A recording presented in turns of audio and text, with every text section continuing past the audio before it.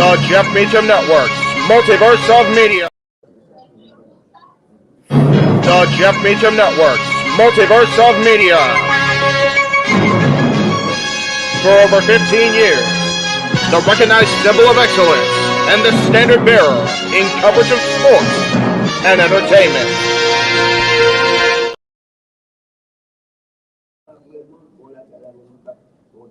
So let's mute the microphone. I wanted to mute instead of my own. Hi, guys. Welcome to our exclusive coverage of NXT Vengeance Day, as well as Open Mic Night here on the Jeff Meacham Network. Multiverse of Media. There it is. Jesus Christ.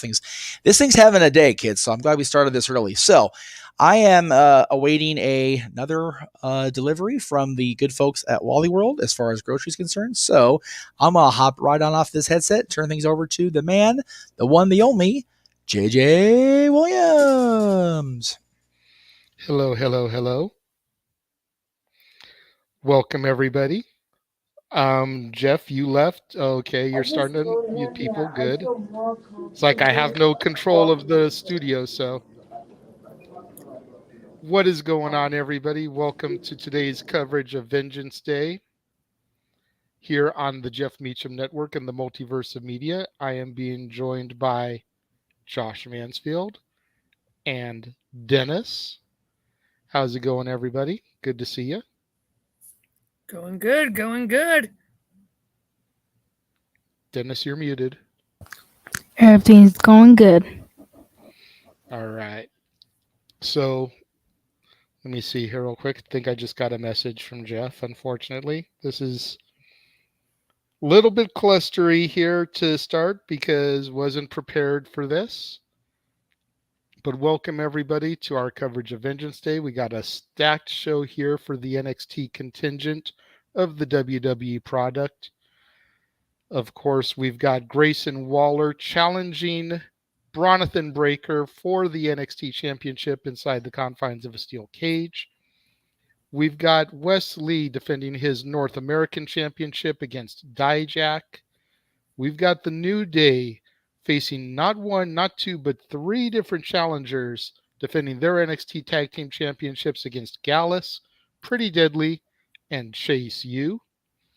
We've got the women in action. We've got the NXT Women's Tag Team Championship on the line as Katana Chance and Kaden Carter look to successfully defend their titles against Fallon Henley and Kiana James, the unlikely duo. We have a 2 out of 3 falls match. Apollo Crews and Carmelo Hayes. And the match that I am looking most forward to, that I know my cohort Noah is looking most forward to, the Prodigy, Roxanne Perez, looks to defend her championship against both Gigi Dolan and JC Jane. Gentlemen, there's a lot to unpack here, a lot to look forward to. Mansfield, what are you most looking forward to this evening? So, I think for me, I'm looking forward to the Fatal 4-Way Tag match. Absolutely. Because you got New Day, you got Gallius, you got Pretty Deadly, all amazing teams. I could care less about Chase U. Boo. Yeah, I know it's your NXT versus Noah Mine's not NXT. Damn it. Buy the shirt. I don't think that one's available yet. Working on it. In the works. So that one's gonna be a favorite. The women's triple threat match, that's gonna be fun. Really, I think those two should just get, if they're not getting called up as a team, they should just be split up, I think, at this point. Forgive me. So Roxanne Perez, that's easy one there. Apollo Crews versus Carmelo Hayes, that's going to be fun. That's just going to be fun. Yeah. Because it's Carmelo Hayes. Arguably, Carmelo is the MVP of NXT. Ballin'. No. Not that MVP. Although, he would be amazing in addition to the Hurt Business. I've heard people talk about, and I watched simply predicting last night, which Noah hosted with his cohorts. I heard people talking about Carmelo coming up and leading Hit Row because God knows they need something. But I think Carmelo, as good as he is on his own, could benefit from the wise man role, if you will, of Montel Vontavious Porter and being lumped in there with Shelton Benjamin, with Bobby Lashley, with Omos. Oh, really? Almost with the Hurt Business? Omos is in there already. He's MVP's current charge. MVP's trying to get the business back together for a minute, and Omos is still like been there by his side. Oh, could you be done with Omos? But I digress. Buy that shirt. That one is available. Yeah. And of course, the main event with the steel cage of Grayson Waller, the bane of the wrestling club's existence, against Bronathan Breaker. This one's going to be interesting. And we'll see who ends up winning this tonight. Absolutely, absolutely. Like I said, there's so much good stuff on this card. Every belt is being defended. And then you've got the 2 out of 3 falls match. Right. Just as additional icing on the cake. And you've got to figure that whoever wins that match is more than likely going to be in line to challenge either Grayson Waller or Braun Breaker at Stand and Deliver WrestleMania weekend. Oh, son of a gun, you're right. And dang it, I need... No way, is it too late to change my picks? No, I believe Noah gives you until the show begins. You can confirm with him once he gets here. I'm sure he will. Dennis, I know you don't turn around to look at me, dude. You don't want to give away the look that we're in the same room, goof. Y'all, this is Dennis. This is my girlfriend's son. He wanted to be part of the show, so we let him come on for the pre-show. Dennis, I know you don't watch a whole lot of NXT, but what do you think about the card, the way it's stacked up here this evening? Well, currently,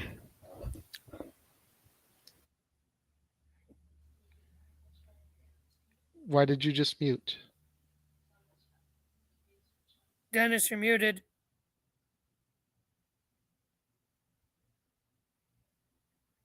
Hi, everyone. Well, JJ and Dennis are both muted right now. Howdy.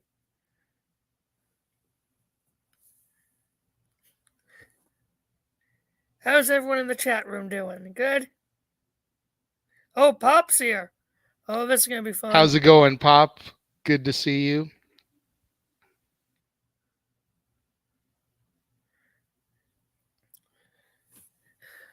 So JJ does bring up a good point. Whoever wins that 2 out of 3 falls should be in the line for an NXT title shot. Absolutely. Now I need to go change 2 of my picks because, gosh darn it. Now I'm pretty sure I'm wrong on 2 of my picks. Full disclosure, I had... Let me guess, you had Grayson Waller? Yes. And Apollo Crews? Yes. And now you're thinking that Carmelo's going to win to challenge Bronathan Breaker? Yes, I do. Well, okay, you're going to smack me for the reason of why. My thought was, because the current rumor is that we are going to be getting Gunther versus the Banger Bros in a triple threat at WrestleMania, which means no Gunther versus the big whale, Brock Lesnar, since hopefully they do Brock and Lashley at Elimination Chamber, get that one out of the way. If they were going to do Lesnar, if they're not going to do Lesnar versus Gunther, forgive me on this one, but I was kind of maybe hoping for Lesnar versus Bronathan Breaker. Say that one more time. Lesnar versus Breaker. Lesnar versus Breaker. That's an interesting one. That would be, of course, an interesting one. I don't see that happening for a little while down the road. Braun is ready for the main roster, in my opinion, but he's not ready for Brock Lesnar. He's got a couple more years before he gets to be that level. And granted, we don't know how many more years Brock is going to be around, but he's I like Braun. I like Brock. Braun is not on his level yet. Yeah, no. Should be, yes. But I do want Gunther time, versus yes. Brock first. Absolutely. Definitely looking for Gunther and Brock, because while I would question, and that's only because I didn't watch your or Noah's NXT, while I would question Gunther being on Brock's level, after seeing his performance in the Rumble and his whatever he's at now, 200 and something, 85, I think it is, day plus run as Intercontinental Champion, I think he definitely could go toe to toe in there with Brock.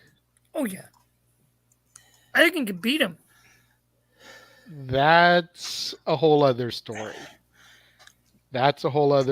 Because, as we all know, no spoilers here. Wrestling is scripted. So definitely any given Sunday, anyone can beat anyone. I mean, hell, the Hurricane has a pinfall victory over The Rock. But at the same time, if you're trying to tell me that you think that Gunther Walter could beat Brock in a legitimate fight, you can excuse yourself, Josh, because for real, we're talking about an NCAA athlete, a former UFC champion. Did I say legitimate fight, though? I'm just saying, you got to make sure you know what it is you're talking about here. I know what I'm talking about, bruh. Okay. If we're keeping score at home, 1. Oh, crap. Here we go. Oh, brother. Jeff is already drinking, ladies and gentlemen. Why don't we do a little day drinking? Anyway, who we got? Oh, well, let's go ahead and bring the simple man with spectacular voice into the room and get this party really going. Yay! All right. Now we can actually get into match by match discussions, because this is what I was waiting for. As Jeff said, the simple man with the spectacular voice and the play-by-play man for the Multiverse of Media. Yes. The simple man, Noah Foster, with Paul Mead in the background. What is going on, Noah? What is going on, Paul? What's up? Not a whole lot. How's everybody doing this evening? I'm already drinking. Well. You tell me. Yeah, I was going to say, Jeff is already drinking. JJ's already made me change my predictions. As he should. Well, like I said, you have till 7:30 p.m. Eastern Standard Time before they are final. I just submitted. I know. That's right. Mine earlier. Yeah, I saw. Shout out to the 50 of you overall between Team NXT team and the Nebula Galore that have put in their predictions. Good luck to all of you. My apologies for my tardiness on that, Noah. Just been crazy around Studio 1A here. No problem, man. That's why I give friendly reminders out. No problem. Try and get everybody involved as I can and spread the word. Appreciate you.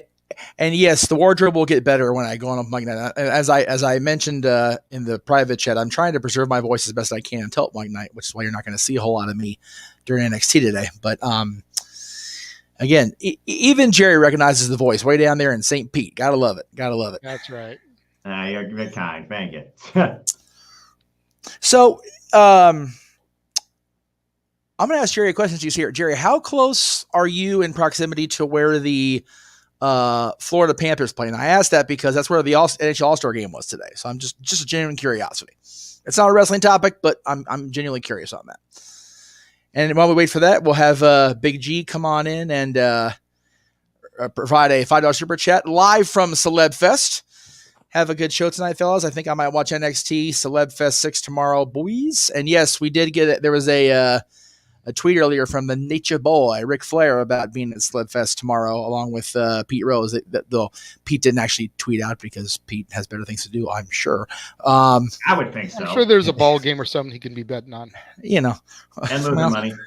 Hey, you know what? Dodgers are having Celeb Fest. He can bet on how that goes today down at Chavez Ravine. So there you go. Or wherever the hell they're having Celeb Fest today. But yes, Nate is there. Flair is there. And a whole bunch of people that Big G plugged, including Ashley D'Amboise. The entirety of the ROH Six-Man Tag Team Champions Embassy is there as part of Big G's group. So including recent birthday boy Brian Cage. So Brian's in Baltimore getting his shit in today, so it's all good. He gets around. He does. He definitely does. And yeah. So thank you, G, for the $5. We appreciate that. I mentioned in the private chat also, it may have been just you, JJ. We are close. I mean, close to another payout already. I think based off of what you told me, Big G just put us halfway there. So yes, more than halfway. So we're more than halfway there, and we're living on the prayers of you at home. But tonight's open mic night won't necessarily put us there, and we'll talk more about that when we get into the meat and taters of today's show. Yes. But in the meantime, JJ did mention we're going to talk about the match card since Noah is now present and accounted for. So let's just do the damn thing. Wow, you're hitting us hot and heavy with the 2 out of 3 fall match. Well, figure it this way. It's this match and then title matches the rest of the way. Exactly. This is the only non-title match in this entire card tonight. Yep. Accurate. So, again, I'm going to be honest, as I always try to do. Okay, Raymond, I'm going to ball you out on the air now because you're not listening. We did hear about the rumors. This is NXT tonight. You want to ask a question about general WWE or about general, stuff. That's what Talk Wrestling's for. That's what the No DQ review is for if Aaron allows it. Okay? Cool. I've now said it in the chat room, and I've said it on air, plain as day. Please observe the etiquette of the room. Thank you. Okay. Yeah. Yes, sir. Well, while we're balling people out, yes. May as well just get it out there now what we're going to ask for open mic night, because that could be a conversation point. It can be. So I'll go ahead and do that. And again, yeah, you guys are going to have viewer's choice tonight over on open mic night because it's been a slow news week. We're not going to lie to you. It's been a very slow news week. So after the watch along, I'm going to go ahead and mute Dennis's microphone, Dennis, and I'm not trying to just so that way there's no echo behind you. There you go, brother. Cool. Okay. Anyway, where I go. So yeah, tonight after the watch along, you guys will have viewer's choice. Now there will be at least 2 topics brought up during open mic night, one of which was brought up in our little group chat by our friend Mikey T about wrestling's royal families, because Cody mentioned that a lot during the press conference last week. And then we'll also talk about this little gem that a certain journalist in wrestling threw out there earlier today. That will be brought up later. But before you guys don't cover it, there is a talking point, and it will be discussed. So that's all coming up tonight on Open Mic Night after we conclude this, what looks like a pretty much more stacked card than I anticipated. I'm not going to lie. Yeah, it's JJ. Definitely must-see TV. Yes. But yes, I am hitting hard with this first because as Noah mentioned, it's the only non-title match on the card. So I figure work up the title matches with what could very well lead off the show and is definitely going to be a Not Brothers banger. So 2 out of 3 falls for this match. Me and Josh were briefly chatting about this before Noah came into the room, before you came back on microphone. You've got to figure that whoever wins this has got to be next in line to Bronathan Breakker at Stand and Deliver. Okay. Or whoever comes out as NXT champion tonight. Yes. Whoever comes out, because I do believe I actually picked Grayson Waller. So I did too. Yes. So whoever comes out of the title match as champion, whoever wins this has got to be like next in line. You would think. And I don't know how you don't bet on Carmelo Hayes. No. Like I was telling Josh, he is the MVP of NXT. Absolutely. We talk about the EST of the WWE. Well, Melo is the MVP. Oh, yeah. To steal Carmelo's catchphrase, Melo is money. Yeah, I was going to say, Melo is most definitely Melo money. is the true money. Yeah, he really is. Sorry, Corey Graves. And you've got Trick at ringside. You never know what factor he's going to play into things. Nope. I'm looking for Carmelo to take this and challenge whoever is champion come Stand and Deliver. Because you've got to figure, and this is why I was surprised that this was so early, because how closely that's going to tie into the other match. You figure that whether he wins tonight or loses tonight, Bronathan is probably going to get the call up the night after Mania. So if he doesn't drop the belt to Grayson tonight, he's more than likely going to drop it at Stand and Deliver. And if he doesn't drop it to Grayson tonight, it has to be Mello. Period. Yep. End of sentence. Absolutely. Especially in a big marquee event like Stand and Deliver, which is in a big marquee city, Los Angeles.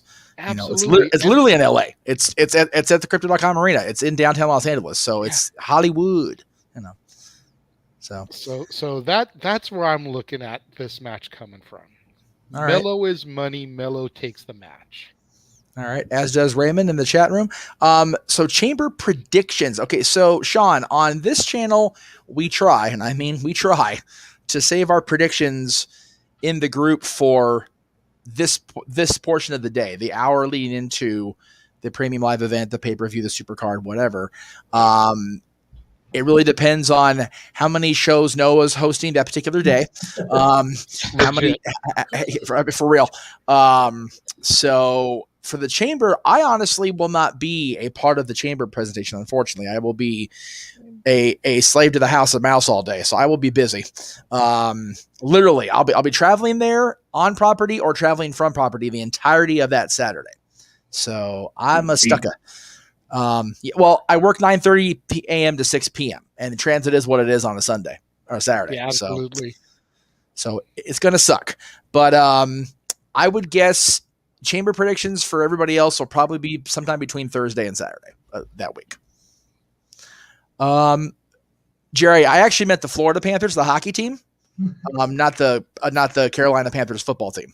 So I know Tampa's closer to you than where I don't know the hell city the Florida Panthers are like resided. Isn't that awful?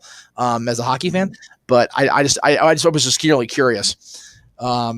Let's see. Matt's here. Hello, everybody. How are you doing? And Matt's always here with the likes, and I appreciate that very much. Yes. So yes, everybody hit that like button. Please subscribe to all the channels. We've got my channel. We've got JJ's channel, the Custody Studios, Noah and James's channels, and follow me on Twitter. We're on there too. Why not? Twitter. Then Tweeter. That's right. That needs to be a shirt too in the next quarter. We need to have some sort of tweeter reference. Dennis, you have your hand up, so I'm going to go ahead and throw to you next on the Mello versus Apollo match. I obviously think it's Mello. I obviously think it's Mello. They're both are very athletic performers. Yes. I can say that. Definitely. And they perform. Go ahead. Keep going. You're good. Only let the lost him. His computer just died. Oh, geez. Okay, well, we'll go ahead and pull him out for now. It's okay. And that is why, ladies and gentlemen, you always keep it on the charger. Yeah. So Paul still okay. So Paul's sitting behind. Okay. They're both me. I'm like, wait, how are we gonna pull? I forgot you guys can mute each other. Okay, cool. All right. Well, since Dennis is in the process of figuring out his.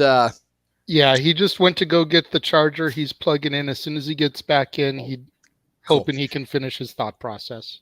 Okay, we'll go ahead and throw to. All right. We'll throw to Paul for now, since Paul is just popping in on his own here. Go ahead and speak, brother. Mute yourself, or. No, actually, we can hear you fine if you do it like that. That's actually perfect. Yeah, we actually hear you for this one. That's why I make this the pre-show cam. So talk. So sorry, I'm trying to Speak your echo in my thing. So okay. I gotta go with Mello here.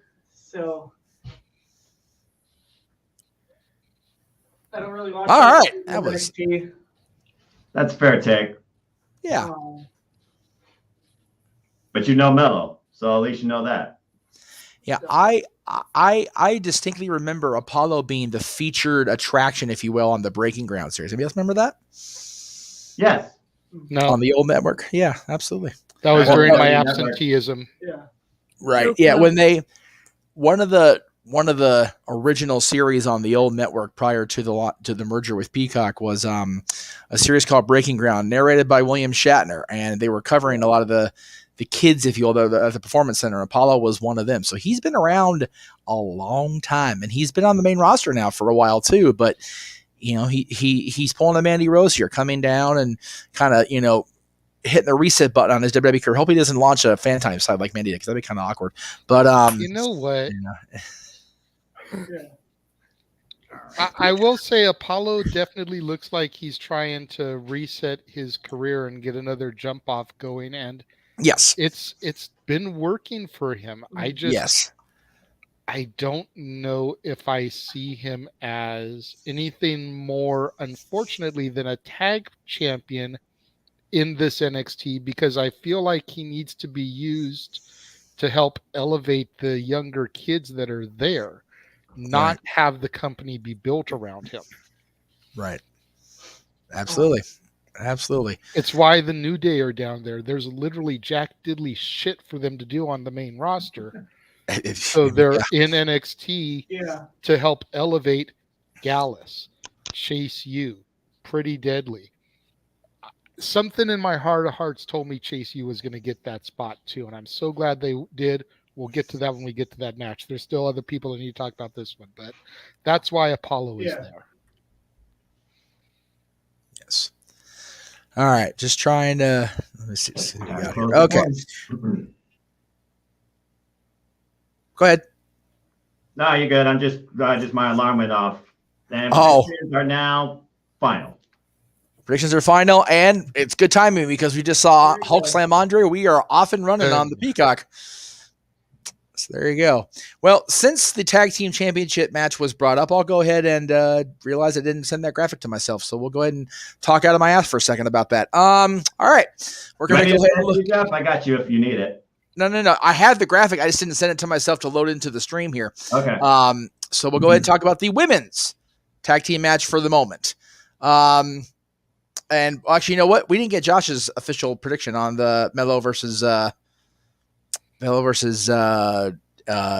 match. Carmelo Hayes versus Apollo Crews. I got you, Jeff. Thank you. Sorry. Yeah. So I switched my prediction before we officially got into talking of each match specifically. I originally had Apollo Crews winning this one, but then after JJ started talking, I'm like, son of a beach, and had to go quickly change this result with another result we will get to later, that I also just realized JJ has picked the same person for that as I originally had. But then I switched it because of him. You son of a beach. You son of a beach, you. You son of a gun. You son of a gun. That's right. Okay, it occurs to me. You know what, Noah? Go ahead and send me the graphic for the tag title match. I don't even have that. I thought I did, but I don't have it at all. I will explain why I picked the way I picked when we get there, Josh, and I think you'll understand my logic. All right. Yeah. Go ahead, Paul. And as far as everyone else, JJ, I'm the play-by-play. I'll give my retrospective and background during the show. You are the lead guy of the kickoff, you and Jeff. So you guys just keep going. Jeff, I'll get you that graphic here in a moment. Thank you, sir. Appreciate you. Appreciate it very much. All right. We'll go ahead and let's see. Go ahead and go back to this then. There we go. NXT Women's Tag Team. Now, it's funny. Somebody asked me during Talk Wrestling about Fallon turning heel, and I kind of went off the rails and said, well, yeah, she's been, I forgot that Fallon is actually the one that's supposed to be the baby face, supposed to be the one that's been part of the group already. Shows you how little I've been watching NXT. That's 100% my bad, my ignorance on the product. That's not an excuse. It just is what it is. So how dare you, Meacham? I know. Will Fallon turn heel on Kiana and ultimately cost Katana or cost them the victory over Katana, Kiana, and Caden in this match? God, there's 3 Ks. I'm gonna leave it be. God damn it, all the hell. Oh God, no wonder I'm drinking already. It's went there. Yeah, it's gonna be one of those shows. No reason no wonder I'm drinking already. Christ. Okay. Already one of those days. I think regardless of who turns heel, remains babyface, whatever the case may be, this team is destined to fall apart and hopefully within reason deliver a solid one-on-one fallout at Stand and Deliver coming up in a few weeks. So I think they're going to lose either way. Having said that, Katana and Caden retain here, in my opinion. See, I also have the champs retaining. However, and let me just say for the record, I'm sticking with my pick on this one. Okay. You got no choice. I know. I am 100% comfortable with my picks. Win, lose, or draw, Noah. You know me. I stick to my guns 99.9% of the time. Respect. That's right. Yep, you now have the tag graphic. Oh, thank you.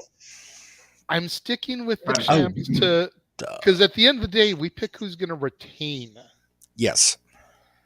You know, I would not put it past Fallon and Kiana, though, to get an upset W. You think about all the unlikely pairings we've had in wrestling history. You know, even going back to Rock and Sock was originally an unlikely alliance that grew to be one of the greatest things in wrestling history. That's accurate. You know, I think this angle with Fallon and Kiana is too new to pull the trigger and have them feuding with each other just yet. Okay. So, despite the fact that I'm sticking with the KC, if you will, right, do not sleep on Fallon and Kiana. All right. They very easily could get a disqualification victory. That allows Caden and Katana to retain the titles, which is what we pick anyways. Fair. You know, then this rolls into Stand and Deliver, which is a much bigger stage. Yes. For a trigger like that to be pulled. Yes. But it's way too soon in its infancy. Right. For Kiana to show that she was playing them all along. Or for Fallon to turn her back. Right. So there we go. That's where I stand on this match. I dig it. I dig the thought process. By the way, the men's tag title match is going to be the one that goes against the Jeff Meacham Network Multiverse Media uniform look. It is what it is. I can't find a decent one with the TV layout like the rest of like this one. So it is what it is today, kids. Anyway, Josh. Champs retain. That's all I got. I've been paying zero attention to the NXT Women's Tag Division. Damn. Well, that seems to be the consensus because ever since Mandy got let go, they kind of just like let Toxic Attraction move into the singles championship picture. And the tag division just kind of became what it became here recently, for what it seems like to me, JJ. So I while the bluntness of it's a little cold, I understand the thought process. So, okay, let me go ahead and get that set. Boop. All right. So the next one is. Paul, did you add anything on the women's tag titles, by the way? Yes, Paul, please. Yeah, just like he said, I'm picking the champs. I don't know much about this feud or their feud. So, this is why I'm not going to speak on anything until the actual show, because I feel like I'm going to have more to say combined than anybody else. Well, right, and also, you know, you calling the action allows you to pick up on what's going on if you haven't been watching, and you know, admittedly, you're not a full-time, not your NXT viewer, so you know, that's perfect for me. I got a problem with that whatsoever. Yeah, well, I mean, you do your research, and like I said, this is far better than what NXT used to be. Yeah, that's definitely again a low bar to hit, to be sure, during the Rainbow Bright era, but you know, Amen. as it's been called, JJ's era of NXT, as we're going to call it officially, so I don't sound like a complete Exactly. douchebag on the air here. It's too late Yeah, at this you know, point, I I'm guess. kind of used to it at this point. Yeah, you know. At least I own it in private chat after the fact when I feel bad about it. Right now, all right. So this one intrigues me. The North American Championship match, Wesley and you say it Dijak? Is that how you say Yes, it? Dijak. Dijak and Dijakovic. I got you. Okay. Yeah. This one intrigues me for a lot of reasons. I am glad that Wes was able to rebound from what could have been a very sticky situation as far as his partner being released and all the controversy that went along with that. And rather than, languish in the garbage of it, he rose up and won the North American Championship in a fantastic ladder match, last outing for NXT on Premium Live Events. So good on him. And then Dijak, man, you talk about a group of people that were just set up to fail. Yeah. Freaking Mustafa Ali's group was just a clusterfuck. It really was. And I know we're already 30 minutes in, so I really don't care about the effort at this point. Good to know. Within reason, people. Damn, Morty. Gotta cut that off at the knees real quick here before I get too far down the rabbit hole. Save yourself, Jeff. Save yourself. Right. So while Mansoor and his buddy are now doing the model thing on SmackDown and maybe even Raw, because Maxine's a Raw person, it looks like, too. Dijak went, I ain't gonna mess around and screw around with this crap. So I'm going back to NXT, and he's back in NXT, and he's got a solid stuff behind him here. I'm very happy for him. And having said that, I think this is going to be one of the few matches that does feature a title change.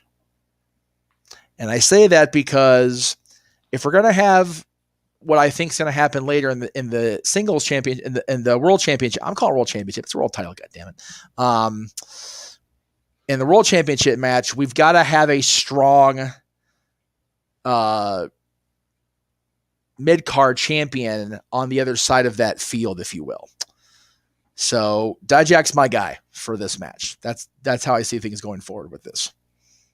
See, I'm sticking with Wesley. I don't think that he's going to have the year he had last year, be able to overcome all those odds by taking the title at the last NXT PLE, just to turn around and drop it at the first one of 2023. Okay. I applaud Dijak for not going the route of Mustafa Ali and Mansoor, and even Mia Yim, I believe. Yes. By staying Correct. up on the main roster. Correct. You know, I applaud him for going back down to NXT and trying to remake himself. But Wesley is not going to be, he's not going to be embarrassed just yet. Again, we have to keep in mind that the next PLE is a grander stage. Right. You know, this is basically just going to be set up to stand and deliver. Wesley retains, no ifs, ands, or buts about it. Okay. Josh, I'm going to go to you because it sounds like Noah and Paul are working out their audio issues. So I think I originally maybe had Wesley, but I think I switched it to Dijak. I don't remember. But I think in the last quick little run through of changing my picks because of JJ, damn it. It's all my fault. What was that, JJ? So it's all my fault. When in doubt. A little bit. Hey, for once it's your fault.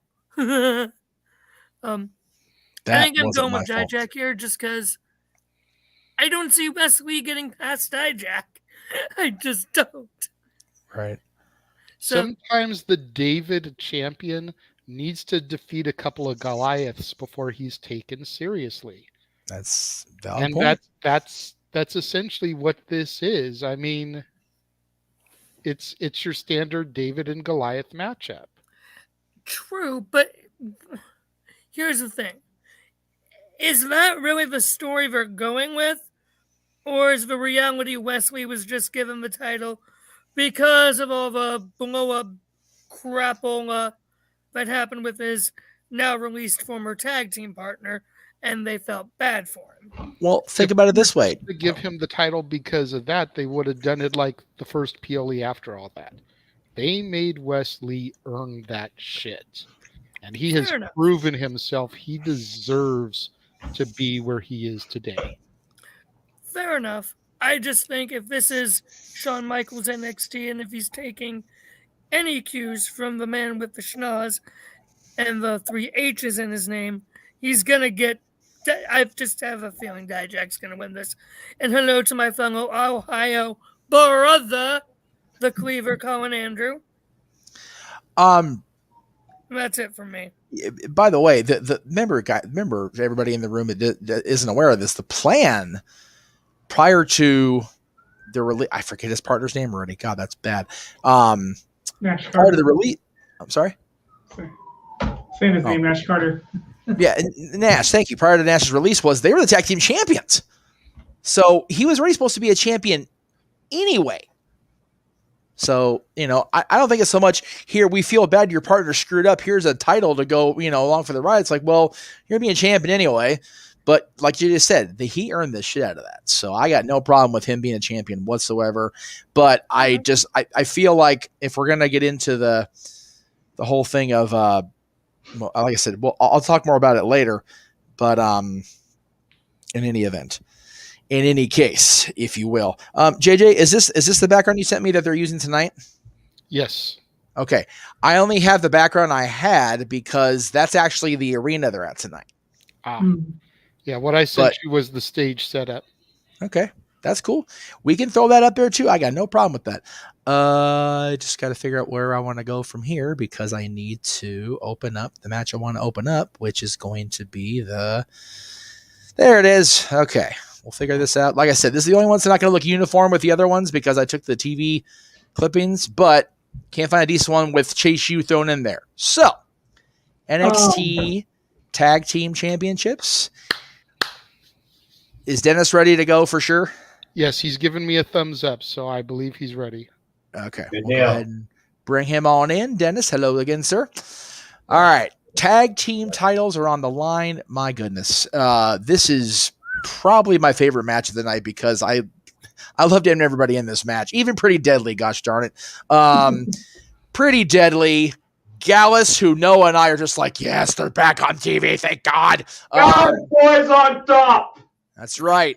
Chase U, who, again, is very much the epitome of the cream rising to the top in JJ's NXT because there's been a lot of dung on that pile, but Chase U has definitely been a standout, at least for me, in the new NXT. And then, of course, the freaking New Day, who does, here, let's go down and give the kids a rub. Whatever. It's all good. So, great Fatal 4-Way. Is it an elimination tag, or is it just a standard? It's a Fatal 4-Way traditional tag team title match. First pinfall submission wins the gold. There you go. All right. Dennis, since you're in, we'll start with you, brother. Where are you at on this match? You're muted. Let's see. You're if we can muted. figure out. We'll fix it. Bosh. Did you want to go get plates really quick? Or... Sorry, my phone was acting up. All For good. this All good. matchup, We got and Oh, we lost him again.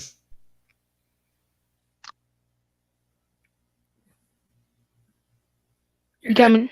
Oh Yeah, God, you're good. No, I'm you're good. We can hear Okay. you. Yep.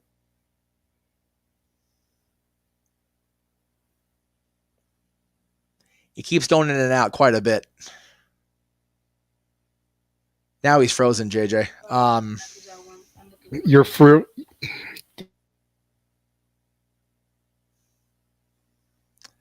Yeah. We're live, folks. Okay. Let's see.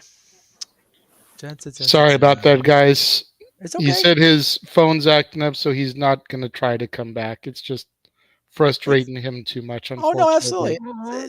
totally get that. That's Maybe next show we'll be able to get him on, and we'll have things a lot more prepared for him. Yeah, all good, brother. All good. All right. Let's throw up to Paul since Noah is going to be contributing his thoughts later. So, Paul, where do you stand on this tag team title match?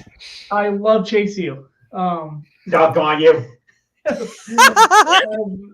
I like when Bodie Hayward was part of it, but I haven't really watched a whole lot with Duke Hudson and part of it. But right, Andre Chase, it's one of my favorite gimmicks in NXT 2.0. Or I know it's not 2.0 really anymore, but There we go. But 2.1534. I love Gallus. They deserve it. So I loved them what little NXT UK I watched. So Okay. They're my pick. So your official pick is Gallus. yes. I didn't get a chance to say in the last match. I picked Dijak in the last match. Oh, I'm sorry. Yeah, we were audio issues with you. It's going to be an audio issues day. I have a feeling. Luckily, we're going back to the 2-man team on the commentary because I'm going to drive myself to drinking harder stuff. Otherwise, okay. Christ. JJ. Yes, sir. What say you, sir? Well, see, to quote a T-shirt that you can purchase online, here's the thing. That's right. I've got nothing against the Gallus boys, but I haven't seen enough of them to really get behind them. Like, they came over to not Noah's NXT. Yes. And then they got injured or suspended or whatever it was, and they were immediately gone again. Right. So it was like, okay. Yeah. And then it's gone. Right. So I can't get behind them, unfortunately. I love the New Day. Yes. But as we've said earlier, this run for them is all about trying to elevate teams. Yes. I hear a lot of people talking about Gallus. I don't think they need to get elevated. Pretty Deadly has had the straps, and as much as I love me some Pretty Deadly, they are an amazing duo. Yes. They don't need to be elevated. What tonight needs to be is a teachable moment. That's right. Chase U is going to dethrone the New Day. Now, I'm going to surprise everybody because while I love me some Chase U, I have a feeling that the underlying bullshit between Duke and everybody else is going to cost them tonight. So I dare say that the most dominant team in NXT UK history shall stand tall tonight atop the NXT tag team roster in these here United States. Gallus boys on top. See, and this piggybacks to the women's tag team for me. I feel like it's too small of a stage to pull the Duke trigger just yet. I think they're going to save that for Stand and Deliver. Everybody already smells it and thinks it, much like they do with Kiana James. So what better way to throw everybody a curveball than to put the straps on them and have Duke be the one to get the pinfall? Right. Everyone will be blown away. Everyone's like, wait, what? That's not what we saw coming. Fair point. By the way, they just showed the graphic for the Fatal 4-Way, the TV one I want. So somebody can screen cap that and send it my way. I love you long time. I promise. Because goddamn it, NXT, you're about 10 minutes too late, you bastard. Damn you, Shawn Michaels. It's all your fault. Exactly. Damn it, Shawn. I'm gonna make you lose your smile for real. I'll punch you in the teeth. Anyway, that's right. I said it. He's old. I can take him. Not really. He'll super kick my head off. It's okay. Jeez, Jeff. I'm on one tonight, Noah. I'll tell you what. Anyway, Josh, what say you about the NXT Tag Team title match? Or did we already go to you? This match I'm very much looking forward to, as I said earlier before we got into all this. I don't think I could care less about the middle school jobbers. Could care less about them. Damn. Could really care less. I- Hating on Chase U. That's I change the cold. channel when they're on. When they're doing the Jiminy stupid crickets. segments, I don't know about change that the one. channel. Hot take. Wow. Hot take. It's That's stupid. Pretty Deadly, love them. I can't wait till they go on the main roster, do a great one, and they are going to be a future Hall of Fame team. New Day. I'm pretty sure they're getting ready to head back over to the main roster for Mania time and all that. To see what they do there. So my pick, of course, is going to be the NXT UK boys. Not just because I can't wait to turn back and listen to when Noah orgasms in excitement when they win. Wow. The I'm pretty sure Noah's not going to do that on the air. I'm pretty sure if anybody in the entire group, Noah will be the last person to do that on the air. Just throwing that out there. Just taking a shot. Just taking a guess. God damn it. I quit. I'm going to drink some Can more. I do it before? Yes, Paul. Please go ahead and save us. Yes, but Gallows is winning. Yes. Okay. Gals, All right. God, thank God for that. Okay. Moving right along. Dun, dun, dun, dun, dun, dun, dun. Jesus. So it sounds to me what Josh was saying is he wants the Gallus boys on top. I hate you for that. I really do. I really do. You I wrong for quit. that. No one quits and that didn't even Okay, I'll started just- yet. Please don't quit. We need your voice. Say here we go. Here we go. This is the match that I know that Noah and I are most looking forward to. So let me get my comment and my prediction out of the way real quick here. First of all, the comment. If Gigi and JC want to have a cleavage contest on Tuesday nights, just tell us. Like, seriously, do y'all watch the interview Tuesday night? God damn.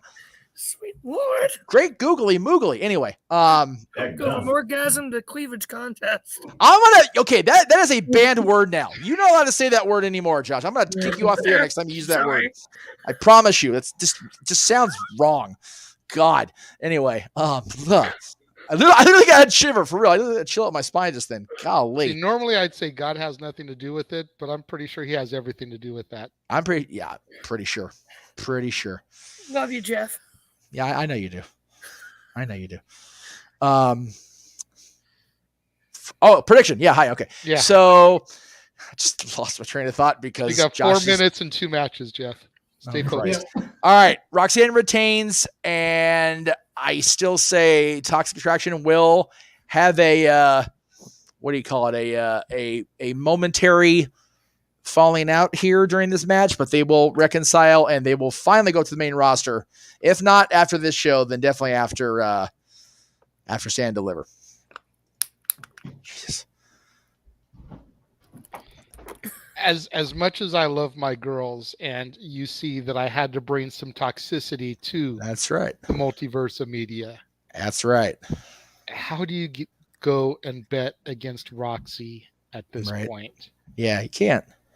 The only thing that makes me scratch my head about all of this is the fact that Roxy, not Gigi, not JC, was in the Women's Rumble match. Could that be a telltale sign that they're already ready to move her up to the main roster? Right? You know, you're shaking your head, Josh, but they don't just bring randos into the Rumble. They bring people that they've got their eye on. Yep. You've got Zoe Stark and Indy Hartwell, who are both in the Rumble as well. Yep. Both of whom would fit in and do amazing things on the main roster. And then you've got the now 20-year-old prodigy, Roxanne Perez, who was in the Rumble as well. So her losing tonight, while I still don't think it's going to happen, I definitely would not be disappointed if it were to happen.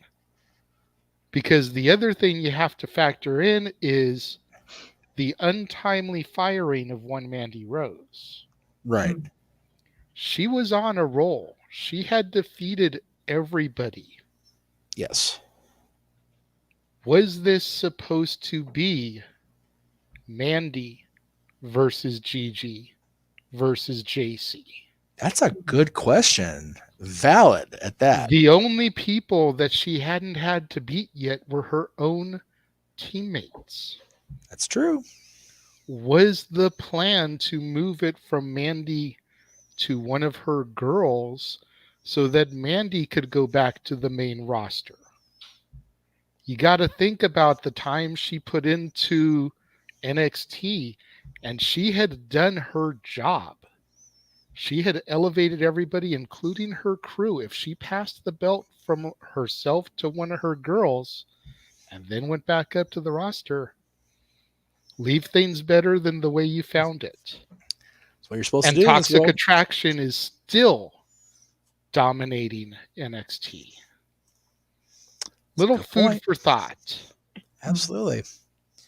But you still say Roxanne retains. Still saying Roxanne retains because I feel it's too soon. But I'm just saying, just a little food for thought. Well, definitely not to digest. Josh, you said Roxanne, yes? Roxanne, and then she will drop it at Stand and Deliver to Cora Jade. Interesting. Paul? Just really quick, WWE likes to have tag teams fight for titles like this. Usually, very, very rarely have they had a tag team wrestler win the title. Roxanne. That's my reasoning for retaining. Okay, fair enough. All right.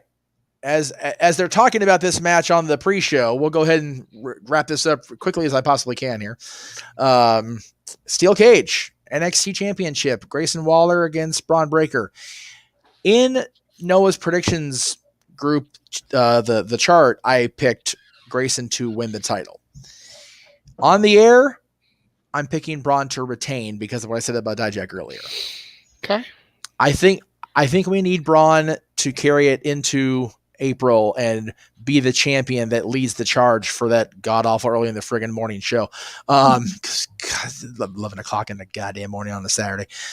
Bullshit. Anyway, West Coast sucks, but yeah, I officially picked Braun to retain here as we get ready to get going here. And I know I convinced Josh to change his prediction to Braun. Where do you stand, Paul? Did. I think Grayson. I think it's time for him to win the title. Like, he's been chasing it for so long. So I also picked Grayson because I think when Carmelo wins the belt, he's going to win it as a babyface. Ooh. I think Carmelo's going to turn babyface when he defeats Grayson Waller. Interesting. Get rid of Trick. Never needed you all along. You've just been riding my coattails. Interesting. Evil man. Man. I wondered why Charlotte was talking about before the show tonight on social media. She's actually introducing this show right now. God damn it. Don't we get enough of this bitch on SmackDown? They're in Charlotte. Relax, homie. Golly. I don't care. She is the world champion of one of the two top brands. She's putting over Roxy like Rover here, put over Braun like Rover here, putting everybody over right now because that's what she can do. She can put other people over, just like the New Day did by coming down, just like Mandy did by coming down. Wake me up when she's off the screen. She's put me to sleep. Now, you have a show to co-commentate on. Wake up. Damn you. I'm out. See ya for open mic night. Gentlemen. All right, Josh. It is that time as the Queen continues her putting over. Apparently, Chase, I have it on mute, so I can't hear anything. But I will be more than happy at this point to turn things over to my spectacular WWE team of the Simple Man Spectacular Voice, Noah Foster, as well as the Renegade J.J. Williams on that color analyst spot. Gentlemen, have a grand time. It is not necessarily your NXT, Noah, but it's going to be a hell of a night. Enjoy. I certainly will. Well, KJ, what once was black and gold turned into a rainbow and has now repackaged itself as white and gold and is finally back on the road. Where tonight we will see if something toxic gets purged. Will rage be contained inside the cage? Will justice be served? And so much more. For the month of love brings you the opposite tonight, courtesy of WWE. Ladies and gentlemen, welcome to NXT Vengeance Day. So hello, everybody, and welcome once again to Jeff Meacham Network, Multiverse Media Live Watch on Reactions Commentary Special as we bring you the first road show for this NXT Vengeance Day. 5 championship matches and 1 match that could very well settle the foundation for a future championship challenger, maybe a future championship in all right. You know who I am. I am the Superman Noah Foster. With me, of course, is my color cohort on all things WWE, the Renegade JJ Williams. And we welcome you all into the night's festivities. JJ, are you ready to go tonight? Man, I think I'm just as hyped tonight as I was for the Royal Rumble. And you figure Royal Rumble is a big 4 pay-per-view. So for not your NXT, but as you pointed out earlier, a lot better than it was.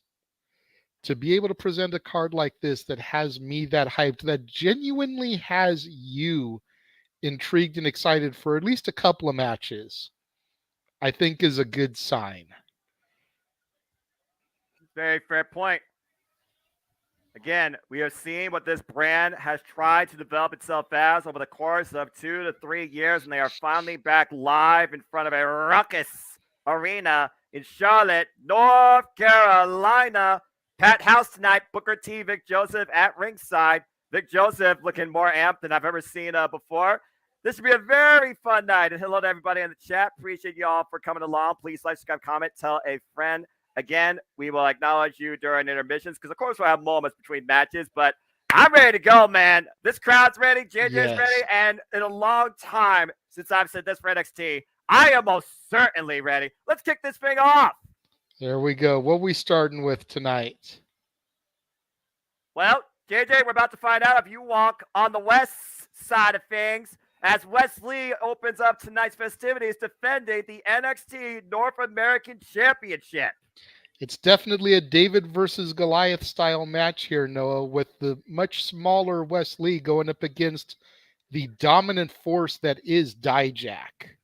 But you cannot measure the heart, the passion of this young man ever since becoming NXT North American Champion, winning this title in a wild 5-way ladder dance at Halloween Havoc, coming into his own literally due to shenanigans that, of course, stopped his tag team run. And he truly has shown what he's capable of being the NXT North American Champion.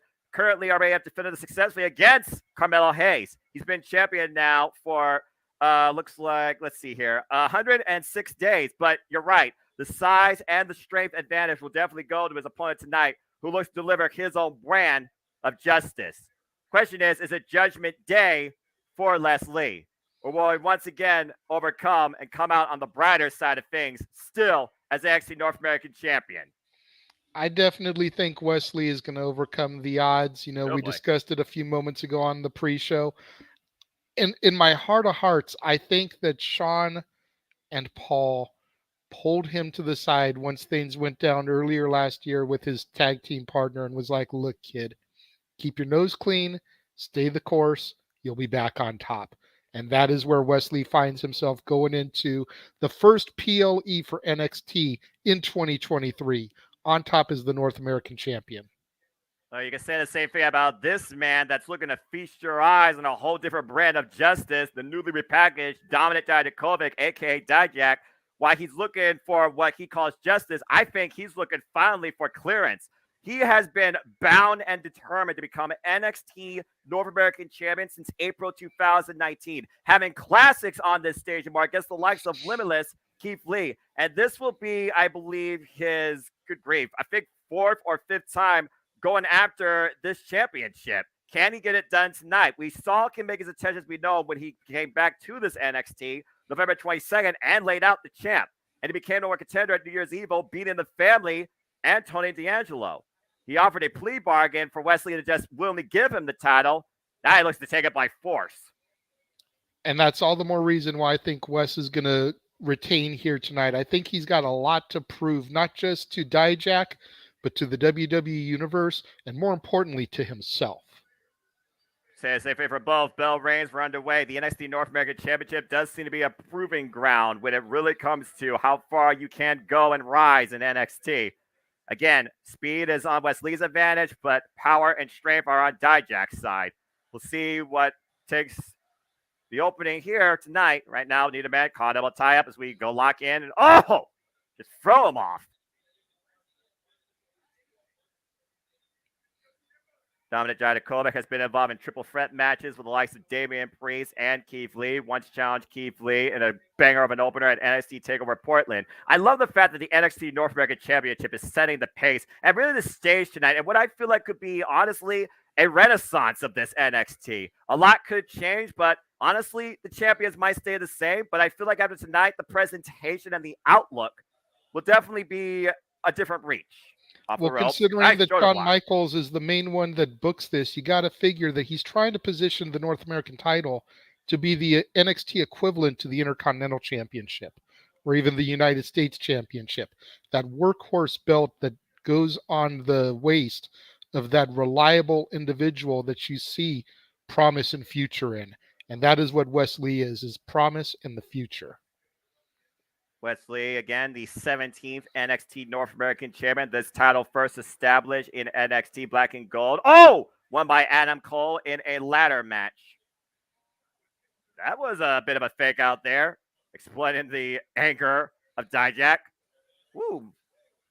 And there's a head scissors takeover, sending Dijak first into the second rope in the corner. Right now, Dijak taken out of his game. Yeah, Wesley's got to make sure he doesn't get too cocky and arrogant, being able to upstage Dijak in the early going. Well, he talked about how he's made foolish decisions his whole life. This young guy out of Dayton, Ohio, didn't think he would ever be here, let alone be a champion. But it's that passion, that heart, that foolishness and decision-making that has got him to where he is today. Nice. Sent Dijak again, throat first, into the top turnbuckle, outside the ring. Wesley looking to follow up. Not sure how much of that drop kick he got there. But Dijak definitely has been thrown off. Wesley looking for something off the apron. Oh, no! Caught by Dijak. I'm going to shark. Oh, God! Death Valley driver on the floor. And that's a difference maker. Woof. And finally, getting the champion back inside the ring. Here's the cover. First the match, 2. And Wesley gets the shoulder up. That was a nasty impact there to Wesley by Dijak there, JJ. Turning point of this match for sure. Yeah, that Death Valley driver, the pimp drop, the attitude adjustment, whatever it is that you want to call it, that move is such a good one to take the wind out of you. You see Dijak right now asserting his authority with a very lackadaisical cover, rubbing his forearm in the side of Wesley's face, only yielding a 2 count. But you see him also just trying to grasp his throat, get his breath back here. Dijak back in control. This giant, this mean, aggressive man calls himself the most dangerous force in the entire NXT locker room, bringing his brand of justice, whether it's streets, whether it's high justice, whether it's rightful justice or hardcore justice. It doesn't matter. He finds Wesley guilty of not giving him the NXT North American Championship. Meanwhile, Hooker. Oh, man, what overhead deal. Oh, Jesus. Here's the cover. Do we have a new champion? No. Not yet. Woof. Again, Dijak's mission statement since coming back to NXT was to win gold. And he's only set sights on this gold. You could almost say again that this title has been in his eyes since he first came into NXT when it was the black and gold. Oh. It could be that he's had his sights on the North American title, as you pointed out, since 2019. It could be that he just thought Wesley was the easiest adversary to dethrone. Well, also oh my goodness. He's chucking him over the top rope. This isn't the Royal Rumble, Dijak. That was a week ago. Well, either way, again, assert your dominance. Take a look at the replay here. Like you said, just swung him around and up and over, tossed him out like a piece of trash. Jesus. Get some freaking flyer miles from there. For real, if he had thrown him any further, it would have been like the old ECW arena. They would have started body surfing Wesley around the arena. Again, use the environment to your advantage, but the title can only change hands via pinfall or submission inside the ring as Dijak continues bringing forward his physicality, his form of justice. No handcuffs so far. Here's a cover again, hooks the leg. Wesley still fighting back, though. Gets his shoulder up before the 3 count.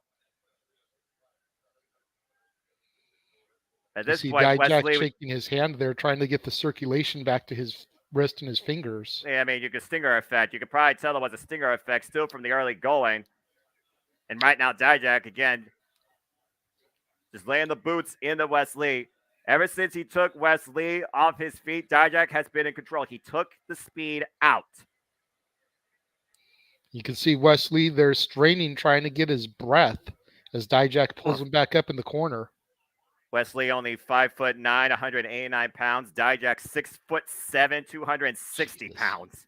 How's that for a tail of the tape for you? But again, Wesley, he doesn't look at size. He doesn't look at the challenge that's in front of him. He just goes straight and forward, continues fighting with everything he's got. Been doing that his whole life. Former Rascal, former Impact, former NXT Tag Team Champion, former Dusty Cup winner.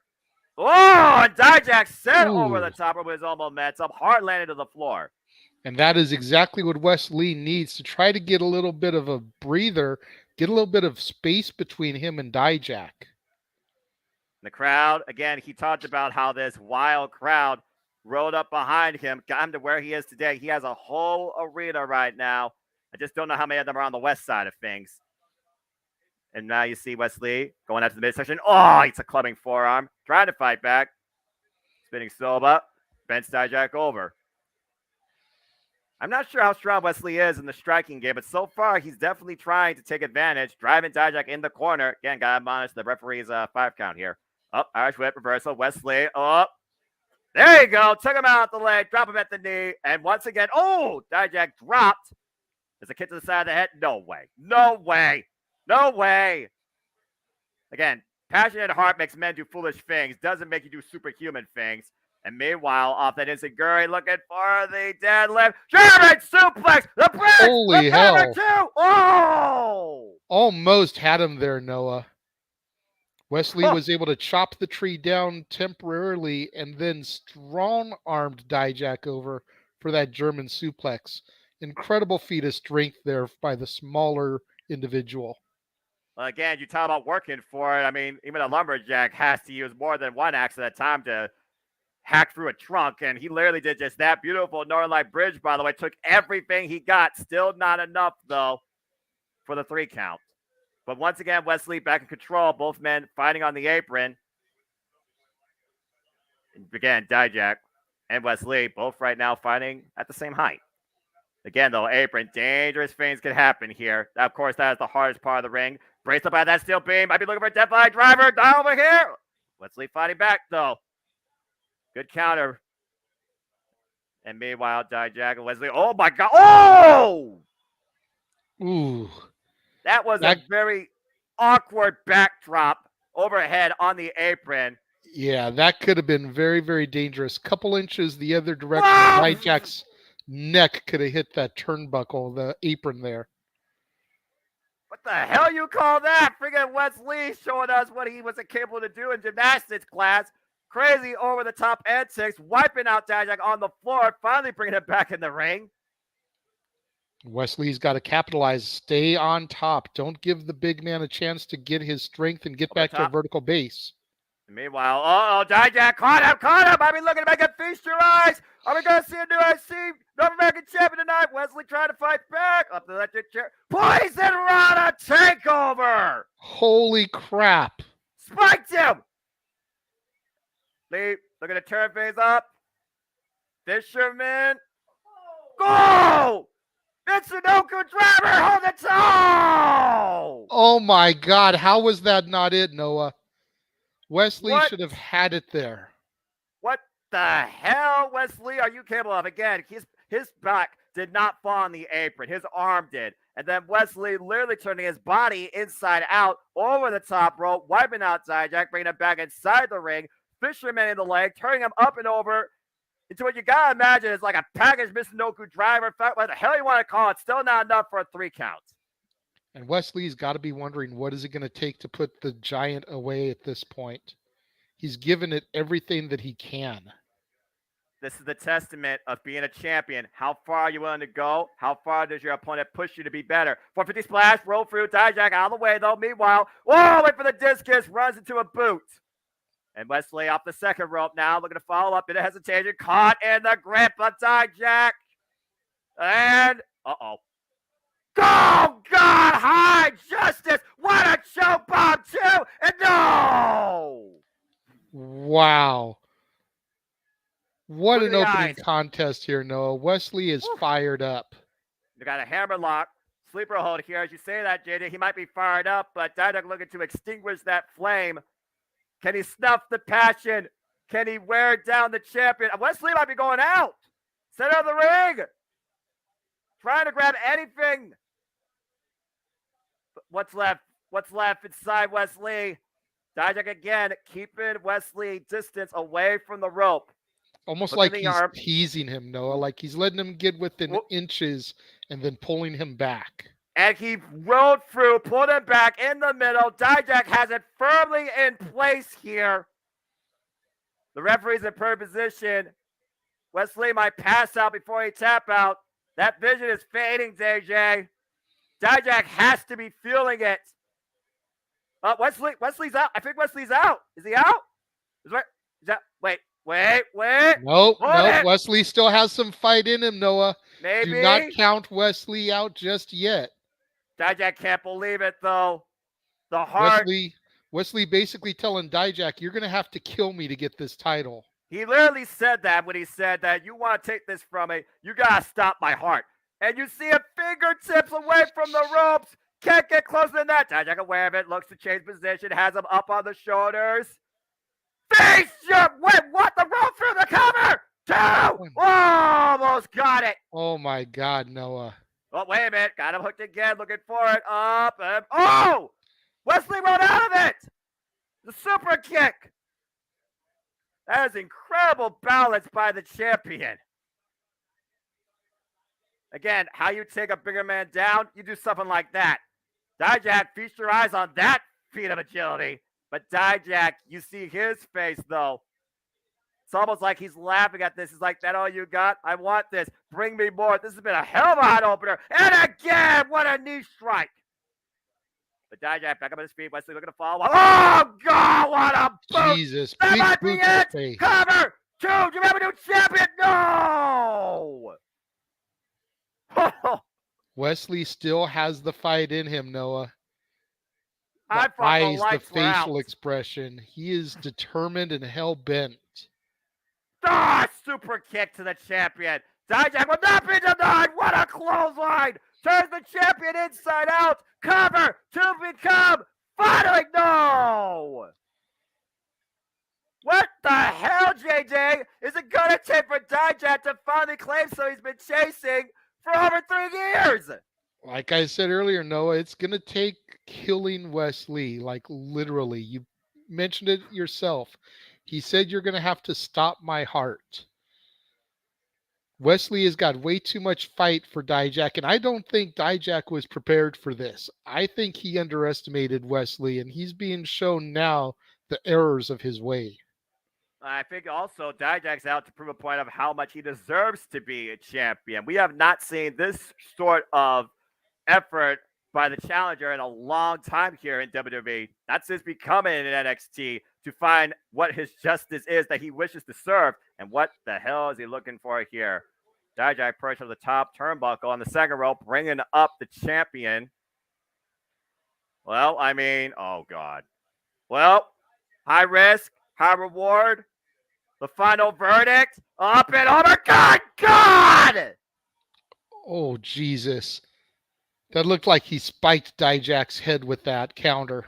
He reversed it into some impromptu face buster or DDT. I'm not sure exactly what it was. And off the top rope, twisting splash. Cover to retain. No! What the fuck, Noah? Like, I'm sorry, boss man. We're only in the first match, but holy crap. Look at this, JJ. Look at the replay here. Dijak was looking to set him down hard, and meanwhile, Wesley turned the momentum in his favor, spiking Dijak on his head, off the top rope, the twisting splash, perfect rotation and execution, got all of it, deep hook of the leg, and Dijak is still in this. And you This notice, case Noah, is not yet closed. You notice, Noah, Dijak rolled to the outside. Oh, God. And Dijak had it scouted, as Jeff alluded to. Yeah, awesome bomb. Definitely awesome in its own way.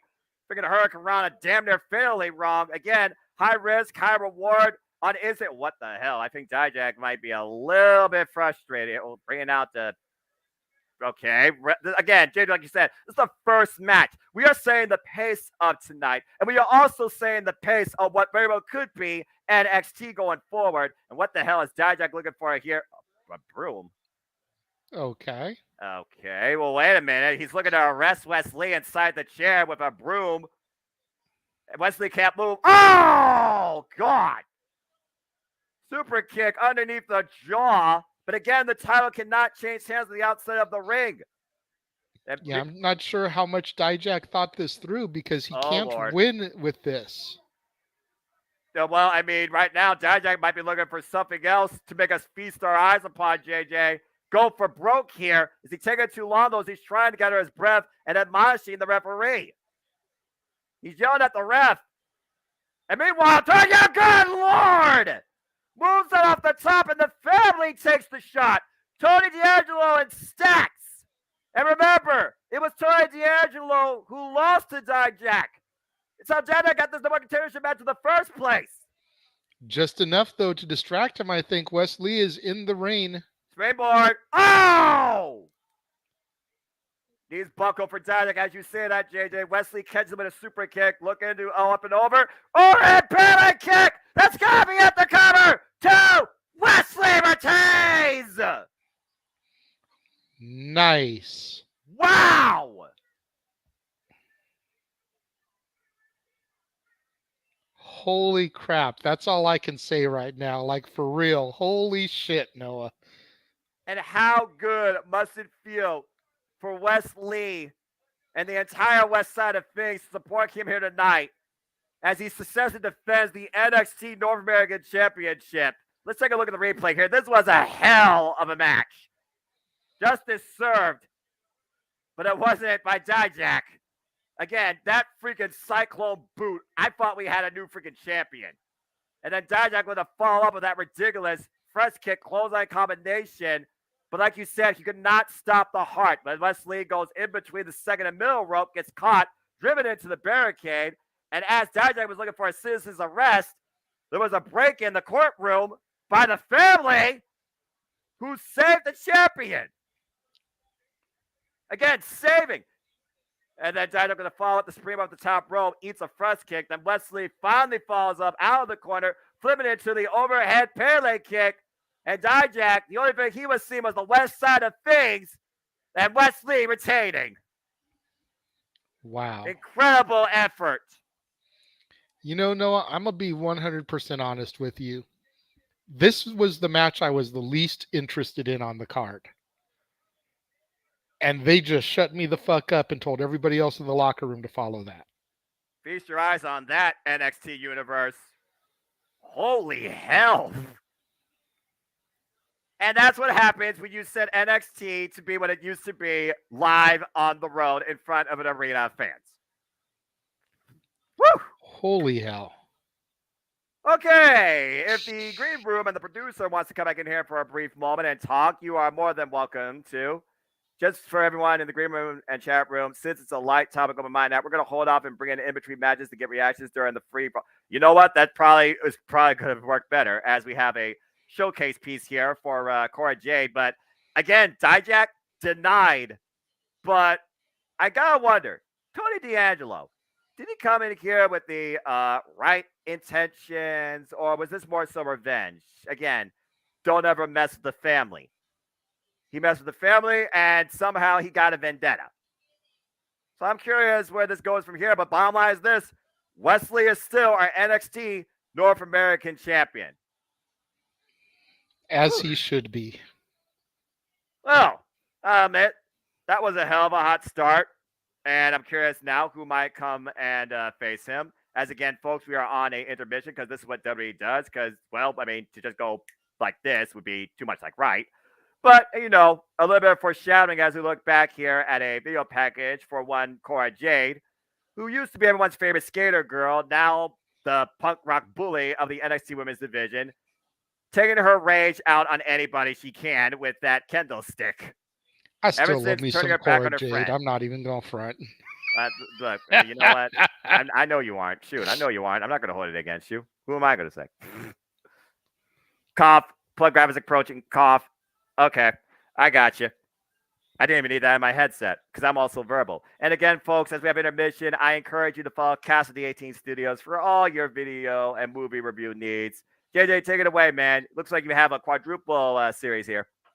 Yeah, coming up next week on the channel, I continue going with my chick flicks as we march towards Valentine's Day. Natalie Portman and Ashley Judd in Where the Heart Is. John Cusack and Ione Skye in Say Anything. Reese Witherspoon and Mark Ruffalo in Just Like Heaven.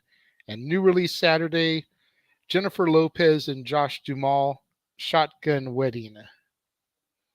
There you Got go, a lot folks. of good content coming up next week on the Casa D18 Studios channel on Renegades Reviews.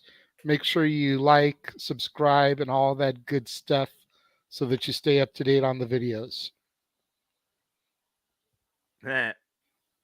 Well, again, we try here, as always, to keep you all engaged and entertained in all things media, right here on the Jeff Meacham Network Multiverse of Media, as I think we're finally going to go back inside. Oh, not quite.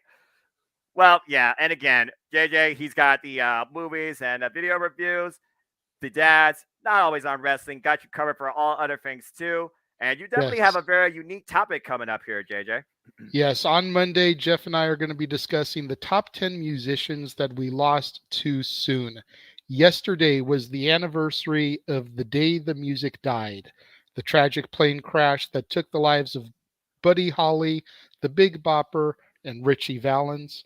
Originally, we were scheduled to do this on Friday the 3rd, the legitimate anniversary, but when dads got switched to Mondays, it kind of lost a little bit of the intimacy and the specialness of the theme, but it was too good of a topic to just scrap. So we went ahead, kept it anyways. Tune in Monday. It'll be both on the Casa D18 Studios channel and the Jeff Meacham Network. Top 10 musicians that we lost too soon. As we bring you back inside to NXT Vengeance Day, you see earlier today, both the champion and challenger in our main event steel cage match, Braun Breaker and Grayson Waller, still to come tonight. And I got to imagine we're going to have some sort of viral moment. But again, we don't necessarily what that's going to lead to. And it looks like there's an NXT Vengeance Day watch party back at the Performance Center, which I got to imagine is a bunch of up-and-coming Niltown as well as current NXT locker room. You see Drew Gulak there in the background. I believe that's Tiffany Stratton. There's Malik Blade and Lash Legend, among so many others. As we go backstage now to Mackenzie and our current NXT Women's Tag Team Champions. Yes, the double KC in the house at Vengeance Day. Going to go up against the unlikely duo of Fallon Henley and Kiana James. Will they be able to work together, or will they self-destruct before they can even get their feet underneath them, Noah? That's the major question. I mean, you could just sum it up in one sentence that Monday Night Raw drove into the ground. Can they coexist? But again, consistency is key, as well as tag team chemistry. I don't know if you could find a diamond in the rough overnight, but I guess we'll find out shortly tonight. And it looks like we're going to find out right now, to your point, JJ, as it's time for the NXT Women's Tag Team Championships, as Fallon Henley and Kiana James make their way inside the arena with Brooks Jensen and Josh Briggs. So this is an interesting development. Of course, as we know, Fallon Henley and Kiana James, they had a business disagreement when it came to a family bar versus a business complex. And of course, Fallon Henley fought for her heritage and won. But since then, we've seen Kiana James have an interest in one particular party of Fallon Henley and one Brooks Jensen, who honestly has kind of been the instigator in all of this. We saw these two come together for the first time ever in tag team action and beat Ivy Nile and Tatum Pax to become number one contenders. And then the boys decided to go to Shawn Michaels' office and get them this championship match. And what is Fallon Henley's biggest career match to date? Can they get it done? And, of course, this event is brought to you by DraftKings. So, of course, gamble responsibly, predict wisely. Have fun if you choose using code NXT. Again, we don't endorse, but everybody, if you feel lucky, take a chance. And for all we know, Kiana James and Fallon Henry, they literally might be your dark horses here to become new NXT Women's Tag Team Champions. Whatever you do, don't gamble like Statboy does, and I'm just going to leave it at that. Well, as you say that, the party has come into the arena. Here come our current NXT Women Tag Team Champions trying to bring a wave to Charlotte, North Carolina.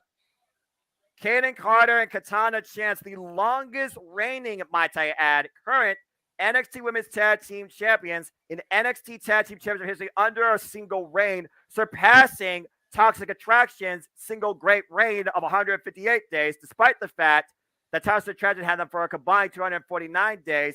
This is day 187 for our 10th NXT Women's Tag Team Champions. Gotta love the fact that they came in through the crowd, Noah, paying a little bit of an homage to Edge and Christian, The Shield, other great teams of the past. Kind of wonder if they just did that because they're finally back on the road, or if that's going to become a new thing for them going forward. Well, honestly, I just wonder if this is going to be their last dance with those straps. As you see the referee holding up the NXT Women's Tag Team Championships. Katana Chance and Kaden Carter have overcome the likes of Nikita Lyons and Zoe Stark. Triple threat action with Ivy Now, Tatum Paxley, and Toxic Attraction. And most recently defended those against Alba Fire and Soruka. Bell Reigns are underway as we're underway with our second championship match of the night.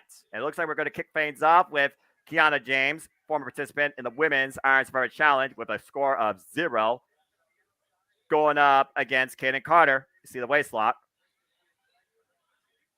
Again, I gotta ask this though, JJ. Love is blind, and you can talk about that in your movies. You can talk about that in life. Again, well, you see what happened there is he's like, I don't see this. I don't see this. We've seen. I don't know how you can miss that with a tank like she's packing, but that's another story altogether, Noah. Brooke Jensen only has eyes for one woman, and that is Kiana J. Hello, what? All right. Well, forget about the past. I'll talk about the now. I mean, shoot.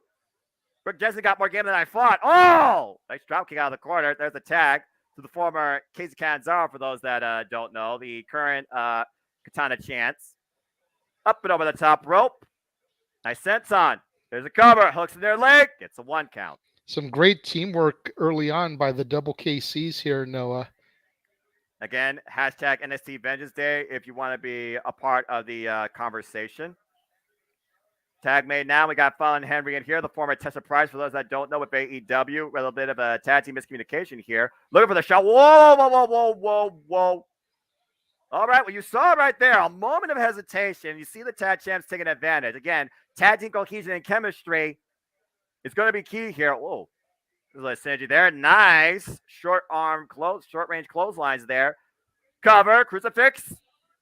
Near fall. I wouldn't call that near. It's like a 1 count. Oh, I got rot with that kick.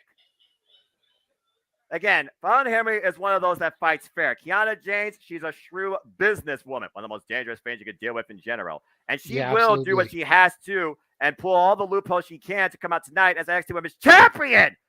Leg drop, moonsault combination, deep hook in the leg, and another near fall for the tag champs. But if they want to become now as tag team champions, Noah, they got to get their heads in the game. Exactly. They're unconditioned as a unit. So they cannot allow Kaden and Katana to pull them out of whatever game plan they've cooked up backstage. Oh! The side slam, though, might do it. Cover, hooks the leg, brings the arm in, gets a 2 count. Or 1 count, excuse me. Well, again, we're talking about tag team. We're talking about tag team cohesion, chemistry specialist, Booker T, Harlem Heat. You can go back to them as Booker T, of course, is on commentary. And again, sometimes you can find the most unique of alliances and the most bitter of enemies. We've seen it how many times over the years? Strange bedfellows, they call it. Nice shoulder block in the corner. Ice Slay when having the champs. And just rips her down by the hair. You know, the one that keep going the cover. 2 count. The one that always comes to my mind quickest is the Rock and Sock connection. Like, they ended up becoming one of the greatest tandems of the Attitude Era, but it was all spawned out of their rivalry. Well, again, these two have had a bitter rivalry since November over trying to acquire Fallon Henry's family bar to turn into an apartment complex for Kiana James' business ventures, whatever that means nowadays. And who knows if that's still on her mind. But also, Love is Blind, again, Brooke Jensen at ringside, who really instigated this in the first place, this being their second match as a tag team, and they're already going after the tag team championships. But I gotta wonder, is this a cheaters thing waiting to happen? Because Fallon Henry did catch Kiana James on the phone with someone named Zach. Name disclosed, location unknown. I gotta wonder if that's gonna come into play. Again, Kiana James, she has her own agenda, and I feel like it's bigger than this tag team title match. I wouldn't put it past her, Noah. I definitely agree with you there. I think that Kiana's got a little bit more up her sleeve than what she's showing so far. I just don't think it's all going to be revealed just yet. Fallon Henry trying to prevent Katana from tagging Kaden. Reach out. Oh, meanwhile, overhead. Got the tag. Goes underneath it. Oh! Take it down face first, and you see Kaden Carter taking advantage. With the hot tag here, Irish whip in the corner. Fallon Henry collides with Kiana James. 2-for-1 special with the forearm strike. Former Lacey Lane, for those that don't know. Drop kick splash combination. 2-for-1 special right now. Some amazing offense there by Katana. Blind tag there. Oh, man, what a boot. Driving Fallon Henry to the outside of the ring. And freaking Kiana can't believe it. And meanwhile, up and over. Jesus. Alley-oop with the splash, wiping out both competitors. Brooke Jensen, Josh Briggs can't believe it. Yeah, they're beside themselves there at ringside, Noah. You got to imagine what are they going to play into this? What factor will they be? And the cover, hooks both legs, gets a 2 count. Neither retain the title there with that beautiful Revolution kick. Take a look at the replay here. Tag team cohesion, pop up with the splash. Follows up with a revolutionary drop kick of sorts. But Fallon Henry's still fighting back. She is a country girl. Country girls are tough. Tag. What happens when a country girl and a businesswoman meet each other? They get a shot at the tag titles. Maybe. It just sounds like a bad joke waiting to happen. And meanwhile, this is the clothesline. Up and over the top rope. Whoa! Nice assist from Katana there, allowing Kaden to bounce off her back before executing that head scissors. Kiana James has shown us a lot, though, ever since that Iron Survivor Challenge match. Burst Spine Buster! And that might do it. Cover, hooks the leg, 2! No! Wow. Whew. That suit jacket and that jean combo almost came apart on Brooks Jensen. He almost thought that Kiana James just became an NXT Women's Tag Team Champion. Be an underdog story, and we still have a whole nother underdog story of a different sort to come later tonight in the men's tag team match, which I'm sure we'll talk about. There's a bit of a trip up there and a tag to Katana Chance. Up and over. Oh, it's the knees. Great awareness by Kiana, sending Kaden to the outside. And can Kiana take the opportunity that's been presented to her here? Well, at this point, do you make a tag? That's the answer. Tag to Fallon Henry. And right now, at this point, Fallon off the second rope, the spring, but blockbuster off the second. And right now, Fallon Henry and Katana Chance with 2 legal ones. Combination, cover, 2, and Kaden saves the match with a mean kick to the back of the head. Whew. Again, the prize. That's what matters the most at the end of the day. And meanwhile, Kiana James from the apron. Good grief! Oh, wait, land on her feet. And Kaden, ooh. And Kaden right now takes her. Oh, plants it face first on the floor. That was a messy landing on both. Takes out both non-legal competitors in this match. As Brooks Jensen checks on Kiana James. What's Josh Briggs doing here? Josh Briggs has to be conflicted. Josh Briggs has kind of been just one of those on the outside. Fallon Henry at one point feeling betrayed, backstabbed, like we didn't talk about this. Again, whose agenda is really in mind here? Is it the love connection that Brooke Jensen feels for Kiana James? So Kiana James has her own hidden admirer that we don't know about. And at the end of the day, is Fallon Henry just trying to do what's best for her and her family and the bar. Oh, there's a shot to the midsection there. Fallon Henry now finding the champs 2-on-1. I believe that Kaden Carter is right now legal with Fallon Henry. Looking to bring her in the hard way. Oh, man. What is this? A guillotine? Deadlift German suplex attempt? What's going to happen here? That's headbutt. Carter right now rocks down the second rope. Oof. And Fallon Henry's been fighting her whole life. She is no stranger to fighting by herself, but there is a blind tag by Katana Chance being aware. Oh, boy. Wait just a second. Oh, no. Oh, good grief! Holy That's it! crap. Head scissors, takeover from the top rope, deep on the both legs too, and no! Fallon Henley able to kick out of that. Whoa. Talk about a way to go down hard. Electric chair position, takeover head scissors from the top rope, deep hook of both legs, and somehow Fallon Henley is still in this match. Meanwhile, oh wait, Kiana, whoa! Katana Chance just driven off the top. Kaden Carter found Henry still legal. O'Connor roll. There's the roll for 1, 2, no. And meanwhile, Kaden driven. Rope first into that bottom rope. What's Fawn Henry looking for here? Cover. 2. Wait a minute. What? They did it. Are you fucking kidding me? They did it. They did Fallon it. Henley and Fawn Henry Kiana has no James. idea. Ladies and gentlemen, we have new NXT Women Tag Team Champions. The reign is over. The party's been shut down. You're talking about the anniversary of the day the music died. The reign was just shut down tonight. Let's take a look at the replay here, JJ. I don't believe it. You saw freaking Kiana James drive off freaking a Katana Chance off the apron. Then Fallon Henry hooks her with her legs, and from the backside, outside the Red's vision, Kiana James takes advantage. We have new NXT Women Tag Team Champions. Celebration galore, business ventures better in store. I don't believe it. I'm so happy to be wrong. Right? Me too, brother. Seriously. Congratulations, Kiana James and Fallon Henry. We have a title change. That's crazy. Unbelievable. Absolutely phenomenal. Great match. That was awesome. Definitely good stuff by the ladies of NXT tonight in the tag team division. Cool on them. And a great run, by the way. Again, Kaden Carter and Katana Chance, they already made a record as the longest single reigning NXT Women Tag Team Champions, 187 days. And now we have the 11th NXT Women Tag Team Champions crowned tonight. Fallon Henry and Kiana James, their second ever match as a tag team. Right. Comes out with the gold tonight. Well, you knew they had to have Katana and Kaden reign for a while because of the fallout from Toxic Attraction and the departure of Mandy Rose. They had to have a strong female tag division in place. So having them reign for a while was awesome. That was really cool. Sean, I don't know about the main roster for Katana and Kaden. I think they're still very much NXT bound, but stranger things have happened.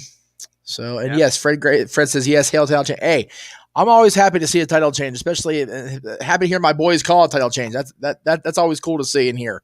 So that's awesome. And Wesley, finger for that. I try and keep it basic, but yes, that was a ridiculous avalanche Frankensteiner, and I thought they had them there. Because that was it. From the electric chair position off the top rope, the agility capabilities of freaking Casey Canzaro. That's her real name, damn it. Freaking Katana Chance, whatever. KC. I'm so damn sick of too many Ks. Again, unfreaking believable.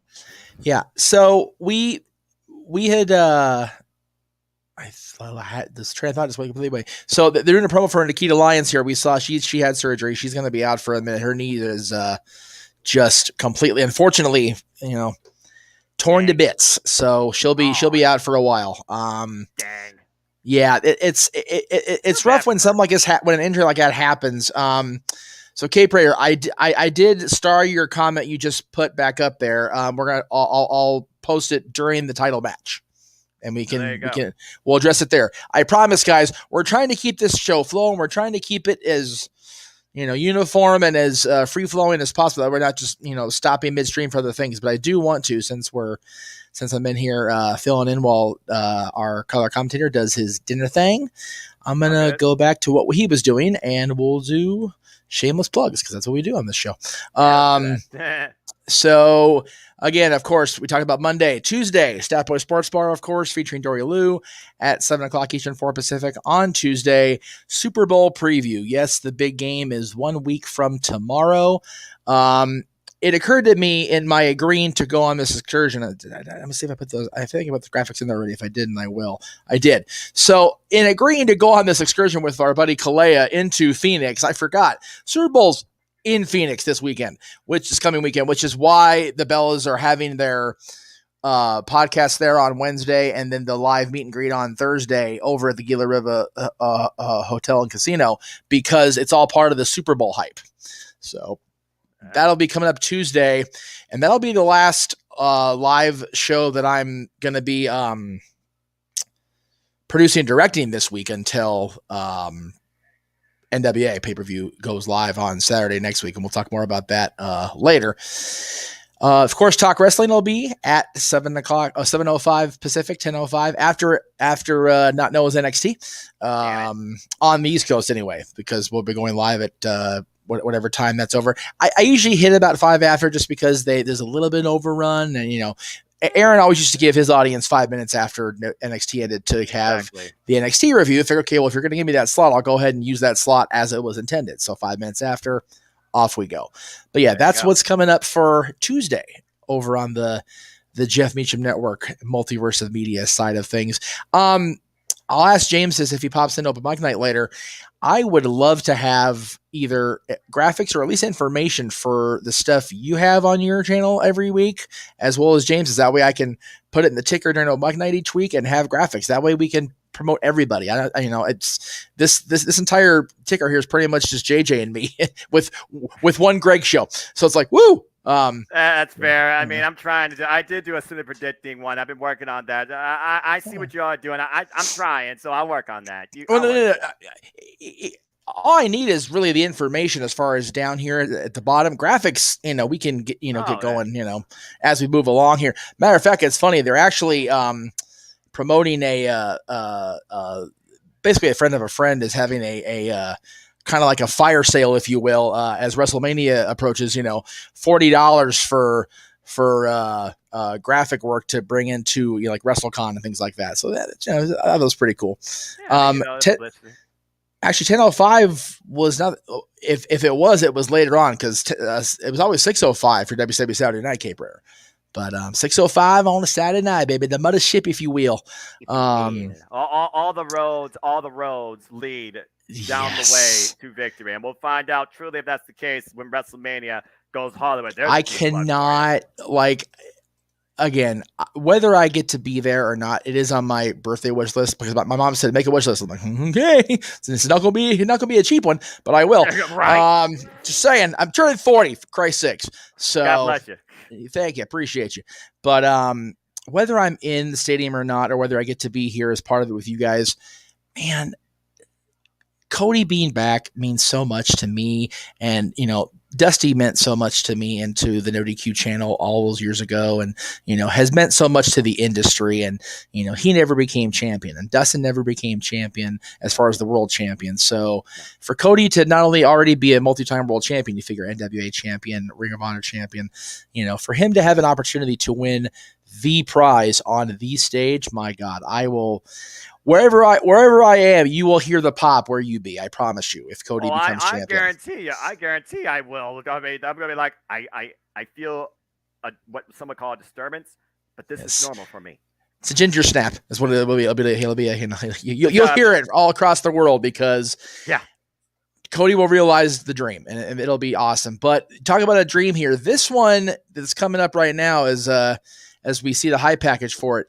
2 out of 3 falls. We very rarely get a 2 out of 3 falls match on television these days, let alone between two such incredible athletes such as Carmelo Hayes and Apollo Crews. And they were during the high package, they were talking about Apollo's time at NXT, bringing up Breaking Ground, which I brought up earlier. The fact that he was a major showpiece of that documentary series, for lack of a better term, what to call it. So Apollo's time in WWE, as much as he was on the main roster with the U.S. Championship with the Commander, Aziz, whatever the hell he was called.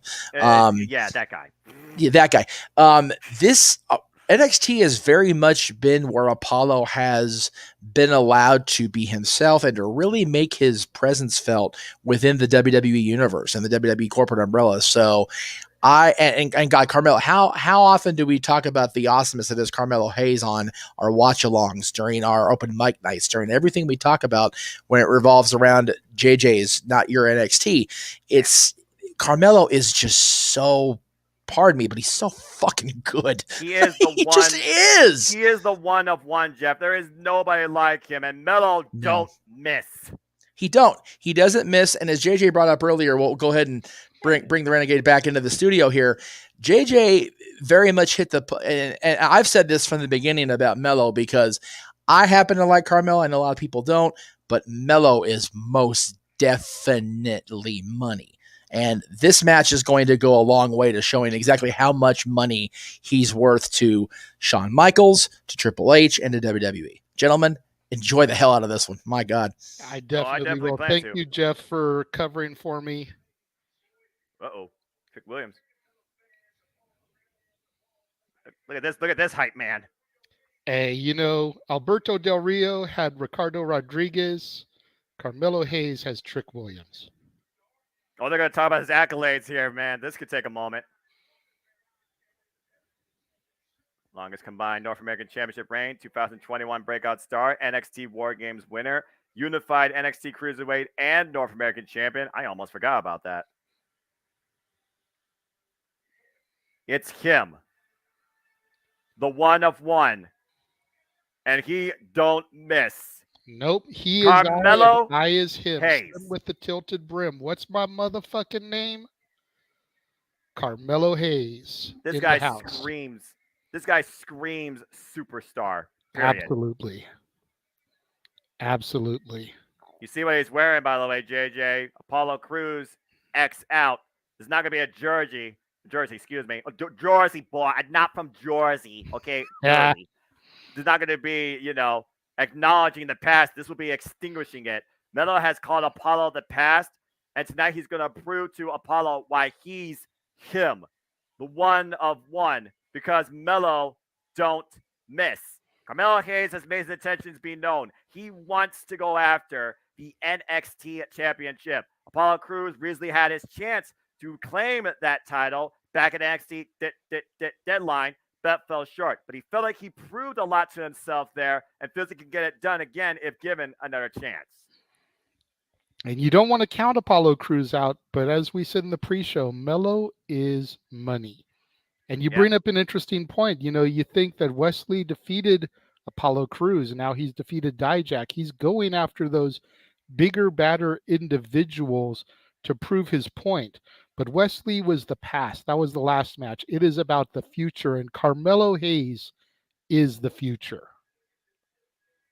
We're going to showcase why he is just that tonight in the present. Trick Williams in his corner. We have seen Trick Williams be that difference maker, that key player at the 2-minute buzzer of the final quarter for Carmelo Hayes more times than over. In a 2 out of 3 falls match, I would not count that factor out tonight.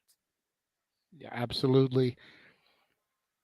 And meanwhile, here comes the former WWE Intercontinental Champion, a guy that first came to the Black and Gold NXT at the Barclays Center, NXT TakeOver Brooklyn, formerly challenged for the NXT Championship back then against Finn Balor.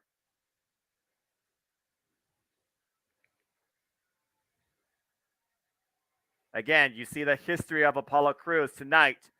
Will he be only history? This isn't about Nigerian royalty. This isn't about your divine right.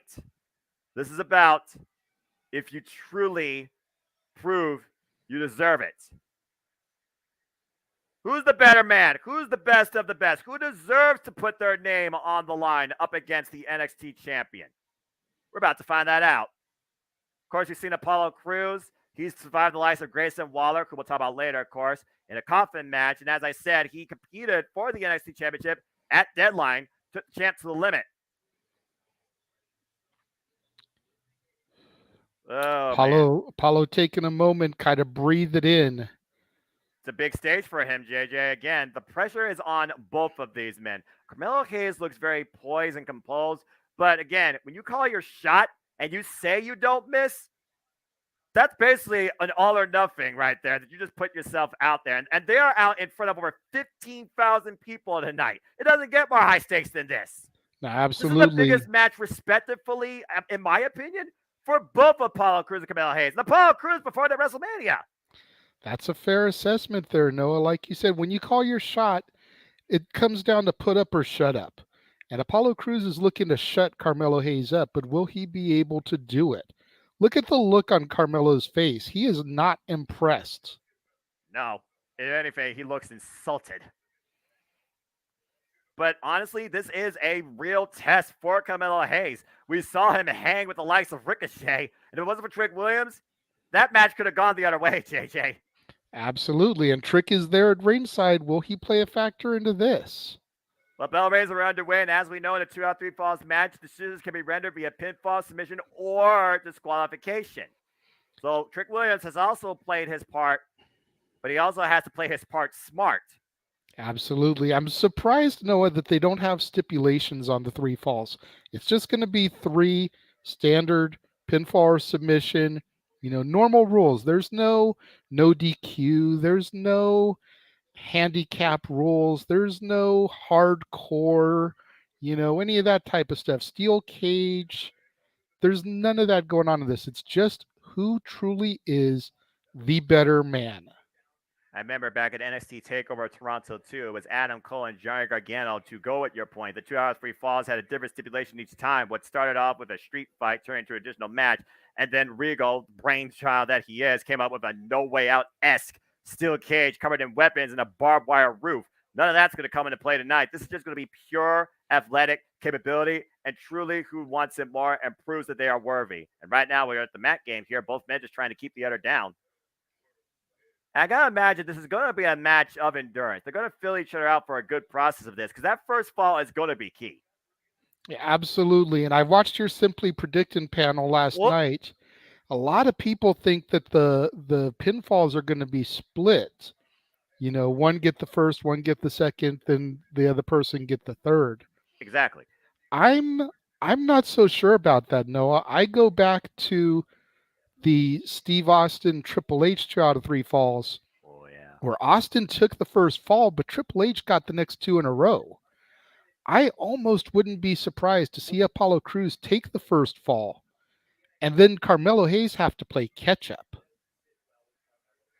That's a fair point. That's also a circumstance that we haven't seen in a long time either. There's a head scissors takeover right now by Carmelo to Apollo. Easier names to say here. We don't have a lot of KC, KKKs, KKKs going on here, thankfully. Good grief.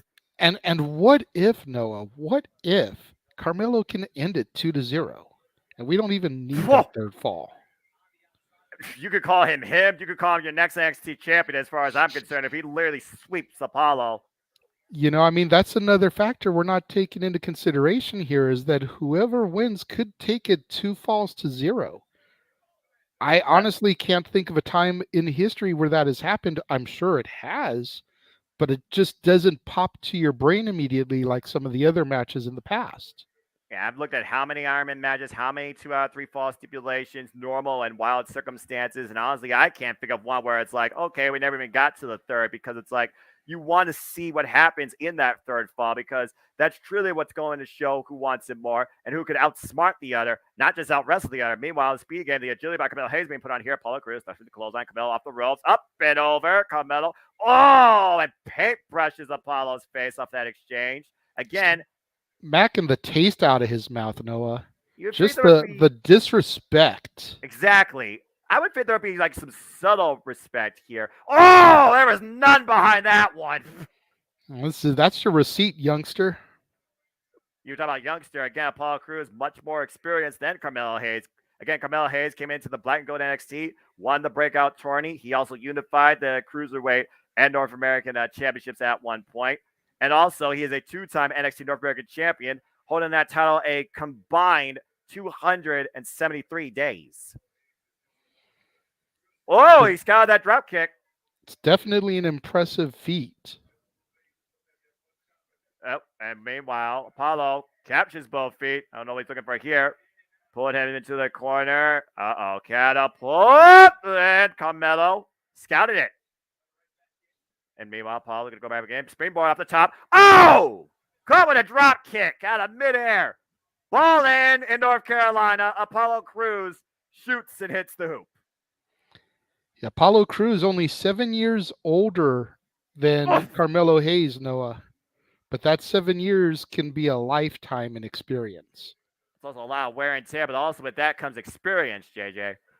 Apollo Crews taking over right now, driving Carmelo Hayes lower spine first, the top turnbuckle. And again, so far, we have no falls rendered, which I find very interesting. I would feel like a sudden impact or roll-up or sudden submission. And you wonder if that's in either of these men's playbook. Well, they're going to try something like that, but I feel at this point in the game, Noah, Carmelo has got the endurance and Apollo's got the strength, and you got to be able to break him down. That's why I think maybe Apollo will take the first fall, because I think that his strength will still be able to get the best of Carmelo in the early goings. But as the match goes on and on, I think Carmelo's conditioning and his endurance will be able to overshadow Apollo's strength. You see Apollo trying to exploit that, though, driving his midsection, compromising the core in the corner, followed up by the backbreaker, attacking both the front and the back of his challenger, and now the waist lock. Might be looking for a snap suplex, maybe Northern Lights. Carmelo aware of it, grabs the ropes. Again, got forced to break. Back elbow strike. Trick Williams looking like he went to a Puff Daddy yard sale with that shiny suit jacket. Hey, I mean, you gotta be flashy. I mean, this is the biggest stage. NXT! Good! Oh, great! Jesus! That was just a freaking falling suplex. And he still has him by the waist, Noah. Again, back to that midsection, but you see Carmelo fighting back, trying to turn him around and sending Apollo to the outside of the ring. Oh, wait, Apollo, though, on the apron. Referee. Again, Trick Williams has to be aware of the environment, and Carmelo was looking for here off the ropes. Looking up, and Apollo Crews agility coming into play. Meanwhile, again, takes him off the apron, but lands on his feet. And Trick Williams playing bodyguard right now. Again, distraction factor coming into play here. And Apollo, I'm going to try to look back for a quick second. Look out! Woo! Scouted it and caught him with a clothesline. Thought Carmelo was trying to get Apollo counted out so he could take the first fall pretty easy there. I don't know if Trick Williams could distract the Apollo Crews for that amount of time. That was about 3 seconds. Meanwhile, oh my God! I didn't know the big man had that in him. Holy shit. The moonsault off the apron to the floor, putting his own body on the line, but still finding his target. Kevin Dunn, give us a replay. Hayes. Oh, God. Jesus. You saw the height he got on that? It's like a springboard. Yeah, no ropes or nothing to bounce off of. That was just pure athleticism, Noah. Eat your heart out, Pat McAfee. And meanwhile, up and over the top rope that time, the senton cover hooks the near leg, brings the arm in. Great awareness by Apollo, but only gets a 2 count. Oof.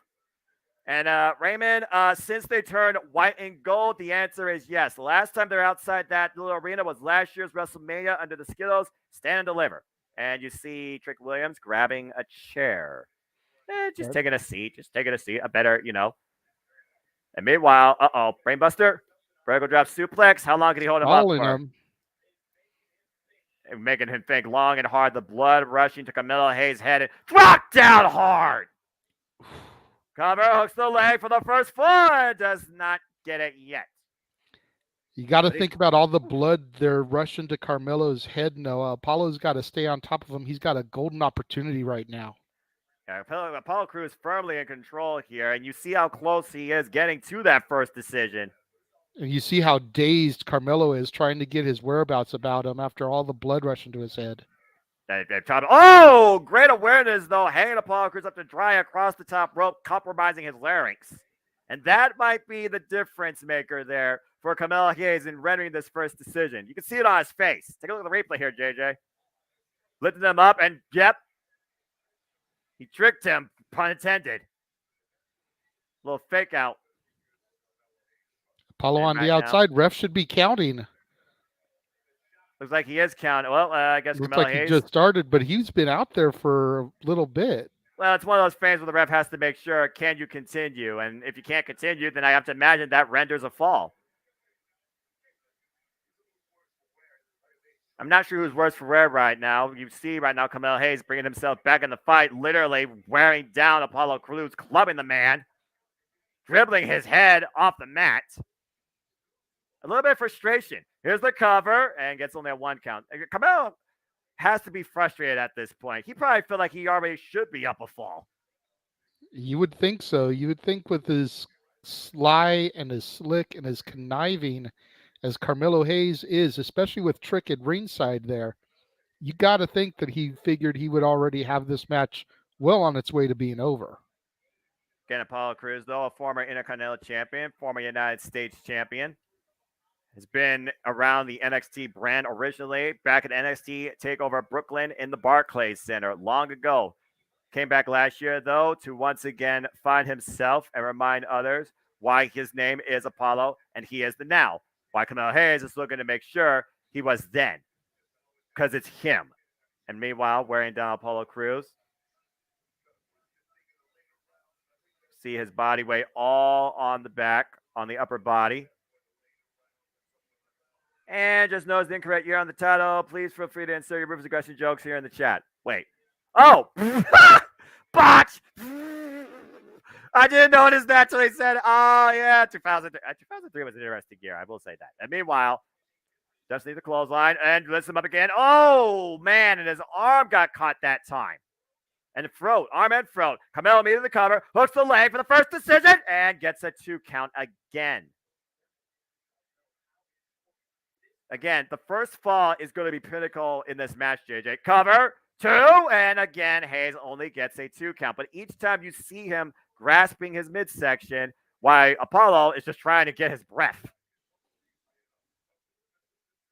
Yeah, as you pointed out, Noah, that first fall is going to be detrimental to whoever goes down, because you're from that point on, you're playing catch up. But we haven't seen no internal bleeding so far, or anything that could be, you know, a target to exploit. Meanwhile, Apollo right now trying to get back in this. Oh, armringer. Oh, caught with a clothesline. Ooh. Short arm clothesline. Got enough impact there to drop Apollo. But Carmelo not capitalizing. He should have gone straight in for the pinfall. Has the punishment that Apollo's been dishing out been too much for him? Well, I mean, that was right to the throat again. Carmelo Hayes has picked a target. And what is Carmelo looking for here? As right now he looks to saying that he ain't him. Trash talking him, tell him to get his ass up. I mean, is that just bravado? Is that hubris? Is that confidence? Is that false security? Oh, I guess I answered my question. What a suplex. Again, who's in control right now, JJ? Freaking suplex machine of Apollo Crews engaged. There's 2 of them. Waistlock going for the trifecta. Uh-oh, hook. Up and over. Oh, lands on his feet, though.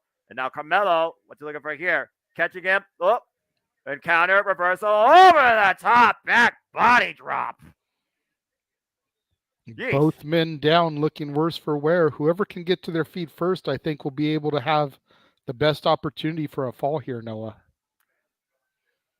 Again, right now you're just building some distance between you and your opponent, trying to get back in this fight. Pure instinct with that ridiculous overhead back body drop. Crowd trying to get both men back into this match. Again, we have no falls. This is a 2 out of 3 falls match. And again, you got to consider whoever wins this has to be next in line to challenge for the NXT Championship. Apollo Crews already challenged for it. Carmelo Hayes never has. Oh, and following up with a boot. Now we're picking up speed. Apollo Crews, short range clothesline, following up again, dropping Carmelo Hayes. See, and much like we've said with numerous WWE champions here lately, Noah, you know, who's next for Braun Breaker? Braun has beaten just Grayson about Waller. Everybody except for Carmelo Hayes. Well, you could also say the same thing about Grayson Waller, because honestly, it was the ring that beat the challenger, not the champion. And we'll find out more decisively who deserves that title tonight. Again, let's not count out Grayson Waller. He has given his own viral effect to this brand since he's come in. And tonight, he literally might come out as the C champion. Oh, man, what is Seguri? Ooh. Modified Seguri out of the corner, rocking Carmelo Hayes off the attempted springboard. I would say tonight they probably are, Raymond, because this show has definitely set a pace that I have not seen in a long time in this NXT. Look at Trick on the outside praying. Yeah, Trick Williams right now. I'm not sure who he's praying to. Is he praying for him or praying to him? Deadlift German suplex. That's gotta do it. Cover for the first fall. No. Hayes kicked out. Hell of a vertical suplex there from the turnbuckle, Noah. Yeah, deadlift off the second rope from the outside to the inside, down the middle of the ring, deep hook in the leg, but still no decision rendered, JJ. Whew.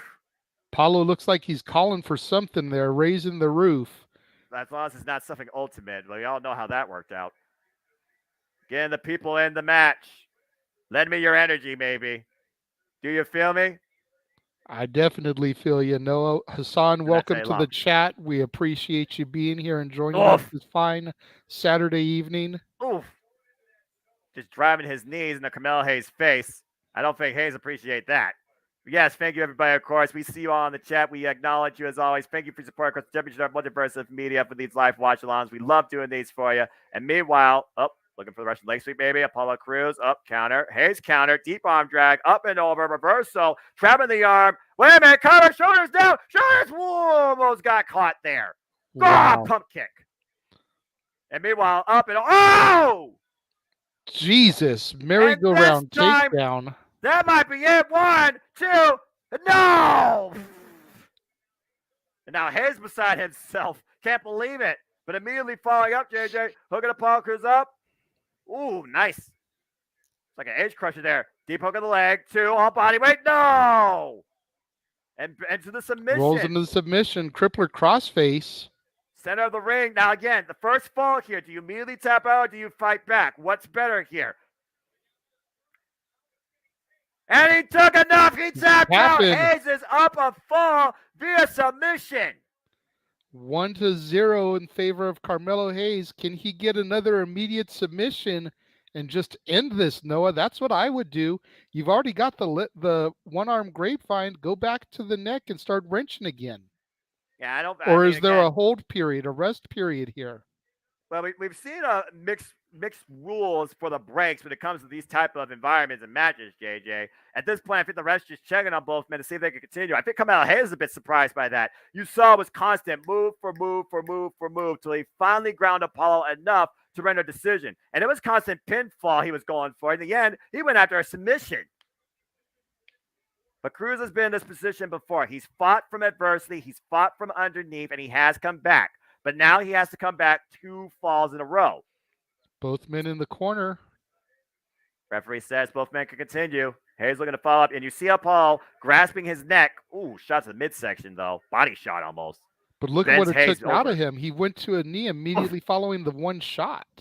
Yeah, and look at Hayes immediately grasping his core after that shot. So both men's cores have been compromised, but you see Crews still grasping his neck, which of course was worked over in that submission, as you said, the crossface. So now it comes down to who has more to give. This is when endurance comes into play. This is when your stamina, and this ain't no video game, it's when your stamina right now comes into question. Yeah. This isn't a video game where you can just roll to the outside and try to stall, build your health meter back up. You've got to get in there and go toe to toe with this experienced, grizzled veteran in Apollo Crews, and you've still got to try to prove your worth. You would think that a person the stature of Carmelo Hayes, you would think a person the stature of Carmelo Hayes wouldn't have anything to prove anymore, but he's got to prove himself all day, every day. I mean, when you're a WWE superstar, that's a 365-day job. Beautiful standing moonsault too. Oh, somersault, excuse me. Oh, man, off the friggin' suplexes. And JJ, to be fair, you could use the ref's tank out to your advantage to try and gather yourself or come up with a new game plan. And right now, Apollo Crews is in the driver's seat. Oh, Hayes immediately trying to follow up and prevent Crews from whatever he was trying to do out of the corner. Catches him with Enziguri. Rocky and Apollo Crews. Oh, Gamaguri back at the head this time. And meanwhile, what's Hayes looking for here? Off the second. Oh, man! Springboard leg drop. Again, got to drive the ring. Immediately in the cover. 1, 2, is this over? No! Kicked out with the right shoulder.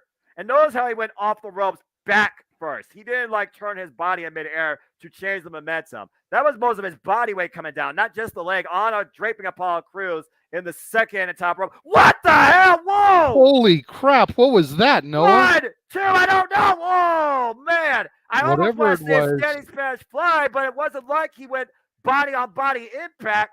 Let's take a look at the replay here so we can figure out what the hell just happened. Apollo Crews, and good grief!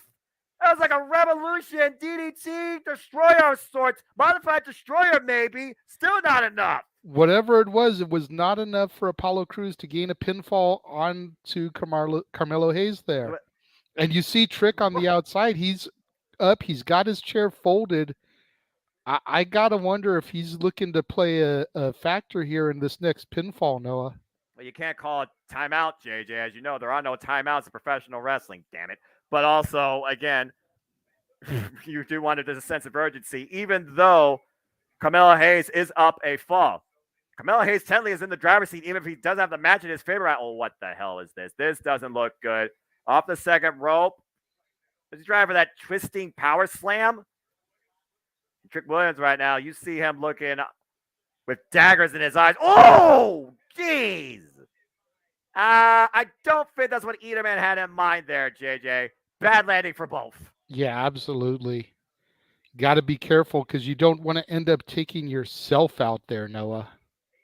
I mean, technically, if a double count happens, that would be a fall for both. I think that would make Carmelo Hayes the winner. Because the draw is still a fall for each person as the rest starts his 10 count. Let's take a look here and see who got the worst of it. Oh, both men, arm and throat first on respective perpendicular corners of the ring. From the top to the floor, ref count up to 6. And Carmelo might look for the count out here. 8, 9, and Apollo gets in before the 10. Last second, Noah. You heard Apollo says. Yeah, Carmelo can't believe it. He wishes that Apollo had just stayed out. He's like, I see what you're trying to do. Is that really what you're trying to do? Again, going back for the suplexes. Meanwhile, oh, jumping knee strike while Carmelo was in midair. And the pop-up, Cazadora, reversal, Carmelo Hayes. Might be looking to bring it back down again. Crippin' Crossface. Nope, wait a minute. Whoa! Not this time. That drop driver of sorts. And meanwhile, both these men probably find on instinct. Call breaker by Carmelo. But Apollo's still on his feet. Pop up. Got him on the shoulders. Death Valley driver. Sudden impact by both, but neither man can capitalize here. Yeah, both men down to your point, Noah. Ref's got to start a count. Trick is beside himself. What the hell is Trick doing? But Trick's got to be careful. You don't want him to get ejected from the match. That could end up coming against Carmelo down the road. Well, he took the turnbuckle pad off.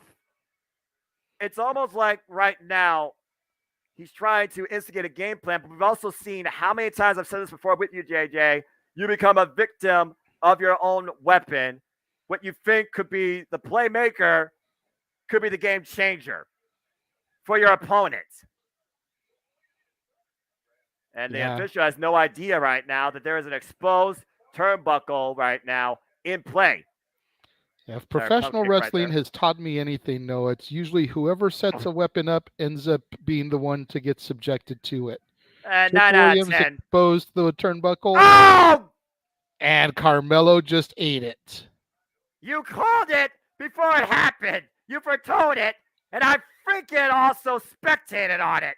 As Carmelo Hayes wrenches in pain. Wait a minute! What the hell? What the? Who is this? Delicado! The former Commander Z's that ran with Apollo Crews is back in NXT. Oh, wait a minute. Oh, springboard off the second. And this match does continue, JJ, even though now both men have an outside party. But Hayes up to the top rope. There's the scissors! Is that it? The cover! 2, it is over! Hayes wins and 2 falls in a row. 2-0 in a row. Did I call it, Noah, or you what? You called it. Wow. Now my question is was this big man actually there for Apollo, or is he a part of Carmelo Hayes' squad now? Well, he looks a because bit he did not disgusted. rush in there to try to break up the pinfall and help his quote-unquote friend Apollo Crews. But to be fair, JJ, the ref was clearly looking at. Oh, wait. Well, again, you can't risk disqualification. Again, that is the former Commander Aziz. I can't say the name. Apologies, folks. That freaking held Apollo Crews to the Intercontinental Championship, and he stopped Trick Williams from bringing a chair into play. Clearly, but somehow Kamala Hayes was able to capitalize and hit that ridiculous leg drop off the top rope. You saw the leg slap. You saw the hand strap right there, and he turned into basically this off the top rope, ballin', the biggest scissors kick I've seen, leg drop, whatever the hell you want to call it. Call Camilla Hayes with the victory. 2-0. Mello don't miss. He is him. And what the hell is about to happen here? Yeah, JJ, might be onto something here. Again, he ran alongside Apollo Crews when he was Intercontinental Champion. He's helping him to his feet. There's some mutual respect there. I also see a chair in play. There's the embrace. Yeah. Okay. All sent to security, I'm thinking. JJ. Look at his face. The face! Oh, a headbutt! What the hell? Well, I guess, servitude doesn't go without being punished. Again, he was literally the general for Nigerian royalty, looking to usurp Apollo Crews tonight. Oh, my God. Oh, man! Sit out. Powerbomb. Goozled the man onto the steel chair. Apollo Crews laid out. Damn. Well, that's a way to make a return. Wow.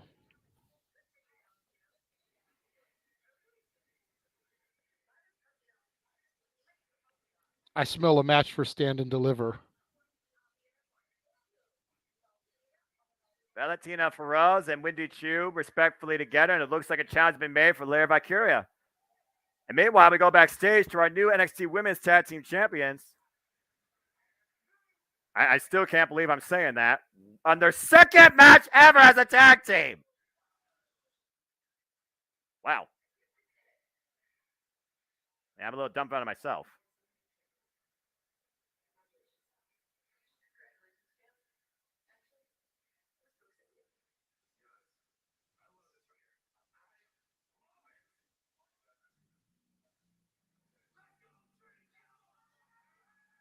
Whether you're business or country, one thing is common, and that is you celebrate by drinking.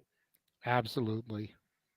But of course, we'll celebrate a different way come WrestleMania weekend when the stars will be out and it's lights, camera, action as NXT looks to stand and deliver April 1st, 1 p.m. Eastern Standard Time from Los Angeles.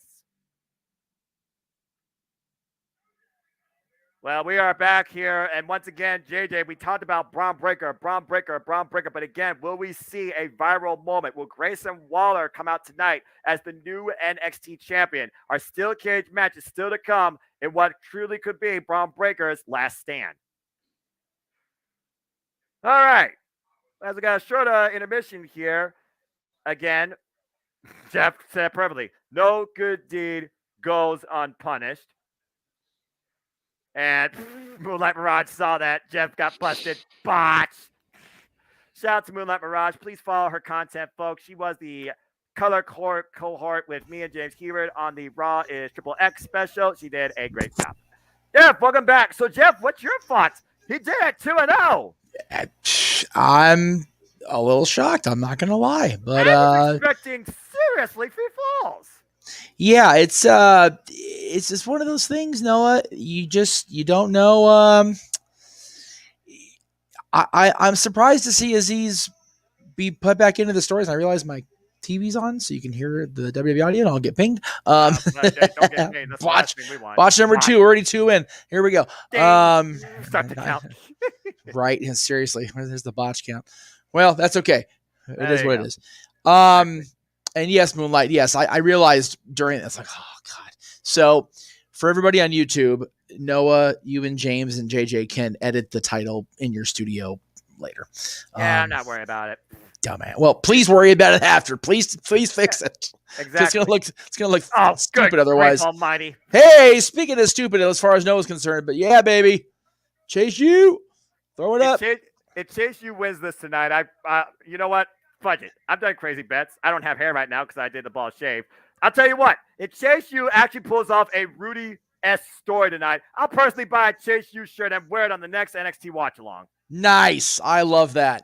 So is I forget her name. Sorry, JJ. Is she like just that hyped up, or is she cold because it's Charlotte and it's cold down there in North Carolina? Well, that's the former Nikita Knight. That is Thea Hale, and I will say, Thea, thank you, Thea. I do love Thea Hale's spirit. If you're going to have a cheerleader in your corner, there's not a bigger cheerleader than that young lady. No, she is just a ball of energy. And I absolutely love her. It's pep rally time for all you enrolled students at Chase University because it's time for our Fatal 4-Way NXT Tag Team Championship match. And here comes Andre Chase and Duke Hudson with Thea Hale and a freaking megaphone in hand and flag. What the hell? Am I back in freaking college? I never went to a pep rally. Oh, good Lord Almighty! There's a Chase U section in the freaking crowd. And I must thank the NXT pre-show on YouTube for the updated graphic. We love you over at WWE. Okay, so there wasn't a Vengeance Day in 2003, but Vengeance was a pay-per-view in 2003. It featured. Let me think for a second. The U.S. Championship Finals, Benoit versus Guerrero. It featured Big Evil Undertaker against early doctorate of thugonomics John Cena. I believe that was the pay-per-view that Kurt Angle regained the title after beating Lesnar and Big Show in a triple threat match, if I remember right. So yes, it does exist. Someone get Thea Hale a cup of decaf. No decaf. All the caffeination. No. Oh, good grief. Then you got these two yahoos. Yeah. Yes, boy. All right. So let me go ahead and try and remain professional here. Because yes, folks. Yes, boys and girls. It's time for our NXT Fatal 4-Way Tag Team Championship match as the former tag champs, Pretty Deadly, are looking to style and profile their own way and get their side plates back and their straps from the New Day. You know what, though? If you're going to have a city to style and profile, it might as well be Charlotte, North Carolina. Fair enough. And why not the City of Angels to come later as Chase U comes out with their own game plan, looks like tonight, Duke Hudson. Of course, this is not the first time that Chase U has been going after the Tag Team Championships. This is their third chance at the Tag Team Gold. In fact, their last time they went after the Tag Team Gold, it was Duke Hudson and Andre Chase, who lost to Pretty Deadly. It was. So we will have to wait and see how this lays out, because we've got these two teams. We've got our boys, Noah Gallus. Gallus boys on top. That's right. And that. That's right. Jeff. Here they come. You know what? I'm going to mute my mic because, damn it, I love this theme so much. I love this theme so damn much. The drums play as the Firm comes into the arena looking to establish a new kingdom. Wolfgang, Mark Coffey, Gallus. Oh, they got a modified theme, but as long as it still has those drums, that's all I care about. It's the basics. We got the basics of it. It's all good. It's all good. I love it. I still hate WWE's current music ventures, and that's all I'm going to say about that. I will rant about that on Open Mic Night, maybe. Thank you. Again, you know, I know I don't disagree with having to put their own stamp on something that, you know, for whatever reason they feel they need to fix what's not broken. But you know, Gallus is Gallus. I'm here for it. I don't give a shit. Fair enough. So let me go ahead and bring it. Yeah. So there we go. Hi. There you go. Gallus, of course, won their way into this battle for the tag titles, winning the tag team gauntlet, beating Pretty Deadly, and our former NXT UK tag team champions. Chase U, however, won the New Day Invitational. Oh, here we go. And now the prize officially started. Right. So was that Mattel ad for a new release set of figures that they just threw up on the screen there? Because I was trying to figure out which era Hulk Hogan they were going for there, because he's got so many damn different banana. Wow. I'm thinking about the delivery of it coming in a minute. Bandana variations in his WWF run. So. Oh, good Lord. Again, the New Day Triple Crown Tag Team Champions. Yes. As you know, Jeff and JJ, they have been the Tag Team Champs on NXT now for 57 days. Yeah, they are the longest single reign with a WWE World Tag Team Championship. I ain't doing it. Up until the Usos did their thing this year. So, and again, that's very much in question. We'll see what happens Friday night. Yes. Where does Jay stand? There you go. But gentlemen, again, this is gonna be fun to watch and fun to hear you call, guys. Just have a blast. Jesus Christ. I'm not gonna lie. I'm entertained by what I see down here as we go down to the introductions. This is gonna be a crazy 4-way dance. Thea Hale looks like she's ready to go. She's not even a participant.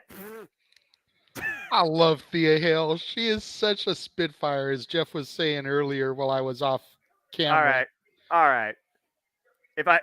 Maybe. Like, I think Thea Hale could rival Trick Williams for hype person. I said it, I mean it. Damn. Look at her. Get her some decaf. Some decaf. This girl This girl's been studying too much. She needs to sleep. Oh, good Lord. These two, though. Pretty Deadly looking like they went to an Elvis yard sale. Well, I'm not all shook up by their attire tonight, if that tells you anything. Gallus boys on top! The kingdom! There, I said it. I should have worn green tonight now that I think about it, but it is Vengeance Day. Oh, these two.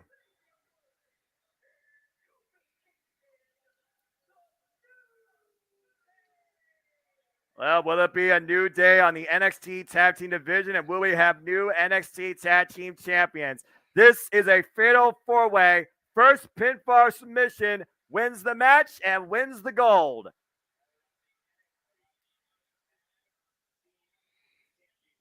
Okay, fair enough. Oh, boy. JJ, I'm just going to say one more time, Gallus boys on top, and I'm going to leave it at that. Now, I wonder if they're going to only have 2 participants in the ring at once, or are they going to, it looks like it is going to be indeed that. And we're going to kick things off with literally the 2 that set this thing in the first place. It was back at Deadline, of course, where the New Day shocked the hell out of us and beat Pretty Deadly for the IC Tag Team Champions to complete the Triple Crown. Yeah, to your point, Noah, it's like these 2 teams are the ones that realistically should be in this matchup. Gallus just came back from injury or suspension. Forgive me for remembering which. There were a few weeks of my NXT that I did miss. Whoa, nice tiaras. And to answer your question, it was suspension after freaking having a bar fight outside the bar with the daggone Brooks Jensen and Josh Briggs. Thank you for refreshing my memory. I try. I think the team to watch, though, is Chase University, because they just came into the fray this past week on NXT. You know, at the end of the day, they're the ones that don't really fit. And, you know, Andre Chase, you can see there as he stands on the ring apron, always looking to create a teachable moment for Duke, Thea, and everybody else in attendance. Oh, well, how about this for a teachable moment coming Kingston? Timber off! And that's how you knock down the Tower of London, as Pretty Deadly goes April 1st and gets screamed in the face by Thea Hale. I love her so much. I guess that's not being physically involved, so she didn't do anything wrong, technically speaking. So I'll allow it. I'm sorry. Meanwhile, Xavier Woods in the ring with Princeton, and there's a tag to Duke Hudson ever since him rolling in Chase U, allowing this opportunity. Assist there, dropping Pretty Deadly down hard. And meanwhile, Duke Hudson and Prince now in the ring. Again, Pretty Deadly's names, they escape me, so apologies. I know. Tag now to Andre Chase, the only teacher in this match that has not named Matt Striker. And there's the drop toe hold. Chase U salute and a very flamboyant elbow drop. Again, if Chase University wins this tonight, it'll be the biggest pep rally celebration in NXT's life. Manhattan drop there. And meanwhile, another Manhattan drop to the other half of Pretty Deadly, rearranging the manhood. That's one way of putting it. And there's a chop. There's a blind tag now by Gallus to Mark Coffey and Andre Chase, very aware as he gets out of the ring. Again, Pretty Deadly and Gallus goes back to NXT UK. Gallus once held the NXT UK Tag Team Champions for, get this, 510 days before losing them to Pretty Deadly in a single run. And we talk about the fatal four-way environment, JJ, like who could take advantage and what's the best strategy here. It was a fatal four-way ladder match that Gallus came out as champs and came in as tag team champions. They defended them successfully against the Grizzled Young Veterans, now known as the Schism, freaking Imperium, and formerly Mark Andrews and Flash Morgan Webster, the Southern Wells Connection. Oh! And tap now to Xavier Woods. This action is getting a little bit quick to call here, but I do like the fact that all four corners are picking their spots and coming into play. Even though I can't remember the last time the New Day was involved in a four-way dance. Oh, man, catch a sick knee. And Wolfgang, the pub owner, just a brawler of Gallus. Great tag team work here by the Gallus boys. I noticed that Joe Coffey is nowhere to be seen tonight, and there's a blind tag. Oh. In comes Prince. Okay, Prince is the blonde one. I got it. I got that much. Prince is blonde, so that much I do know. Yes. And we're not talking about the musician. And meanwhile, putting the boots to Xavier Woods in the corner. Again, Pretty Deadly. They unified the NXT and NXT UK Tag Team Championships, JJ, at Worlds Collide against the Creed Brothers. Gallus, which still pisses me off to this day, and I stand by that. Oh, man. And, of course, Josh Briggs and Brooks Jensen. Cover two, and Woods gets the shoulder up. They also were able to successfully defend the NXT Tag Team Champions against your boys at Chase U and the Brawling Brutes. The Pretty Deadly is nobody to take lightly. Tag. No, absolutely not. And I am a huge fan of Pretty Deadly. Oof.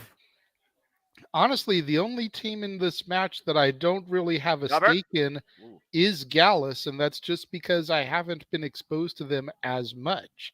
That's fair. The New Day are legendary in this WWE landscape that we're currently in. Right. Pretty Deadly immediately made a name for themselves upon jumping over to My NXT from UK. Damn it. And then you've got Chase U, the true underdogs in all this. The unlikely alliance of Andre Chase and Duke Hudson.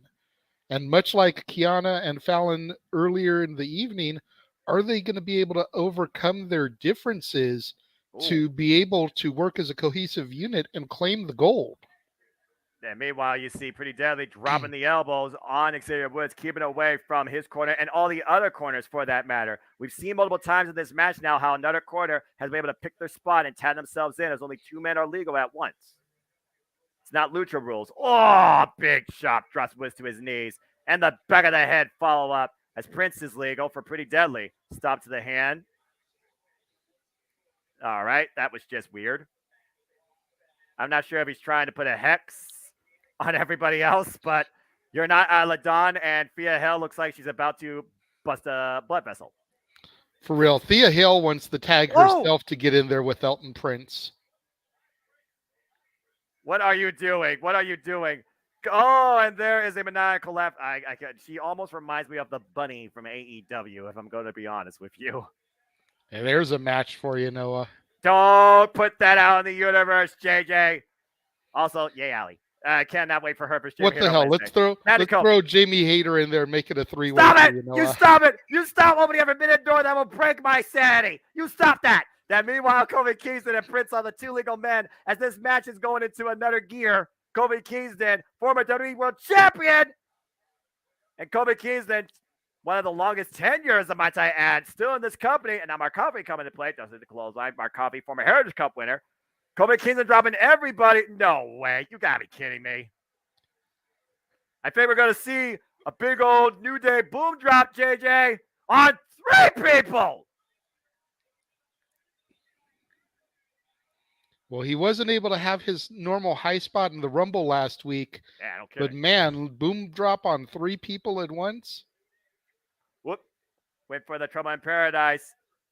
Caught Prince. Now Prince might be going for help. SOS. Cover to retain. Oh. Whoa, man.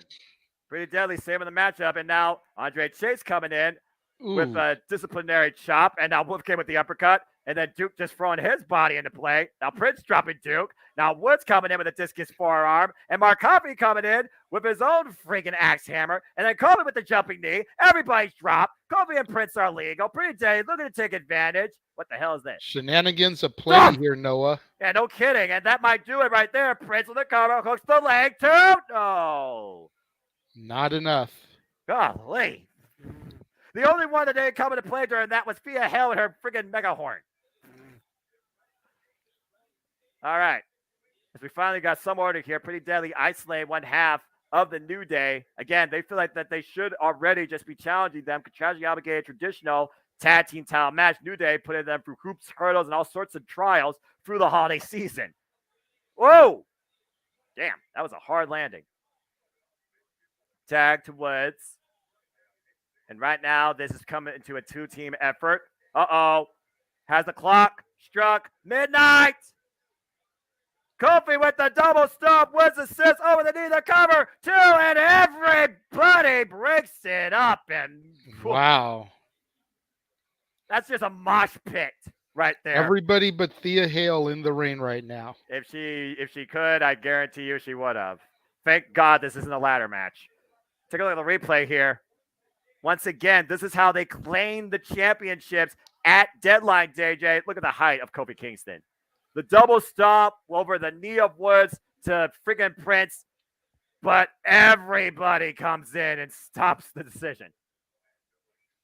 There's too many bodies here for the ref to freaking watch. Thea included. And she's the loudest. And she's the smallest. And she very well might be the smartest. As we go outside now. Oh, good grief. It's a freaking fight out in Centennial Mall. And meanwhile, I don't even know who's legal. Kofi Kingston working Andre Chase in the corner. Looking to school the teacher. We got 6 men fighting on the outside. Oh, no. What the hell is about to happen here? Kofi. Andre fighting bad shots to the body. No, man. Just throwing Kofi off the turnbuckle there. JJ, as a girl dad and as a girl uncle myself, just because you're the smallest and the girl doesn't mean you ain't going to be the loudest. You know this. I know this. I got a 7-year-old, my little Ella, proved to me how loud she could be when Bianca Belair's on her screen. There, I said it. And meanwhile, what the hell's on Wilson's mind? And I'm not talking about the volleyball. And Wilson looking to risk it all. Again, Andre Wilson on the corner. And what the hell? Andre hooking Wilson, the headlock. Oh, no. Could he be looking for a teachable moment here? Good Lord! Superplex to the outside! Wiping out everybody! But look at Andre Chase holding his head and neck there. Could he have given himself a stinger there? This wasn't he may be a little worse for wear. This wasn't crowd serving, JJ. Good grief. Kofi Kingston with his own impromptu trust fall at the hands of Andre Chase. And Andre Chase bringing him and Wilson to the outside, wiping everybody. The fight's broken out right now with Gallus. Well, that's nothing new for them. Off. And Andre sent face first to the apron and face first to the table. You know, there's many people right now that are like, I wish I could beat up my teacher. And Gallus are like, okay, we'll do that for you. Uh-oh. Here's a teachable moment for you. Oh, and Duke coming in the back. All right, Duke saving his teacher. Or professor. I forget, this is supposed to be a college, right? Yes. I still don't believe it's accredited. That's all I'm going to say about that. Why Duke Hudson right now is tearing apart the announce table, feeling something, that Chase U spirit emanating through him. I can't believe I just said that. Oh, Wilson, jumping elbow. All I know is if my college was more like Chase U, I probably would have attended more classes. I wonder how much tuition is, as Pretty Deadly looks to hook Duke Hudson up. 2 for 1. Oh, wait. Reversal. Oh, trying to put it for the table. Duke fighting back, though. Again, fights up Prince and Wilson. Uh-oh, up and over. Oh, and Prince, sense of urgency. There's a kick to the midsection. Driving Duke hard into the apron. Torso first, the hardest part of the ring. And the ref has lost all control here. Watch out for Thea Hale. They're fixing the table. That's nice. Pretty Deadly fixed the table. That's a first. I've never seen that before. How respectable. They didn't want to give the audience what they wanted, clearly. Anyway, Pretty Deadly back in the ring, isolating Chase U. Duke Hudson right now in a world of hurt.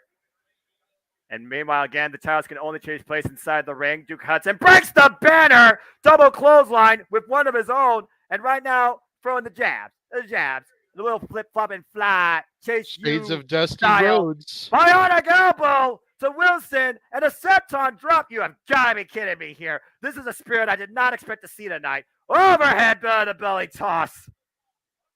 Hudson learned a bit. Finally stopped his gambling habits. Being freaking rehabilitated at Chase University. I can't believe I just said that as he throws himself into freaking Mark Coffey. I was waiting to see the big man do a kip up. No way. I've never seen him do that. Trust me. Okay, rope assisted kip up. You got some. I was gonna say never say never, Noah. We learned it. that in spades this past 365 days. You have got he to tooted be up the kidding me. band. No way. Oh, and Wolfgang stopped that dead as tracks. My Coffey, though, rolls the outside of the ring. Duke Hudson's the only man inside the ring. And again, we're back on the outside where the titles cannot change hands, people. Well, the table can definitely change the game. Oh, well, so much for the table avoiding. Gallus planting Duke Hudson through the table. Well, Chase you might want to go visit the infirmary.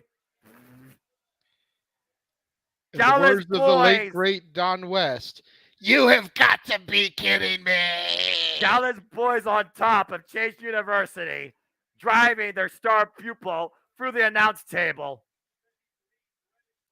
Oh, good grief. What do you believe in, red and black or green and black at this point? And meanwhile, 2-on-1, the professor in trouble here. Again, and he has no problem dealing with a number of bodies. Off the ropes. Wolfgang, sent over the top. Floor. This is the most motivational professor I've ever seen in my life. And I've seen Matt Stryker. Russian leg sweep. Oh, no way. Looking no for way. Something here. I'm not spelling this. H-A-S-E-U. Chase you. I just freaking JJ had a damn moment.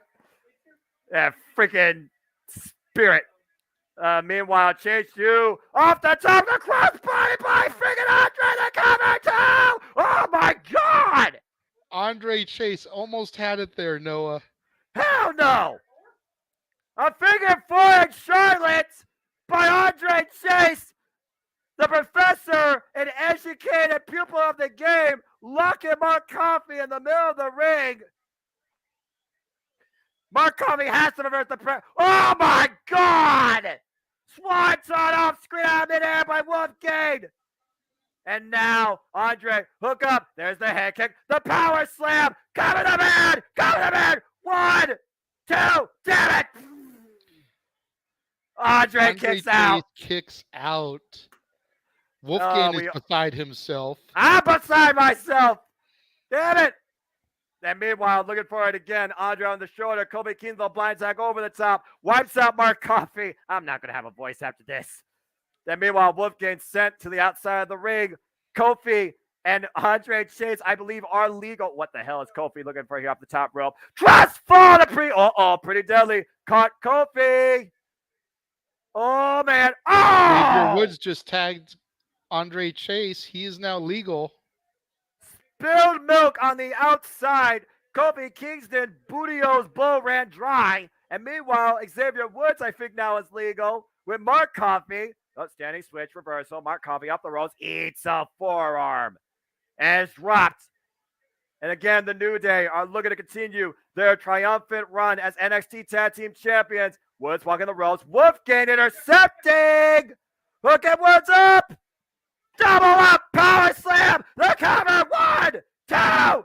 Gallus boys on top. Yes.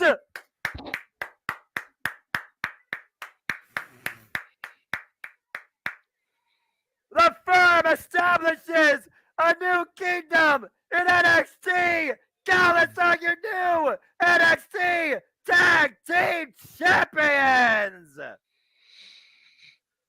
Gallus boys on top. and the New Day falls. Let's take a look at the replays here. This was a fucking awesome match. I'm not going to lie. I absolutely loved it. Oh, man. Duke Hudson driven hard Dom West moment style through the table by the Gallus firm as JJ has become silent. Chase U looking for a Rudy S story. Crushed by Wolfgang with a swanton bomb Hell off of a screen. swanton there by Wolfgang. Yeah, and Kobe with the trust fall, caught by Pretty Deadly, who then did spilled milk, making sure the bootios fell on the floor, and Kobe Keys were no longer a factor. And then Xavier Woods looking for the elbow drop. I could have dig it, but I dig this more. Wolfgang and Coffee, the double team, power slam, the cover for you. Hell can't believe it. Mark Coffee wins. The second set of tag team gold for the firm. Gallus boys on top once again. NXT is now their kingdom. And the white and gold has turned into a Gallus green. And I love it. And they pinned the New Day to do it. Yeah, they actually pinned the champions, so there's no confusion. Let's fucking go. New Day can't run it back and be like, oh, well, you didn't beat us. You Oh, beat awesome. Pretty Deadly. You beat Chase U. No, they pinned the champ. That I just had my moment of the night. Yay. Oh, I'm so I damn can happy. tell, Noah. Dallas boys on top. Damn it. As they should be. All right. Now. Need a shot in the smoke? No. Look, I'm still 98% straight edge. Nothing's changed there, and I'm also smoke free. So I'm just a simple man and a lifelong fan of professional fucking wrestling. Damn it! But I digress. Buy the T-shirt. All right. Okay. Now this is actually starting to feel like my NXT. That was a hell of an awesome match.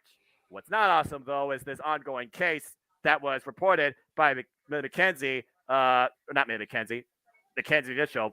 Stupid new names. Last Tuesday. Again, JJ, you alluded to it earlier. She's going to be out for a while on injury, but you see several women from the NXT locker room walking around about while there's a fallen individual in the parking lot.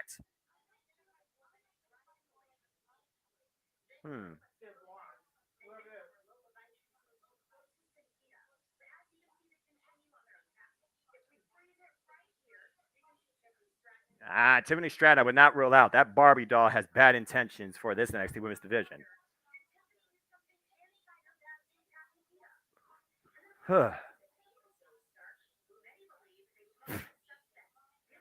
And now we're going to go to this cheap plug, why I get a drink. See.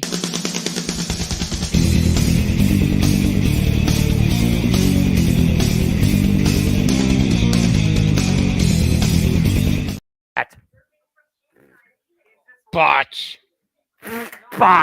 As we freaking are. I botched it. Why is it still playing in my ears? Well, I want to know what the hell. There we go. Jesus. Damn it, Meacham. I know. Again, who attacked Nikita Lyons? Now we have a commercial impromptu. That's okay. Here's my thought process, Noah. Yeah, do your thing, JJ, because I have to look the right one now. Expect the unexpected. Wise man once told us, DTA, don't trust anybody. True. Excuse me. I'm looking at Wendy Chu. Ooh. She is the least likely candidate in everybody that you see in that image. People like Zoe Stark, who have heat with Nikita, or even Tiffany Stratton, who's a well-documented heel in the company, those are the easy choices. People like Lola Vice could be using the opportunity to make a name for themselves. That's another easy choice. That's a fair But take. Wendy Chu is the person you wouldn't expect it from. And let's be real. This gimmick that Wendy Chu has, you can't take her seriously. So what if this is the way to make us begin to take her seriously? We've It'd be an seen interesting kind of development. we've seen Triple H and Shawn Michaels repackage and change and give people their names back in an effort to try to fix what Vince McMahon and his regime had done. Wendy Chu could just be their next project. Long-term storytelling, long-term booking. That's very true. As you see Grayson Waller with a golden boot of celebration being prepared for him for if he does become the new NXT champion as Vengeance Day continues. And now it's going to get fun. Tonight, will the Prodigy purge something toxic? It is time for the NXT Women's Championship triple threat. Gigi Dolan, Roxanne Perez, and JC Jane. Gigi and JC looking to reinstate some toxicity into NXT as we get this glorious backstory of all of them and how they came to this moment. Starting with the Prodigy. 13-year-old Roxanne Perez, who wanted to become a WWE superstar, achieve her dreams ever since she was a little girl, and she couldn't believe it. And she came into this NXT, winner of the Breakout Tourney, winner of the Dusty Cup, winner of the NXT Women's Tag Team Champions, first ever Iron Survivor Challenge winner for the women, Royal Rumble participant, and now our current NXT Women's Champion. The Prodigy has done nothing but risen to promise and prosperity every time. And her ultimate moment was when she dethroned Mandy Rose and became the NXT Women's Champion in front of her coach, Booker T. but was that all just an audible, Noah? You know, they were forced with a situation in Mandy Rose that they weren't expecting. They had to do something to get the belt off of her so that they could release her. Was Roxanne Perez just an audible, making her, in theory, a transitional champion, or was she the long-term end game all along? Well, again, a big what if on an alternative reality. And tonight, Toxic Attraction looks to bring back the past and rewrite history. I still can't help but look at the way Jesse Jane was looking at Gigi Dolan. And then that backstage segment. That one time that Gigi says, when she still said I, become NXT Women's Champion.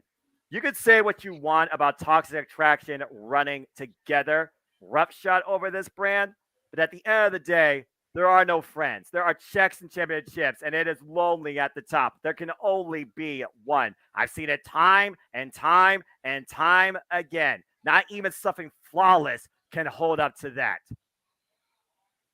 And we've seen lately, JJ, as the tag team, they have not been on the same page.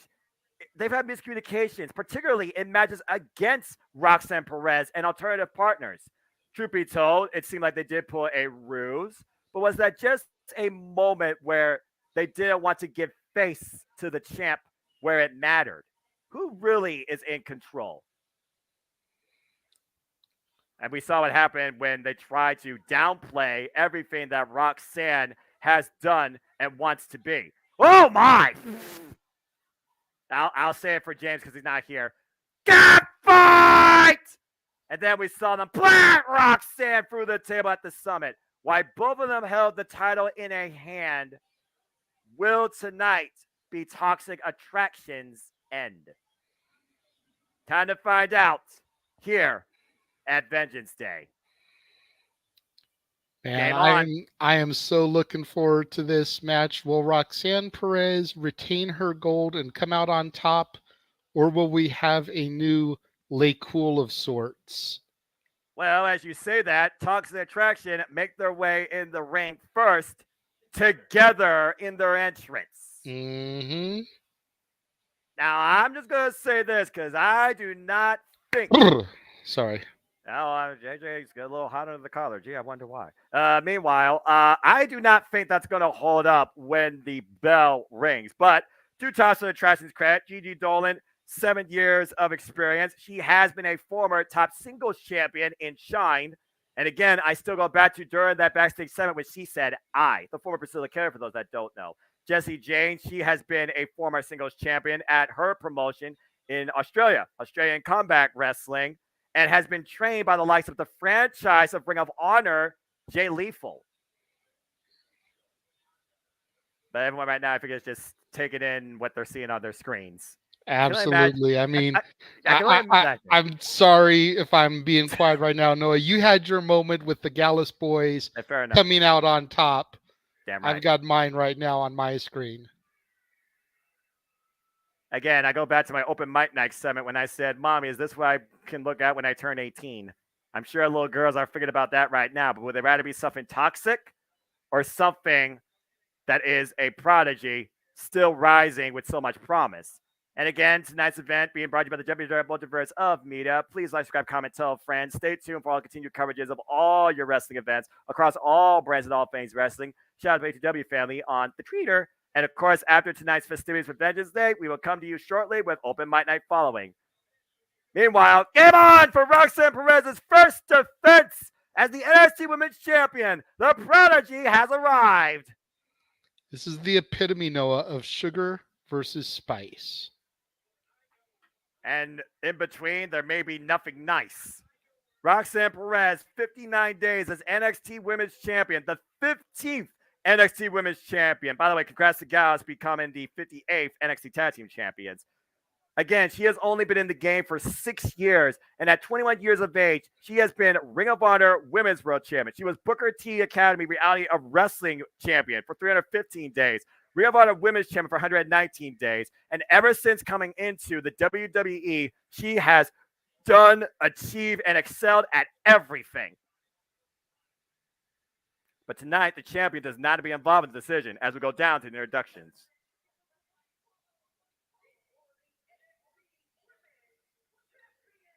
As they talk about this, JJ, something tells me that this is probably the match you're looking the most forward to tonight for a number of reasons.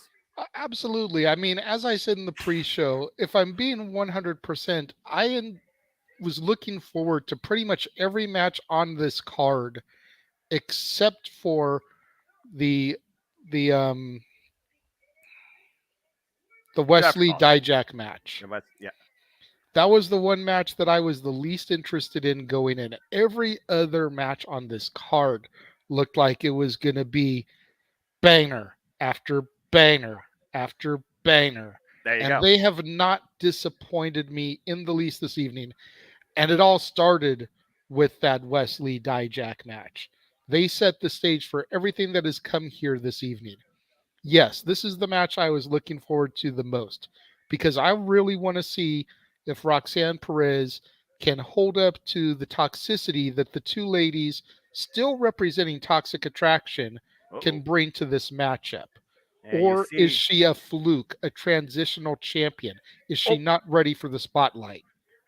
Again, I feel that's really going to come into play and be foretold when Roxanne Perez is no longer a factor in determining who comes out with the gold. You see right now it feels like a 2-on-1 handicap match, trying to isolate her from the left and right, bringing her down 2 against 1. Again, like I recently said, in previous tag team matches, Roxanne Perez has won with Lyra Valkyrie against Toxic Attraction and also won with Wendy Chu against Toxic Attraction.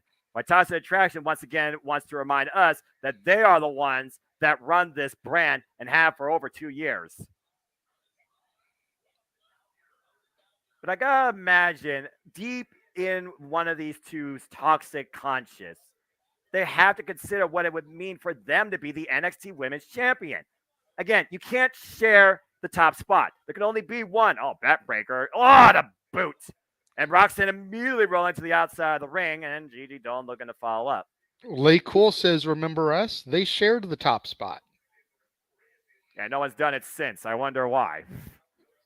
Again, though, but we also know that the wrestling community works in cycles. True. Oh, could Toxic Attraction be looking to bring that back? Well, again, the hard thing about a fret match also, champion does not be involved in the decision, drop toe hold into the second rope after a couple of near fall attempts there by Roxanne. And right now, it looks like they're calling for a little bit of tag team action. Uh-oh. What's about to happen here? And coming. Whoa! Hey, okay. Again, was that intentional? I mean, I'm just saying, Roxanne might be trying to play the field here. And meanwhile, Well, you got to again, figure Roxanne Perez double is drop going to kick. try to play them against each other, but the fact that JC didn't pull the trigger and connect with Gigi, she was able to put the brakes on and stop the forward momentum, says a lot. Again, as we saw, these two won together, falling to the floor at the same time at New Year's Eve during that number one contenders over the top rope battle royal. Meanwhile, Roxanne up and over the top rope, double arm drag, sending both members of Toxic Attraction to the outside. Again, all it takes is one mistake, and somebody can come out here as NXT Women's Champion. Tope Suicida, Gigi Dolan. Jessie Jane, though, right out of the way. Jessie Jane on the apron, looking to follow up. Oh, sets on, but what's That out time Gigi she Dolan? connects with Gigi. Roxanne, I think, put her in the way, to be fair, though, JJ. Again, you may not have eyes in the back of your head, but Roxanne knows that artificially she's in a handicap match here. Yeah, absolutely. And meanwhile, Roxanne right now has turned this to a singles affair, and that's what she needs to do. Following up the standing move. Oh, nice moonsault twist. Cover, hooks both legs, two. No. And immediately goes for the submission. Crossface. Hey, there's a second one tonight, JJ. Look at that. Yeah, there you go. Crippler crossface. Oh, wait, reversal back. Daisy, two. Oh. And this is where Roxanne Perez's height might play to her advantage because she doesn't have enough body weight, maybe, to actually stay in the submission. Again, Roxanne Perez, the shortest competitor, I believe, in the entire WWE. That says something. Oh! At 5'1", there's a nice net breaker by JC, and the ground and pound mounting position, wearing down the champion. Gigi Dolan right now still a non-factor. Again, JC Jane is nobody to take lightly. She is a threat to deal with, even before she became toxic. Absolutely. She is my favorite of the duo, if I'm being 100%. Off! Again, they're already talking about what we're going to do with the belt. We're going to get side placed, one of each name. There's a mean spinal tap cover, and JC gets a 2 count again. And you got to wonder if their old leader, Mandy Rose, is watching this match from home, if she's proud of her girls competing for the title here tonight. Exactly. Again, Roxanne Perez, the 15th NXT Women's Champion in NXT history. A hell of a lineage there, too, with those 14 other names, Noah. Considering the very first one was somebody that didn't fit the mold, but made it her own, Paige. And meanwhile, yeah, you both need to focus here. But again, Gigi was out of the picture. And wait a minute, follow up, Roxanne. Oh, and Gigi pulls JC Jane the basement slide drop kick. Now Gigi looking to take control and drive in the champion to the steel ring steps. I will say this about Toxic Attraction. So far, they have not turned this into a match against each other inside the ring. Each one of them has used the edge of their advantage to isolate the champion. And honestly, Gigi Dolan, she is certainly more certifiably crazy. I mean, I guess it's what happens when you once hanged out with the likes of Darby Allin. Oh! Again, she was the standout for me in the first ever women's War Games in your NXT, JJ. And she is a spitfire. Yeah, she is. I'm just going to say this. JJ, the tone of your voice is saying so much right now to me. I'm just going to put that out there. And people, if you know, you know. Why freaking Gigi Dolan looks like a psycho. Hey, there's very few people that can make psychotic look sexy, and Gigi Dolan is definitely one of those people. Hello, Ripley. Oh, drop to the freaking apron. And again, Gigi Dolan looking to follow up. Again, checks and championships is what the business is about. Sidewalk slam. And Gigi now in the cover. 1, 2, pulled out by JC breaking up the pinfall attempt. Who wants the glory? If you both want to be champion, who wants the glory? Now JC in the cover, and Gigi pulls her off. Look, you can only run together for so long, but only one can be at the top. Here goes the self-destruction of Toxic Attraction, Noah. I've been waiting for this, JJ. I've been waiting for this for the longest time. I've been dreading this. I've been foreshadowing this. Oh, here we go. There's a shove. First shot by JC. Get it on! That's all I gotta say. All right. Oh, JC just paint pressed Gigi, and Gigi looked like she liked it. Oh, Gigi with the receipts. And listen to the crowd, Noah. They seem to be in favor of Gigi and against JC. I feel like there's certain reasons for that. And meanwhile, off the ropes, as we finally got Toxic Attraction going one-on-one, there's the double leg, there's the jackknife, covered by JC on Gigi, and the reversal, covered by Gigi, shoulders down, legs over. Oh, 2 and 2. And meanwhile, both fighting each other, gripping the hair, and Roxanne out of midair, crossbody takes down both. Again, let's not forget about the third factor in this title picture. And this is the moment that we've been waiting for, to truly test the champion and truly show the merit and intentions of Toxic Attractions, Gigi Dolan and JC Jane. Nice drop kick there. Roxanne following up. Beautiful kip up.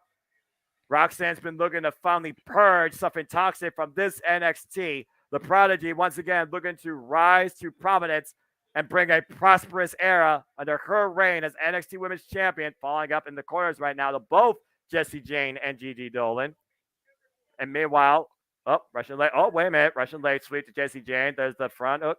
Oh, 2-for-1 DDT reverse special and normal. Cover 2. No. And Gigi got really rough on that one. Now the follow-up cover on Gigi. Hooks the leg. 2. And Roxanne has not put away Toxic Attraction yet. Roxanne not giving up, though. You can see her shaking her head, trying to stay fired up and in the game, Noah. Well, that's what you got. Going after JC. She's been here many a times before in this situation, but not under these circumstances, under this division. JC Jane caught Roxanne, hooking her up in the tree of woe in front of Gigi Dolan. Look at this. Kicks to the midsection. Oh, by forcefully pushing the body into Gigi. 2-for-1 there for JC. JC's feeling it right now. Oh! Nice handspring into like a senton there. And basically, I thought she was going to go for a cannonball instead. Yeah, she just handstand springboard herself literally into both bodies.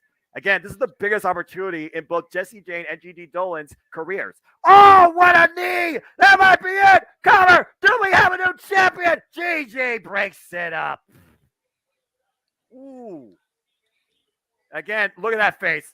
You call it toxic, call it determined. We almost had a new NXT Women's Champion, but Gigi stopped the decision. Again, I don't think it's about us anymore. It's about who.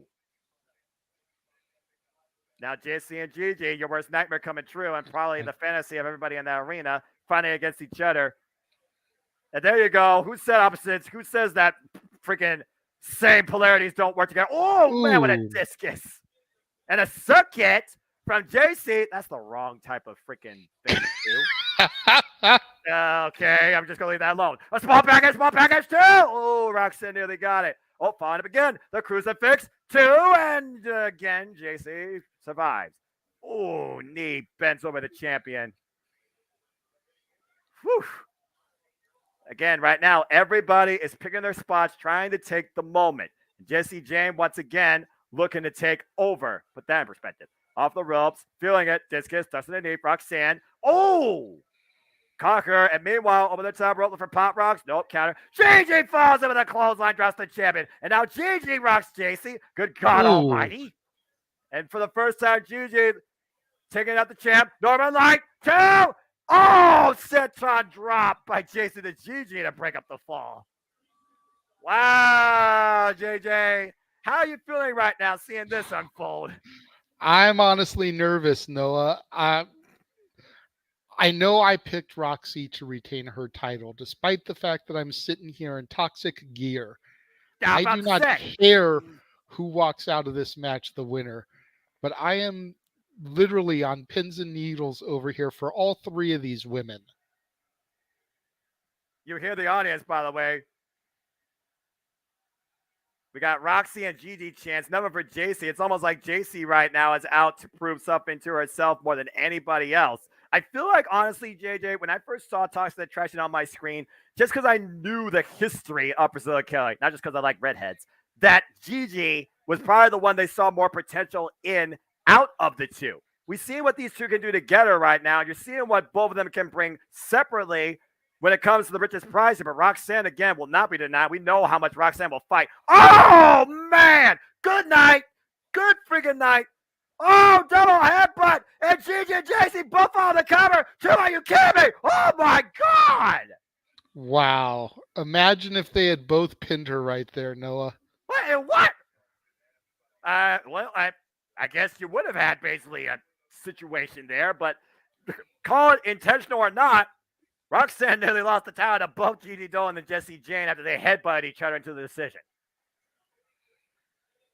A very complicated pinning predicament. One I have not seen the likes of in a triple threat match in a long dang time. And meanwhile, they took Roxanne out of play onto the outside. Oh, Gigi calling for it. Wait. Ref, you can't allow this. I mean, it is a triple threat match. I guess, to be fair, Paul, you are right. It is no disqualification, JJ. It is legal. Yeah. Gigi calling for the wood here in Charlotte. Oh, boy. Someone's about to eat wood in Charlotte, North Carolina. How many times has that happened before? And meanwhile, times of attraction, hooking Roxanne up. Roxanne barely on her feet. Whoa! Aware of the situation, thankfully. That would have took the champ out of this match. Oh, another spinning solo bench JC over. And Gigi once again coming in from behind. Oh, and again, bending Gigi over, looking for pop rocks on the floor. Oh! You got it, Noah.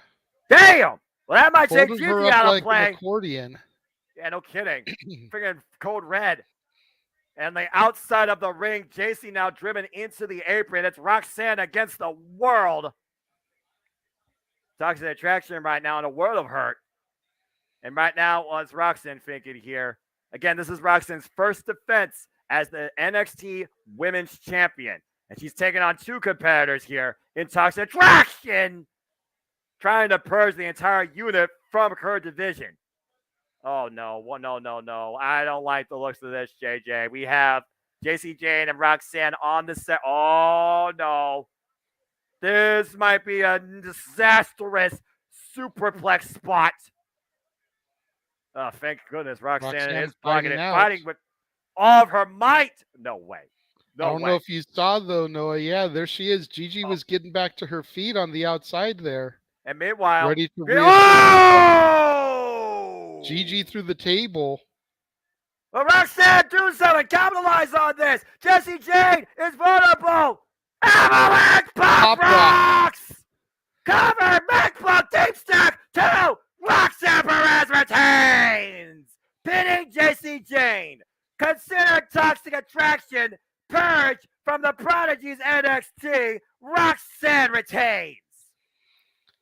I gotta wonder, Noah, if that was an audible, because it seems like they went home really quickly there. Yeah, it was a bit of an impromptu miscue, if nothing else, JJ. I think Gigi was trying to save JC, but somehow that did not work out. Let's take a look at the replay here. I think they were starting to run long on time, knowing that they've got to give some time here to Bronathan and Grayson with the steel cage. They may have made a quick go-home call because that ending sequence looked like it came way too quickly. Yeah, again, it was awkward positioning, I feel like, and there was a couple of nasty bumps, particularly for Gigi, which, again, she is the more reckless athlete. I'm just going to put it out there. But either way, JJ, Jessie Jane suspension of disbelief. Roxanne grabs her midsection. The Prodigy wins and is still our NXT Women's Champion. Congratulations to Roxanne Perez. Well, it definitely got heated up in here, but I'll tell you one thing that's going to happen 2 weeks here on the Championship Multiverse Media. Things are going to get a whole lot more colder. As we're on the road to WrestleMania, there is one stop that is going to yield some nasty weather and a storm for many to encounter. Stay tuned, folks, for our coverage of WWE's Elimination Chamber 2 weeks from today. Yeah, live from Montreal, and then, of course, from our respective studios across the multiverse of media. Sami Zayn going to challenge Roman Reigns based off of what happened on SmackDown. We got a women's chamber match to see who's going to challenge Bianca Belair for the Raw Women's title at WrestleMania. And we've got a U.S. title elimination chamber match. Austin Theory defending his gold against 5 other competitors, 3 of which have been named, 2 to be named at a later date.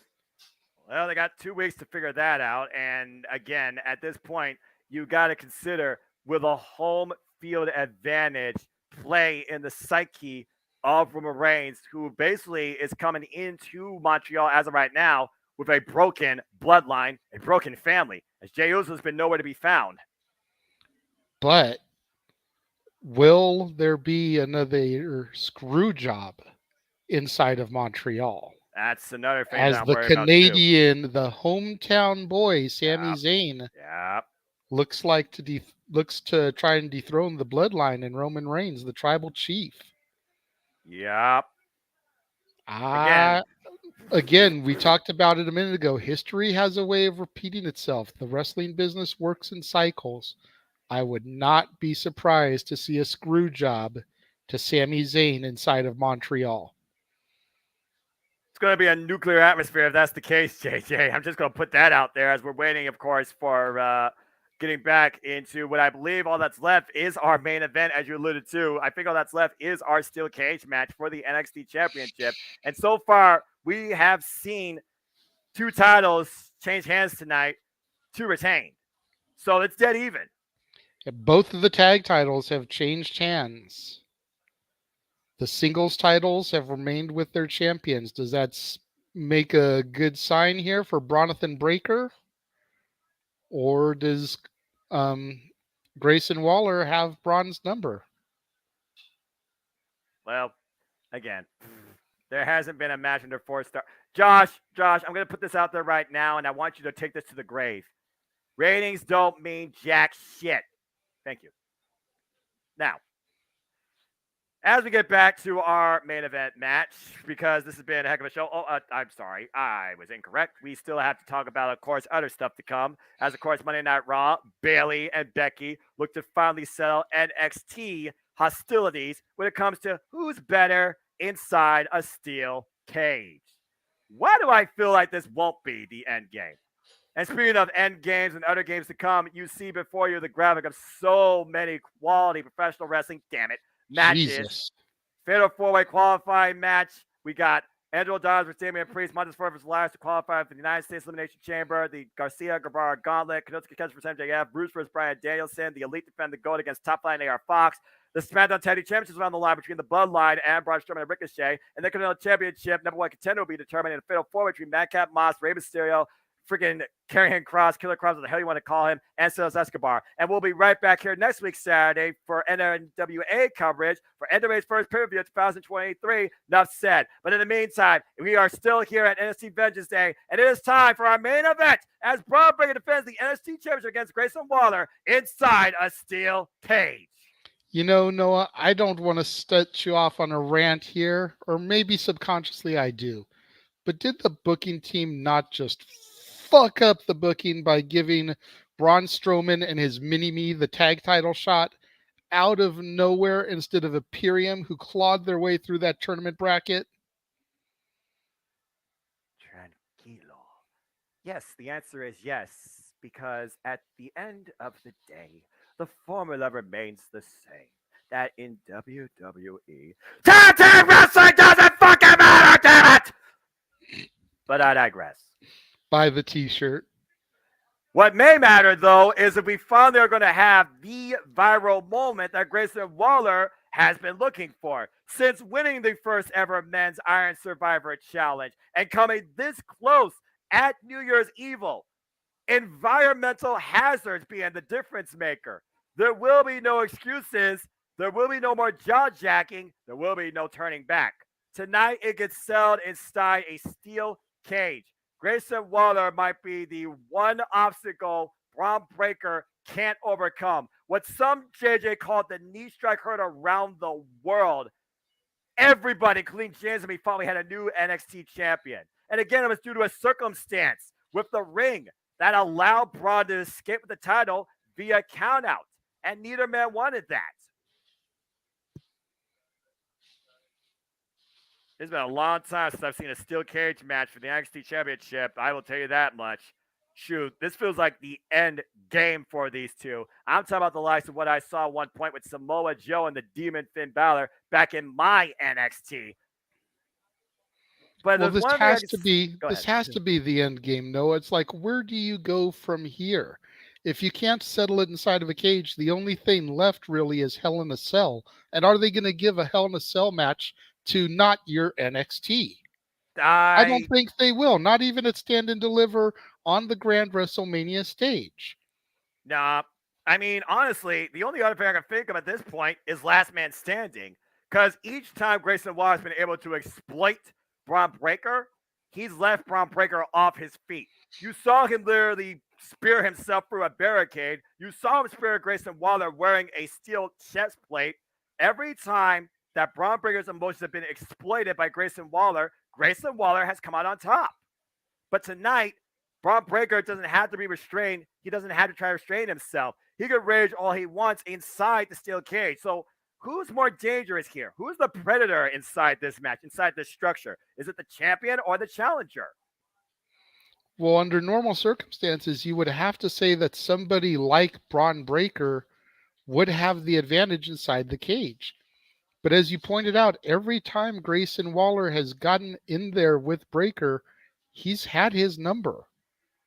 Does Grayson Waller have some way to get the best of Braun Breaker inside the confines of the steel cage? And I love that hybrid image they make there for the ending of that promo. Here you see the challenger, Grayson Waller, channeling a whole different energy tonight. Holla if you hear me with this get up. I was going to say, did he go to a Scott Steiner or a little PD Pump yard sale? I mean, I know PD Williams is an agent for the company. Jesus. Right. And there you see the champion, Braun Breaker. And there you see the third factor, the decider in all of this, a 15-foot high steel cage. There's gonna be a viral moment tonight for sure. But will it be the viral moment that Grayson Waller is looking for? He's already celebrating before he even comes out to the ring as champion. Good grief. You might as well just call him the champion now with this freaking entrance, JJ. Bottle of champagne. It's almost one of those things where I'm like, okay, is this guy celebrating his ultimate accomplishment yet to happen or a bitter, painful defeat? Are these the Carolina Panther cheerleaders? They are. They got a hell of a good set of cheerleaders, I'll tell you that much. But Dallas Cowboys for life. That's all I got to say. Thank you and good night. Meanwhile, Grayson Waller, though, also, he comes in here with a whole lot more of an experience advantage, JJ. Before coming into NXT, he was a multiple-time long-reigning champion in his home of Australia for that wrestling company down under. And he's been trained by the likes of former IWGP Junior Heavyweight Champion and IWGP Junior Heavyweight Tag Team Champion, Robbie Eagles. There's that celebratory boot that he's sure to drink from if he wins tonight. Trying to become the new gold standard of the white and gold. He's been making viral moments for the last 8 months plus. Going all the way back to War Games where I thought he broke his damn elbow. You see Grayson Waller right now trying to compose himself. Again, the hype's real. Can he handle it? Is this too much of a viral moment for even Grayson Waller to handle? What sort of effect is going to take place? And is it going to benefit the champion or the challenger? And speaking of the champion, JJ. Who let the dog out? The son of the dog-faced gremlin, Bronathan Breaker, as we like to call him here on the channel. Yeah. Making his way to the ring to defend his championship inside the confines of this ominous steel cage. That fan's like, nah, I'm over this, man. That fan was like, screw this. I wonder if Becky and Bayley are going to be watching this match to see what they have to try to top come Monday night. That's 2 cage matches in 3 days. Yeah, well, again, former NXT alumni.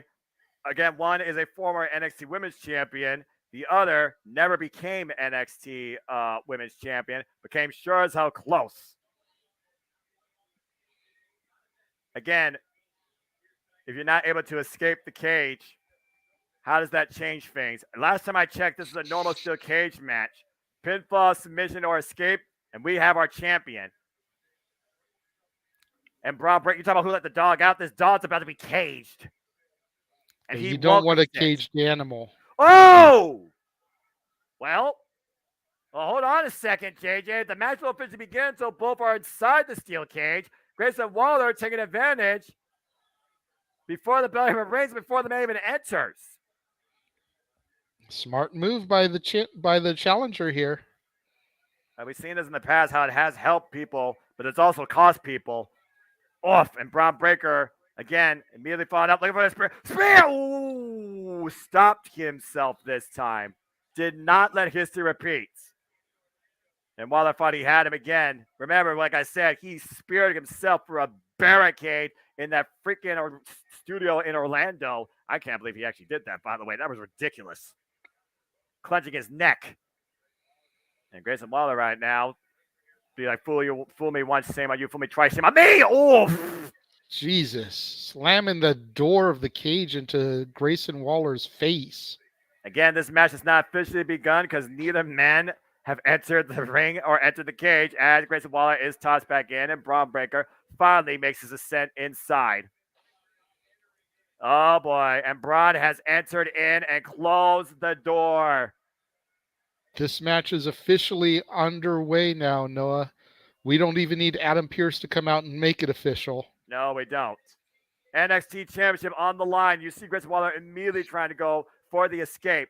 Title can change hands via pinfall, submission, or escape through the door or over the top. Again, Braun Breaker has only 2 years of actual experience, has literally been nothing but NXT, and wishes to continue to be that. He believes that Grayson Waller is selfish, only in it for himself, not in it for the brand. But Grayson Waller comes in with 6 years of wrestling experience and calls himself the uncrowned champ. You know, and Braun Breaker, to his credit, is such a beast. He possesses that raw, natural talent and athleticism that his father and his uncle did way back in their early Steiner Brothers days. Not as much when Scotty transformed himself into Big Papa Pump, but when they were doing the whole U of Michigan, Letterman jackets and everything. He possesses that raw ability. He just needs to find a way to harness it a little bit better, I think. You see the agility of Braun Breaker just sprinting and running freaking track and field, back and forth, driving Grayson Waller to the other side of the cage. That was ridiculous. And now standing vertical suplex, walking around with the man, dropping him hard. And a kip up, like you said, the capability and athleticism of this third division Steiner has definitely been the difference maker in this incredible run for Braun Breaker. Braun Breaker, let's go ahead and look at this thing again. Look at the speed. Look at the speed. Look at the impact. Boom! I feel like that standing moonsault was like the move of the week in the Performance Center because I've seen it broken out a lot here this evening. They are trained by the likes of Sarah Del Rey, and Shawn Michaels has to play a mentorship role. Ooh, as well as several others backstage, including Lord William Regal, in and out impromptu. And meanwhile, you see Grayson Waller, once again, trying to escape. And maybe Braun Breaker in a false security. Stiff shot there. Up and over. Counter. DDT. Planting the champion. Cover. One. Only a 1 count.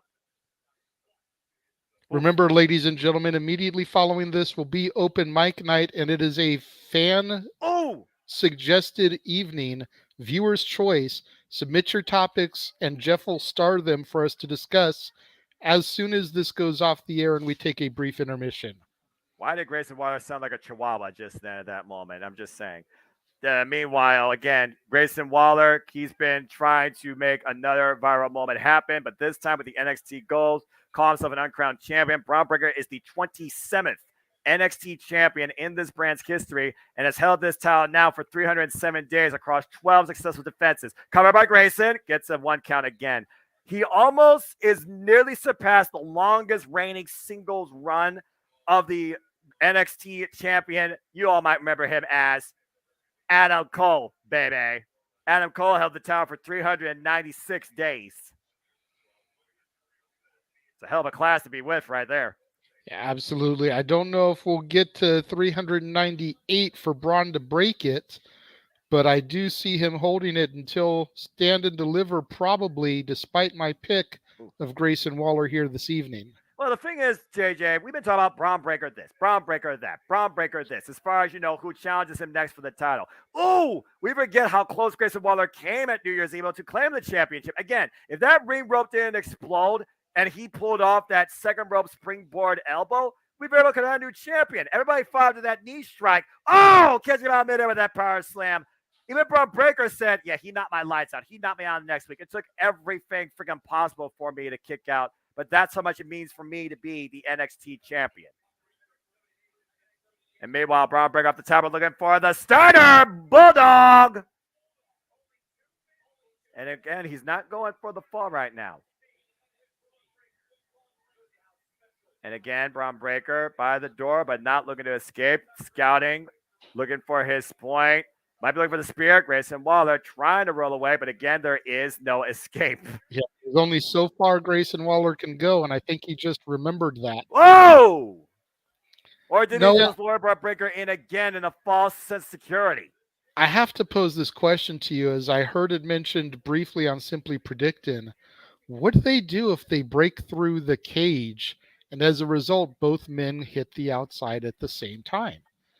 We had the rope break at New Year's Evil. Very well could be a possibility here to carry things over to Stand and Deliver. You know, what do we do? Or do we get a decisive victory prior to Stand and Deliver and allow Carmelo Hayes, the victor of the earlier match, to then get his shot that I'm sure Shawn Michaels has to be looking at as Carmelo being the most deserving challenger at this point? As one of those fans where I've seen so many structures blow up on contact with forceful impact by individuals that I'm not sure I want to see that tonight. But I guess worst case scenario, I would just say it comes down to whose feet hit the floor first, not the cage intentionally while their feet's on it, but the complete floor. Cover, 2, no, because you have to sell things here tonight, okay? You can't have another just screwy finish between these two, as Grayson Waller looked like he lifted his leg like a dog to show what he thinks about Braun Breaker. That's adding insult to injury. And right now, driving his boot into Braun Breaker's head. He's taking advantage of the champion ever since Braun Breaker drove himself into the steel cage. And once again, Grayson Waller right now working the legs. So the champion keeping the dog down without a leash, forcing him to sit. And meanwhile, on the ropes, Grayson Waller looking to follow up. Splash, impact between the ropes and the cage. Grayson Waller wearing down the champion. Again, we've seen Braun Breaker overcome the likes of Joe Gacy, JD McDonough, Ilya Dragunov, Cameron Grimes, Walter, and most recently Apollo Crews. Power of the champ come back into play. Might be looking for a power slam, but there's the break of the eyes. And immediately driven again to the steel cage. And the other side. Again, Grayson Waller is using the structure to his advantage, and that's probably the best thing you need to do in this scenario, JJ. Oh! Wow! That was a pretty unprettier, and a kick out at 2. That was a great, just out of nowhere, unprettier there, JJ. Impromptu overhead, hooked him up and took him down. Take a look at the replay here. Very innovative. Ooh. Again, from Australia, Grayson Waller's all about surfing. Tonight he hopes to surf the internet with the viral moment of him as the new NXT champion. Oh, boy. And again, I wonder if Braun Breaker recovered from that spear in the barricade that happened on January 24th, because he went full on first through that damn thing. Yeah, he did. It looked incredibly devastating. I was worried for Braun there for a moment there. No kidding. Again, when Braun Breaker is emotionally instigated, is he at his strongest or at his weakest? And wait a minute, Braun Breaker. He's at his weakest. Whoa! Frankensteiner off the top. And a cover by Braun to retain and gets the 2 counts. Shades of his uncle there with that one. Well, again, we're talking about the third or second, whatever generation. I lost the number. Steiner here. Again, you talk about Scott Steiner. You talk about Rick Steiner, the Steiner Brothers, WCW. You talk about tag team champions, former world champions in their own right. He has a long lineage that he carries with him all the time. And we've seen how many times his opponents try to use that as an insult. And sometimes it's hard to come out of your famous family's shadow. I think Braun's done a good job in coming out of his father's shadow, but will he ever be able to get out of his uncle's? That's the main question, I think. And meanwhile, there's a knee strike, and look up the top rope, JJ. The elbow drop! The elbow drop! Do we have a new champion? Is this it? The viral moment? No! Not enough. Oh, man. Sudden impact. He caught him with that freaking knee strike that knocked Braun's lights out, and New Year's Evil nearly, and then springing off the top rope, all the elevation, underneath the leg, elbow drop. But still not enough to dethrone Braun Breaker of the title. You saw Grayson jaw-jacking there going, okay, Braun. He's trying to figure out what it's going to take to put the big man down, locking him up in the ring, the ropes there. What's he doing here? I mean, at this point now, he can just walk out, right? Uh-oh. Oh, man, bringing that boxing back into play. He's going to go body bag on him. Again, bare knuckle boxer in his own right. Amateur boxing background. Grayson Waller. Oh, drop kick. As you said, trapping the champion in between the ring ropes. And Braun can't do anything to fight back. Well, again, those are steel cables. It's not easy to unwind them.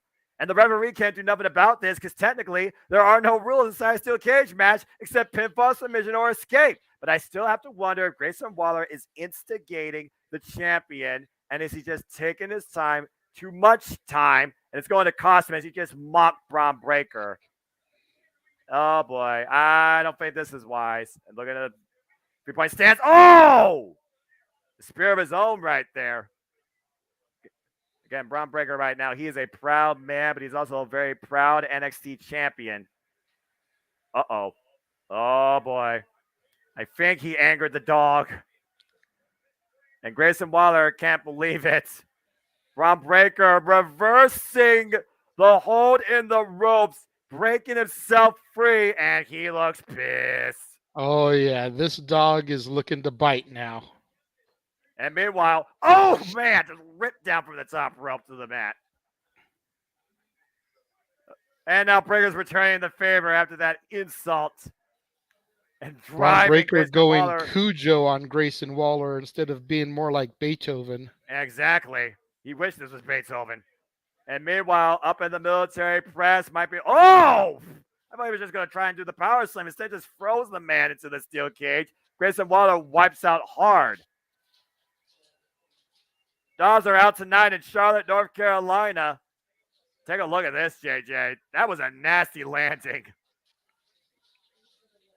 Braun Breaker now with his own three-point stance in the corner. Might be looking for the spear. Oh, good agility by Grayson, though. And Braun stops him. Oh!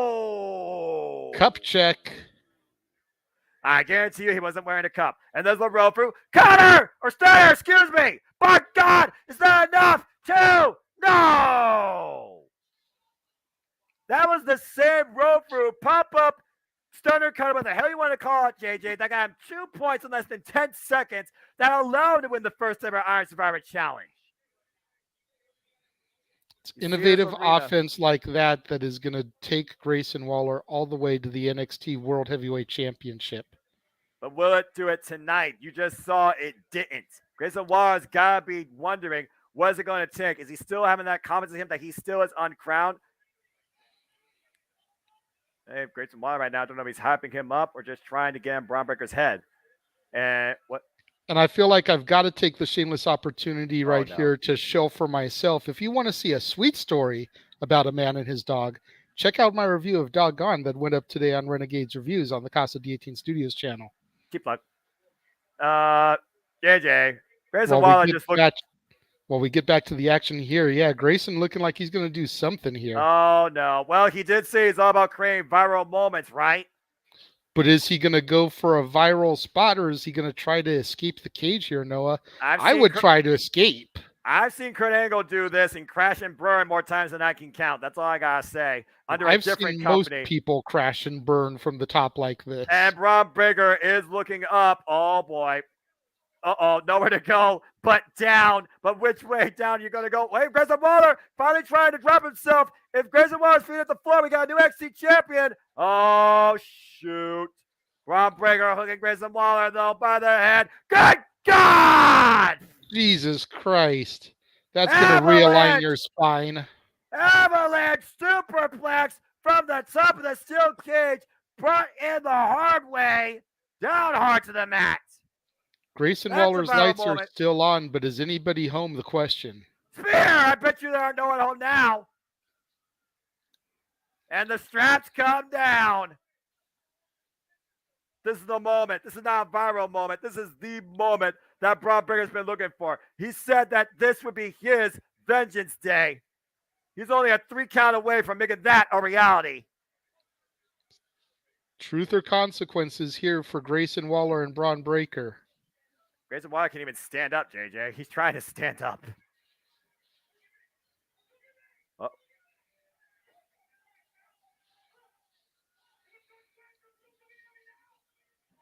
Braun Breaker telling him, do you want to talk trash now?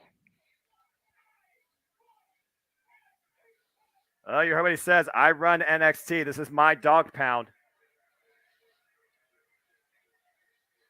And you still hear Grayson Waller subtly mocking Braun Breaker as it gets another spear. Cover 1, 2. The dog still rules the yard. Braun Breaker retains. Hell of a cage match there by these two competitors. It definitely was still Braun Breaker's night, his time to shine. No love lost for Grayson Waller. Did a hell of a job challenging, but at least we got a decisive, clear victory here this evening at NXT Vengeance Day in Charlotte, North Carolina. You gotta wonder, is this the viral moment that Grayson Waller expected tonight? I don't think so. Either way, Braun Breaker finally shuts this social media idiot up. Let's take a look at the replay here. That ridiculous avalanche superplex from the top of the steel cage. Grayson Waller, higher elevation. Braun Breaker on the top rope, bringing him down the hard way. And the first spear. And notice he didn't go for the fall. Braun Breaker was out to prove a point tonight. The heart, soul, passion, pride of this guy, when he says that this is his NXT, damn it, he means it. And then off the ropes, building momentum. That second spear driving Waller near in the cage was enough to shut this viral mogul up. And Braun Breaker continues his incredible run as the current NXT champion, celebrating from the top of the steel cage. Dogs bark proud tonight. Oh, ho, ho, ho, ho. And here comes Carmelo Hayes. Just as I predicted, is he laying claim to be next in line to Bronathan Breaker? Again, we saw Carmelo Hayes go 2-0 against Apollo Crews. Melo don't miss. But Braun Breaker, he shows you what happens when he's pissed. For NXT Vengeance Day, where vengeance was served in more ways than one, I'm the Smith Noah Foster for the Renegade JJ Williams. NXT is back on the road. Happy Vengeance Day to all. Thanks for tuning into this first half of this Jeff Meacham Network Watch Along production as Overmind Night Viewer's Choice comes up shortly following this intermission.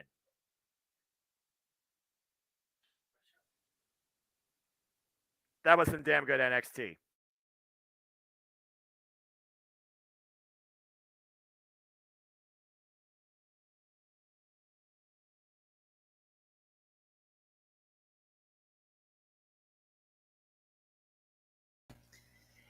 As we count down to the beginning of Open Mic Night, everybody go grab your drinks, grab your snacks, go use the potty if need be, and come on into the green room if you have the link. If you don't have the link, get the link, and we'll be back after this brief 10-minute intermission.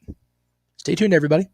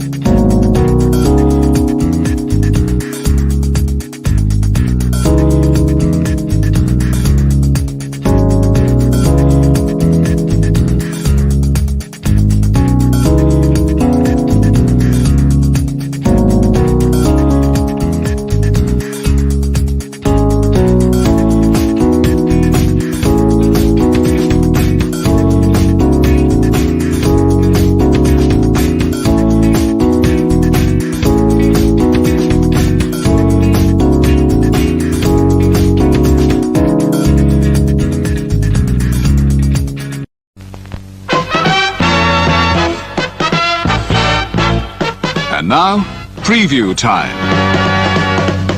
So let's take a look at what's coming your way.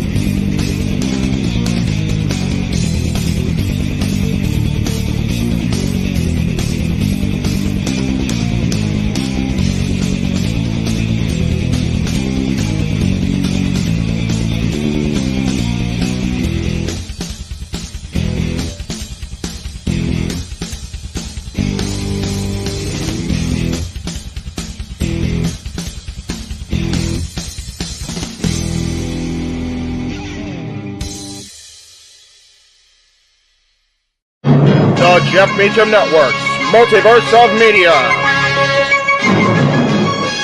For over 15 years, the recognized symbol of excellence and the standard bearer in coverage of sports and entertainment. JJ, Jeff, you want to kick this thing off? Because I'm still trying to process everything here. Yeah, it's like, who wants to go first? Yeah, who wants to go first? Well, come on in. It's open mic night with your host. you could maybe say there's really 4 topics, but it's split into 6. The Renegade, JJ Williams. The Sammy and Eddie Kingston thing, which one's the better smelling turd? And his panel of co-hosts. I am the founder. We'll call me that for today since we're going with the Jeff Jarrett love theme here this week, according to JJ. The West Coast Professor, Jeff Meacham. Karma is karma. That's professional wrestling! Damn it! The Simple Man, Noah Foster. It's showtime. Yeah. How you doing, JJ? How you doing, Jeff? James. Yeah. And the He-Man, James Hebert. Imagine Bill Burr, Joe Rogan, Paul White, the Baldies. There you go. It sells itself. Get in there. Short his ass and shit the bed. He's not Amber Heard. Give it time, JJ. Give it time. Now, I'm sure Jeff has some stuff that... Dumb move. Just don't pull this bullshit again. You get one. Tony needs to stop caring about the ratings. Bradshaw said as long as the ads are in place, we're not going to lose that third hour. Real Honor does not have to be AEW Live. They don't necessarily have to coexist with each other. We kind of saw that tonight to a degree. Along with a panel of guests. He is no longer glorious. Don't you bring that up. You want me to rant about what my NXT used to... No, we are done here for the night. I swear, James. Because you never know who may show up for open mic night. I leave our company in the capable hands of an extraordinary group of superstars, employees, and executives. The first thing that came to my mind was, it's about damn time. Amen! I literally touched everybody in the state's trash. It's horrible, you guys. Peyton's new thing is Dennis the Menace, but it's funny because she calls it Dentist the Medicine. And that's great. When Elliot Taylor came out and did Born for Greatness live, I was popping my pussy, having a great time. I didn't care. I was having so much fun. Sit back, relax, and enjoy the show. Fuck Bill Belichick.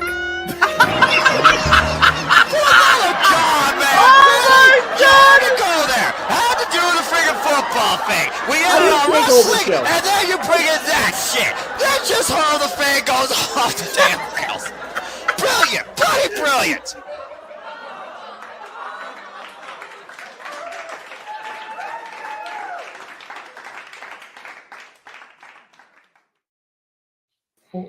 And it is time for what will hopefully be another bloody brilliant episode of Open Mic Night here on the Jeff Meacham Network, across the Jeff Meacham Network, multiverse of media, as we come out of WWE NXT Vengeance Day. Let's go ahead and bring in the panel here this evening. We've got the simple man with the spectacular voice, the man who just called the action so beautifully here alongside me, Noah Foster. The Hebe man, James Hebert, making his first appearance of the evening. We've got the simple man's best friend, Paul, in the house. We've got everyone's favorite youngster, Josh Mansfield, in the house. And then, of course, the man whose name is on the marquee, Hollywood Meacham. What is that? Drink number 3, 4, 5? Only number 2. Wow. That's a shock. I'll be catching up. Don't worry. Fuck.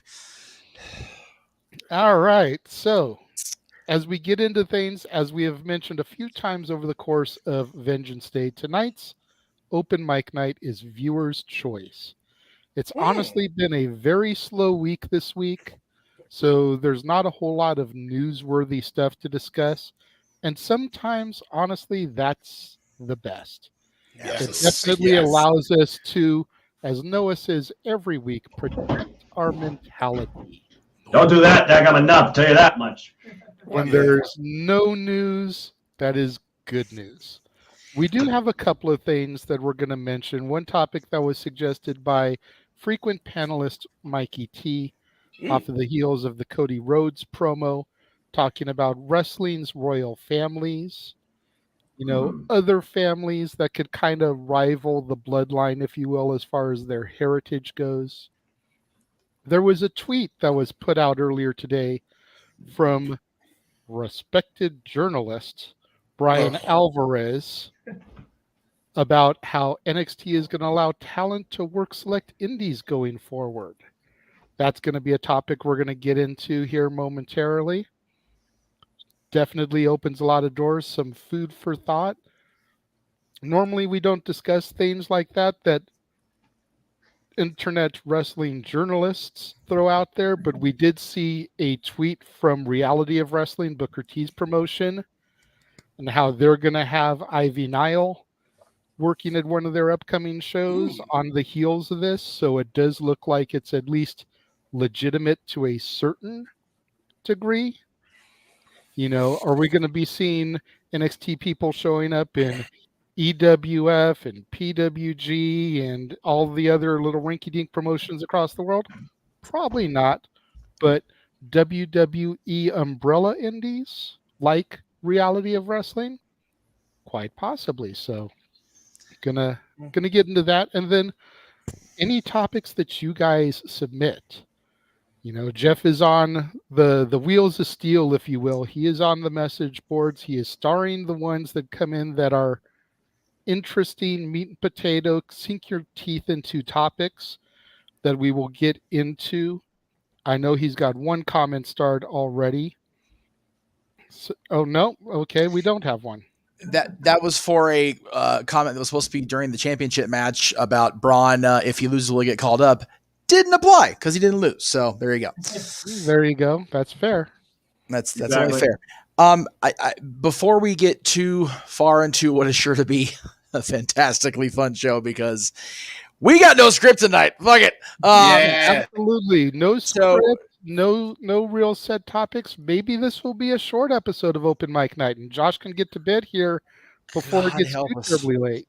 God help us all. But I do want to briefly, and I mean as briefly as humanly freaking possible, talk about the in memoriam we had prior to starting the show, because there were a lot of people on that list just this week. Well, since we last did, we didn't do one last week because the Rumble was so batshit. We wanted to get right into this show. Yeah.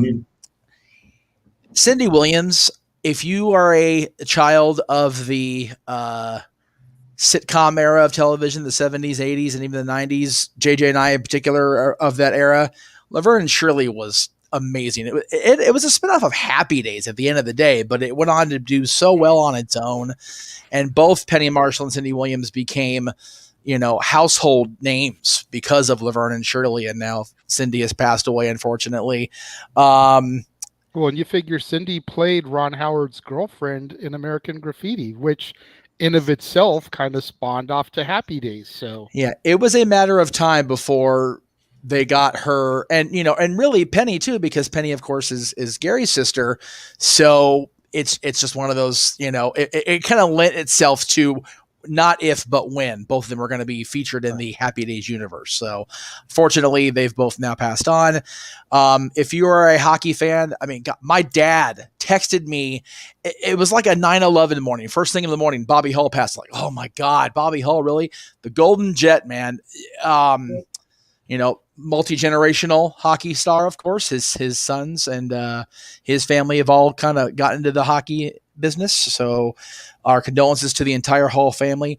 Lisa Loring, if you were again, sitcom fan even before JJ and I were born, the original Addams Family television show that's been in syndication since 1960, whatever the hell it was. She was Wednesday Addams before Christina Ricci made us question whether it was okay to have so much hots for a little girl. I mean, really. Lisa Loring was this cute little precocious little thing that was on the show every week and just stole the show damn near from Carolyn Jones and John Astin, which was no small task, especially both those people in the 60s. I'm just kind of going through this ridiculously long list, which sucks. I got to say, I was a little bit shocked at your placement of the in memoriam. I usually, when I'm producing, throw it just before the Open Mic Night intro itself. That way it's a little bit closer to the end. I just wanted to kind of get it out of the way. I really did, because I mean, there's so many this week. It's like I said. Send me the link. I'm going to mess up Annie's last name. Forgive me. I've been watching her for years, so forgive me, Annie's family, if you're actually watching this. God help you if you are, by the way. Annie Wershing, who has been on General Hospital 24. She was most recently on Star Trek Picard as the newest incarnation of the Borg Queen. 40s, only 45 years old. That's ridiculously young. Too young. She passed away this last week. Lanny Poffo just the other day. People kind of unfortunately lump Lanny in with with the Macho Man because they're brothers. Randy, of course, passed away more than 10. I can't believe Randy's been gone 12 years this year, Jay. Think about that. We did that little tribute in the hallway 12 years ago. Isn't that banana? It's bad shit, right? Lanny, we had heard that Lanny had been sick in recent years, so it's unfortunate. And Jim Duggan had to be the guy to break it to us all, which sucked. Poor Hacksaw, who's come off a hell scare himself. God bless Hacksaw. Kenny J, longtime AWA wrestler. He was around before there even was an AWA in Minnesota. He was wrestling for Vern. Not a whole lot to say, not a whole lot of knowledge, unfortunately, even my historical self. A lot of people in the room will know the name George P. Wilbur like that. A lot of us won't. He was the man behind the shape in Halloween 4, The Return of Michael Myers, and Halloween, The Curse of Michael Myers, in reshoots anyway for part 6. So, I think it's the first time we've lost one of the primary Michaels. So it's a little bittersweet. So our thoughts are with the entire Wilbur family, the entire Halloween community. We're getting ready for 45 years of terror coming to Pasadena here in a few months, and we have to do without George now, and it sucks. To answer the question in the chat room, yes, we are going to start with open mic night thoughts. I'm already clearly shouldn't be drinking. Anyway, I did produce a graphic. Did I actually post it? Because that would have been neat. I didn't do it. Of course I didn't do it because I'm not paying attention to my damn self. But for those of you in the room here that weren't on the call for Vengeance Day, which took place in 2023, by the way, not 2003, for those of you who saw the title of the show tonight. Yeah, I made sure I went in and I edited it in my studio as soon as I pointed it out. Yeah, please, everybody that was featured, which was Noah's channel, James's channel, my channel, and JJ's channel, please go into your YouTube studio and edit that title before I look like a complete dumbass, because I already feel stupid enough as it is. You're in it now. Appreciate you, kids. For Josh and Paul, if you're in the background, or I don't know where you went, Paul, but you went home. I was going to say, I think Paul may have taken off for the. Where is your headset, by the way, Noah? Where did that go? He threw it off and ensured jubilation how awesome the show was. I took it off temporarily so Paul could speak in the background. So for everybody that was not on the call, so basically myself and James and Josh, what were your guys' thoughts on tonight's presentation from the WWE NXT brand? I'll be honest, haven't watched it because I've been absolutely swamped with just about 1, 2, 3, 4 things today. I think that's 4 today. Hey, 4 for you is low, so good on you for having a light day. Right, for real. I appreciate it. Jesus. 4 for you is a light. That's a day off, James. Enjoy it while you got it. Shit. Right. So to recap, I think I actually put the results up, which would be really neat if I did that. Am I actually prepared for this? I'm not. Of course I did. That would be too damn easy. I almost finished it. I had everything but the men's championship match.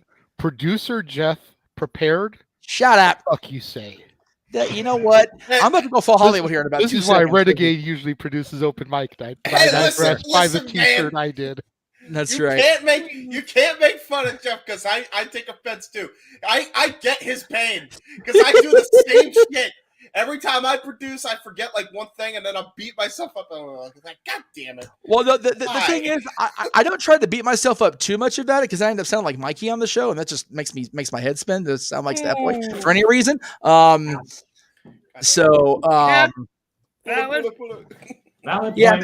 point. Out of line, but not wrong. I said what I said. Anyway, so you're talking about Stat Boy. You're not out of line. Well. Either Mikey will apply on that one. That's okay. Mikey T is just Mikey T. Mikey T is just awesome, and he's our resident stoner, and we love him. Sometimes tolerate him. Most times. Damn. Josh, what say you about the card to our let's see, stage left, but our right here on screen?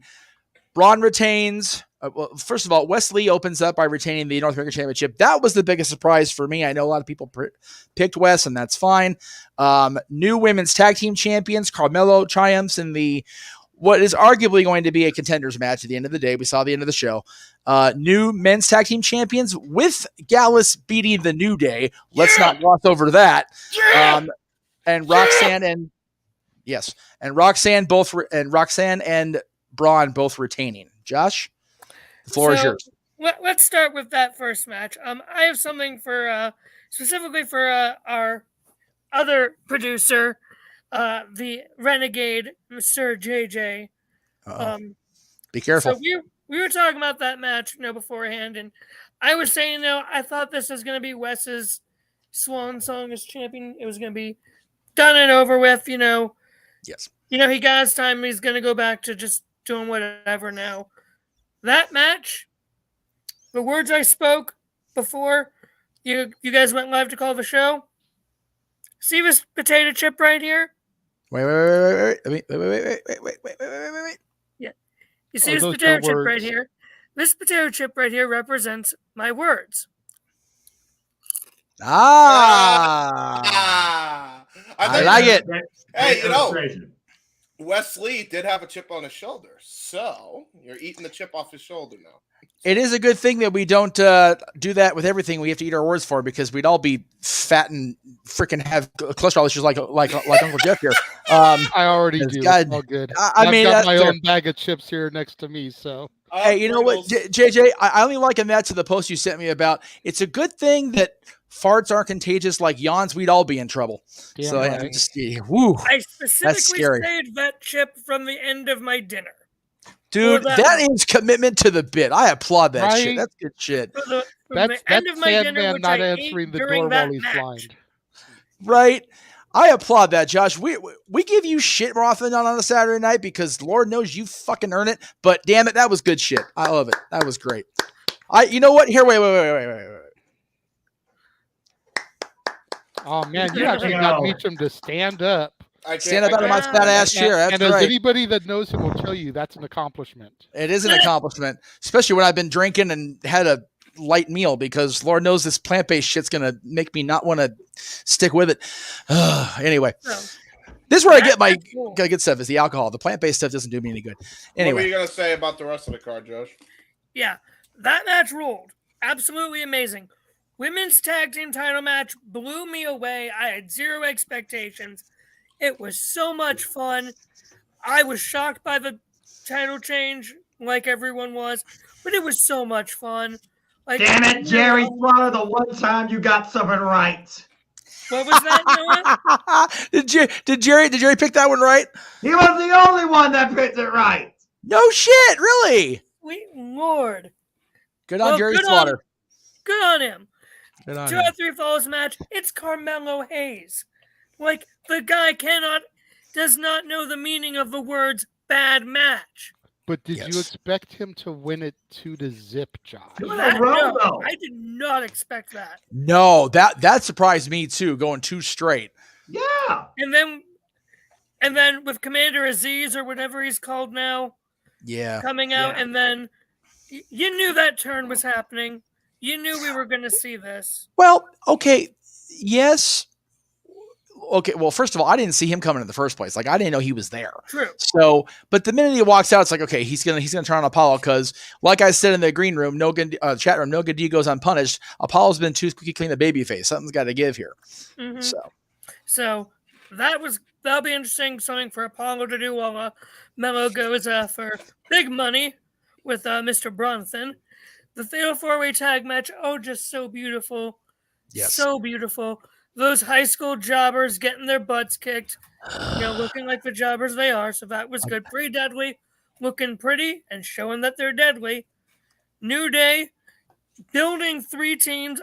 I will say building up and showcasing 3 teams, and just doing their job as the veterans and actually taking the fall, doing the JOB themselves. That was impressive. I expected them to lose. I expected them to lose to that team. I did not expect them to actually take the fall. It would have been probably more beneficial if they would have pinned Kofi over Woods, but I digress. Either way, right team won, Gallius won, and Noah got a happy ending with that match. Okay, hang on. First of all, what'd you call him? Gallus. Gallus. Okay. I heard Gallius. Yeah, I heard Gallius too. Gallius. It's like I've you can't accidentally sit here. said it a couple times. You my can't bad. sit here talking about the right team won and not even call them by the right name, Josh. And then my joke Maybe you got need to lost go in the back ending to there with Chase my University and learn some pronunciation. Nay. We heard your joke. Just because you can't say the O word doesn't mean you can say happy ending either. Knock it off. I got a joke about Chase University. Ready to hear it? Okay. Always. All right, cool. You know what their greatest sports is in Chase University? And it wouldn't be wrestling like you would think. What? It's track and field. That's why they're called Chase U, because they're chasing you.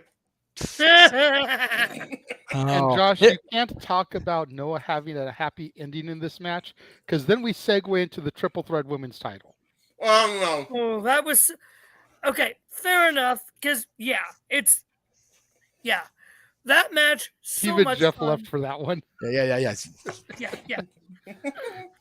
I was thinking about touching that, but that lends a joke itself. So that's it. Let's just say where we're going.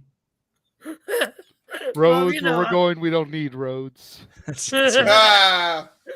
that road match less was just traveled. I get it. All right. Adrenaline. And Let's try to get back on track, okay? Let's not chase Noah away in the first 20 minutes of the broadcast. Right. That's fair. I love you, Noah. Let's get at least one topic before Noah decides to break out the Moxley book tonight. Seriously. Yes. At least one the topic. triple threat match was so much fun to watch. Yeah, it was. Just like from a wrestling perspective and a storyline perspective, absolutely chef's kiss. Now let me ask you, Josh. Let me ask you: did it look like the ending was rushed? No. Like you don't think that they told them to go home quicker than they had planned? Because it seemed like the ending sequence to me and Noah, with Gigi going through the table, and then the pop rocks off the top turnbuckle there to JC. It looked like all that came like really quick. Like they had gotten in their ear, hey, we're starting to run long. We still got the cage match. Let's go home. Mm-mm. No? They started a good amount of time before the cage match. They ended like 10 minutes before 11. So Okay, it came off to me and Noah like the ending sequence was rushed. I was curious about the other people that saw it. no, I thought that looked like that was what was planned. Same question to you, Jeff, when it gets to you talking about it. Jeff is AFK right now. Uh-oh. Yeah. I thought that was how it was planned. I mean, it was brutal seeing her go through that table. And then the top rope up. Why is the finisher name escaping me? Pop rocks. Pop rocks. I thought that's what it was. From the top rope, Thing of Beauty, absolute right call with Roxy winning. Full on. Now she can go on to lose it to Cora Jade or AJ Lee Jr. Wow. Hot take. Tell me I'm wrong. Tell me I'm wrong.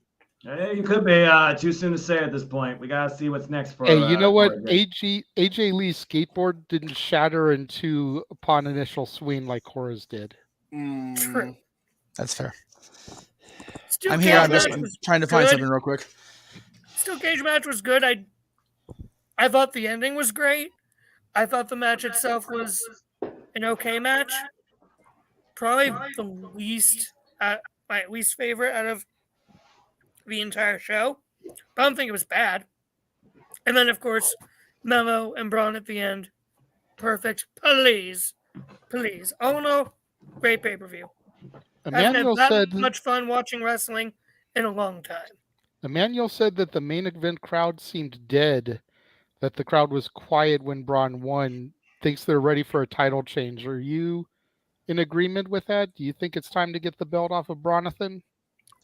I love him, but yeah, it's time. He's had it for what? Over Almost a full year, because he got it back from Dolph and Stand and Deliver WrestleMania weekend. Well, It's yes, 307 Dolph. days but right now. I count Dolph as a little, how do I want to put this? Asterisk between the title reigns. Yes, it counts, but I count it as a little asterisk between his first win and then beating Dolph Ford on Raw.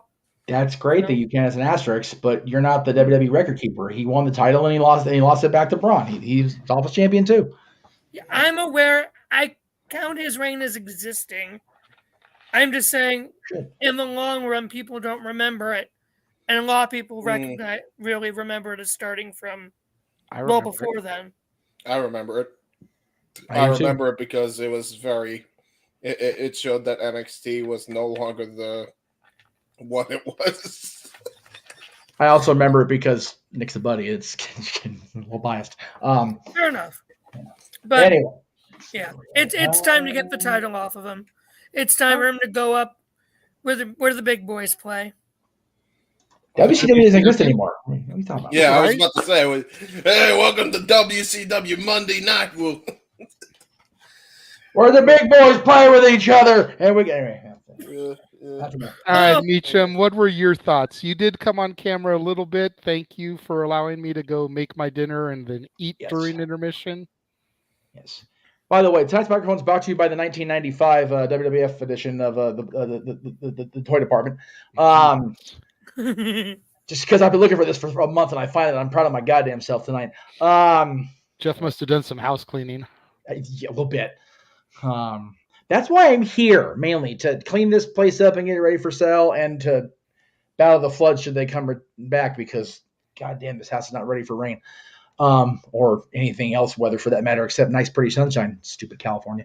Anyway, I enjoyed the show. I enjoyed being able to watch it, and that was the key thing for me. I don't get a whole lot of opportunities when I'm producing these, or even when I'm not producing them, when I'm just, at home watching, to just watch and enjoy as a fan. And I was able to do both tonight. I was able to, pop in when necessary to help JJ out when he needed to do his dinner time. And I was able to still enjoy every bit of the show. And I cannot stress enough how awesome that is, because NXT, I saw it on Twitter. Our buddy, the Cleaver, Colin Andrews, says he still, has a hard time, or something to the effect of how far NXT has fallen. I like tonight's show.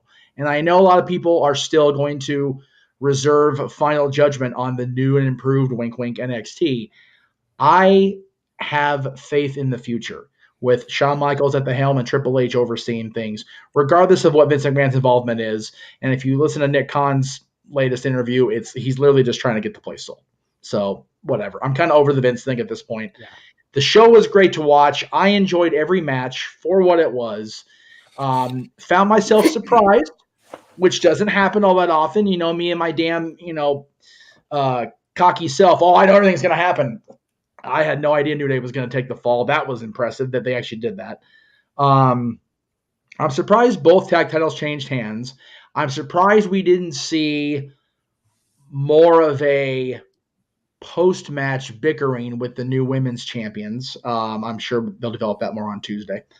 But it's cool to see that Sean is not afraid to hit the reset button at certain points of his show. I like that.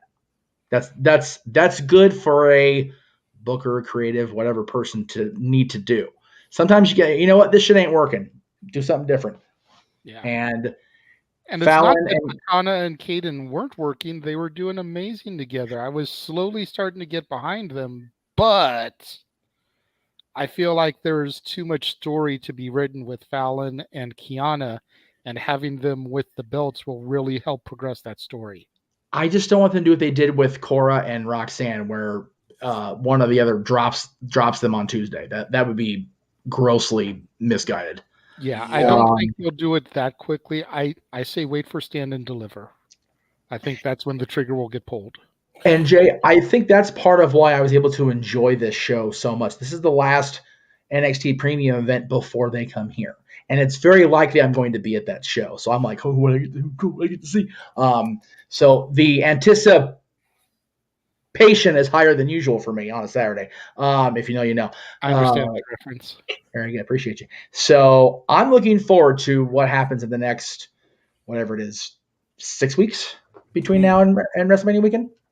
So it's all roads, as Noah said, lead to the Crypto.com Arena and SoFi Stadium at this point. And it really starts with NXT. If you figure WWE premium event wise, yes, there's the Hall of Fame. Yes, we're going to cover that. Yes, there's SmackDown at Crypto, but NXT Stand Deliver is really the brand that will, as they've done for so many years, set the pace going into WrestleMania. And this show really put them on the right path to that, I think.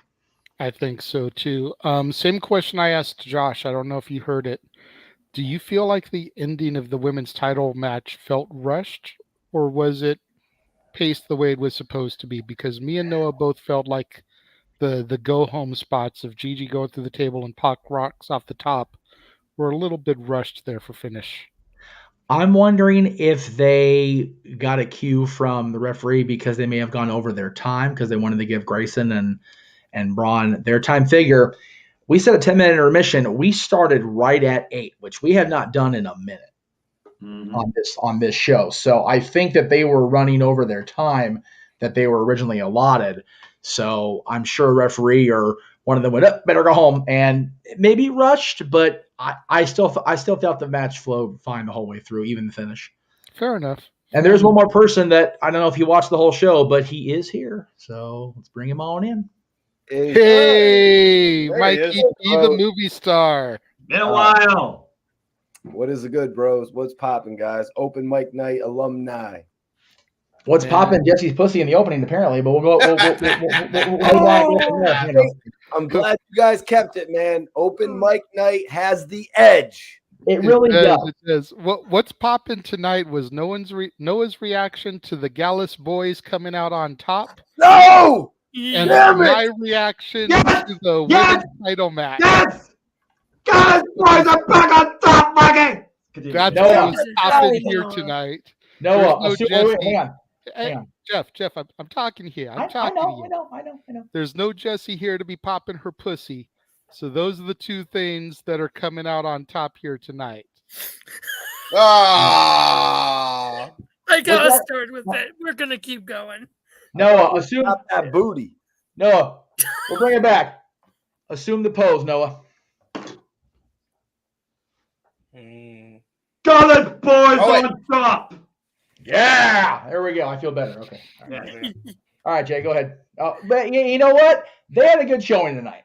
I didn't mention going to depth on the tag title match, but Chase U, they've grown on me like a fungus, but they've grown on me. They really have. I'm gonna be 1,000,000,000% honest. What has made Chase U grow for me is Thea Hale. Oh, yeah, she's the thing that puts the presentation over, but I will give Andre Chase credits due. Heck of an effort, but Thea Hale, that energy is unmatched versus anybody else inside that arena that whole night. There is an infectious passion with her that actually makes me care about the act. Also, Duke, though, you guys, because for like the last 3 months, you just thought that Duke was actually going to turn his back on Chase U. But now it's like he's kind of like quirky and it's getting over. He's like Baron Corbin light. Not Baron Corbin, excuse me, Wade Barrett light. I was going to say, let's fully curse Duke like that. Jesus.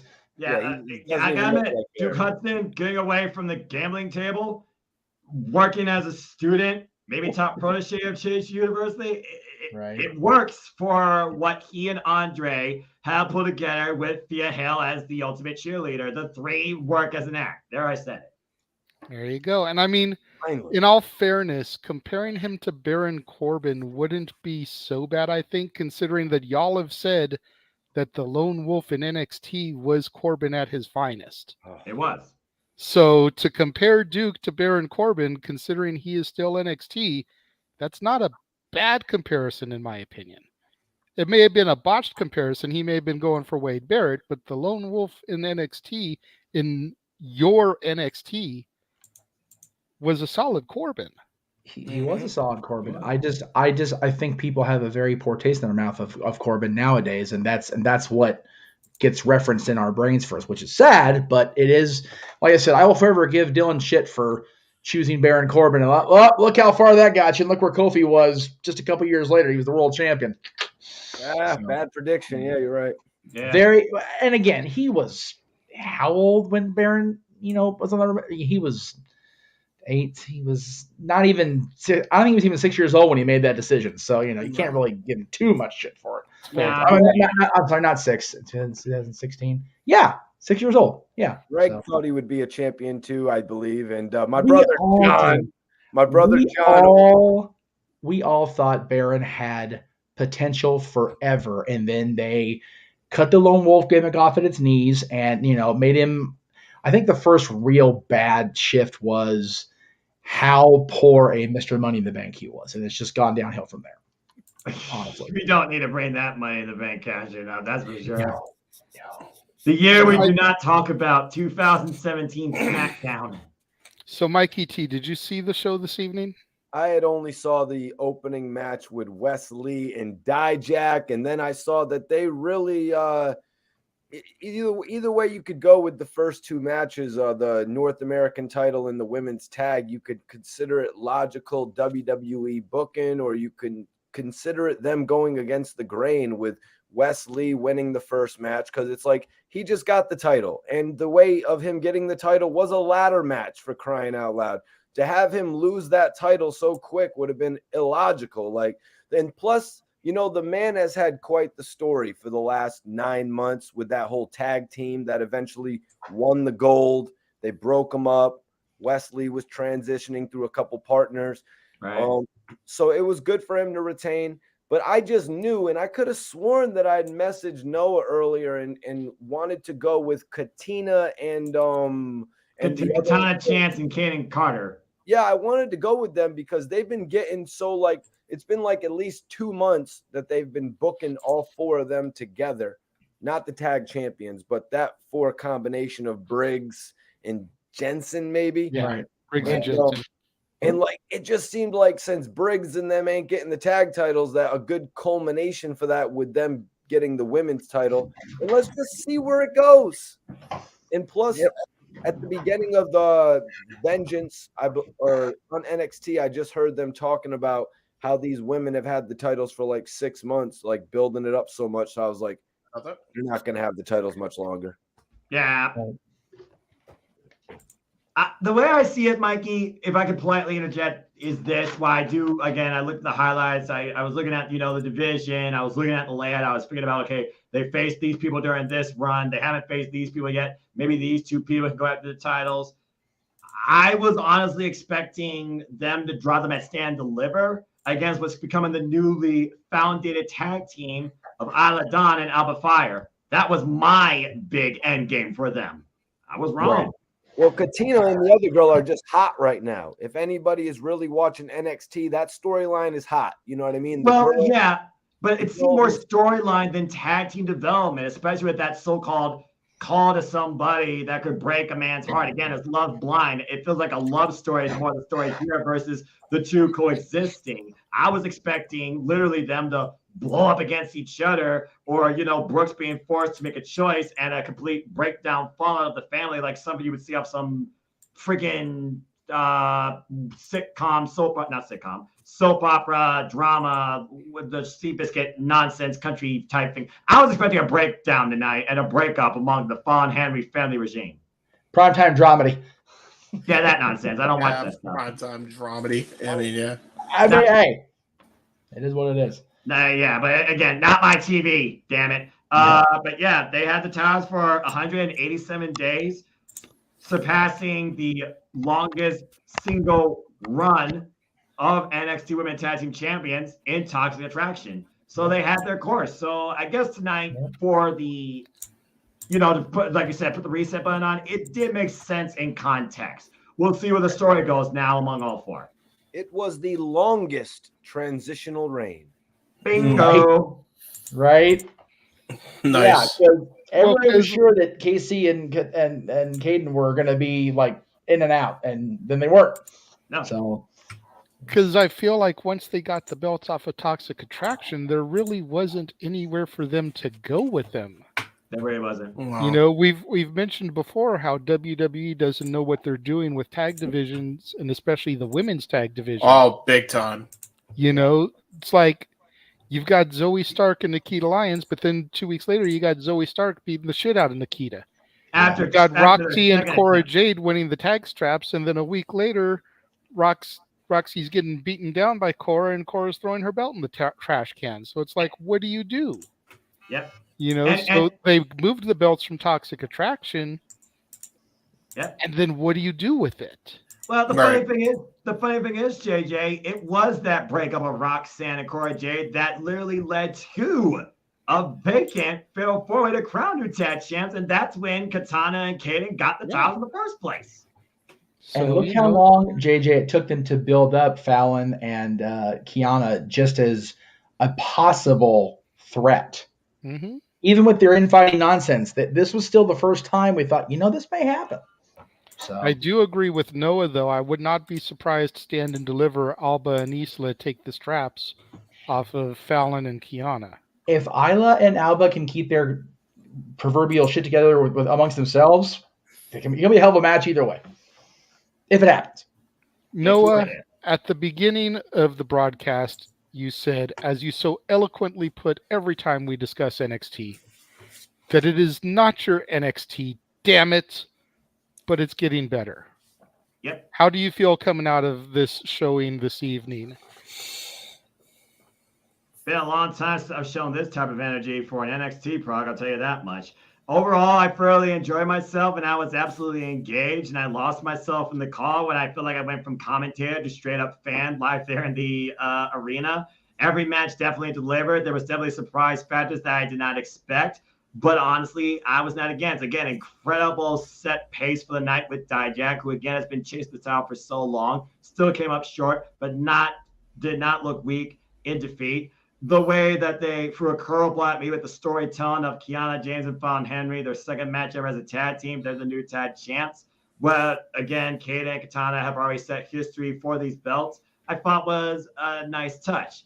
And then you have the 2 out of 3 falls, which really surprised with the fact they literally went 2-0, literally showing that Melo don't miss because he didn't have to fight back at all. He made sure Apollo Crews could not render a decision. The whole aftermath with he and his former general from Nigeria royalty, kind of weird, but okay. Now it's a sub feud to happen in NXT.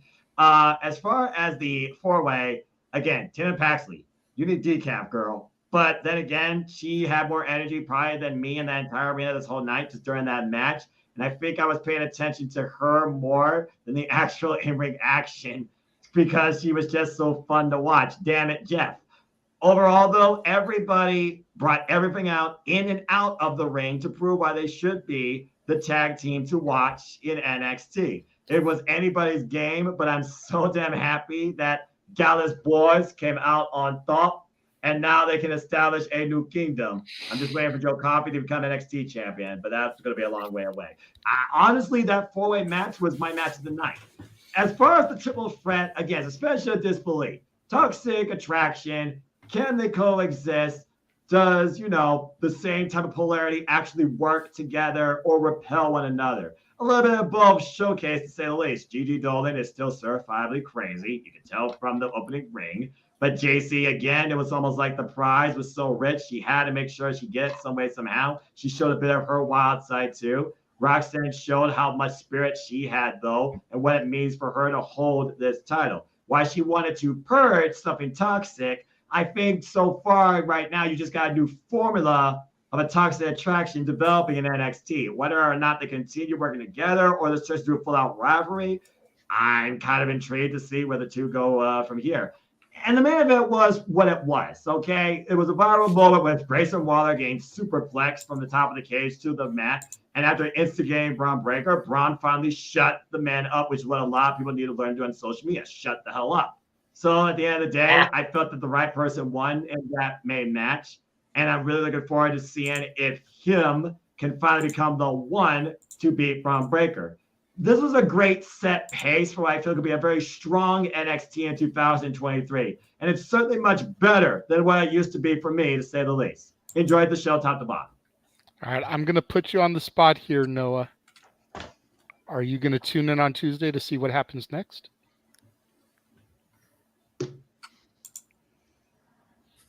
They didn't preview anything regarding what's going to happen this Tuesday night. So I am going to say, because they didn't give me nothing to consider on, no. Okay. Fair enough. Go ahead, Follow-up Jeff. I question. saw your hand up. Yeah. Follow-up question. Good old JM gives you a Chase U style hall pass for a night. And you don't have to call the show. NXT comes to Ohio for a live event, for a premium live event, or even a house show. Do you go at this point?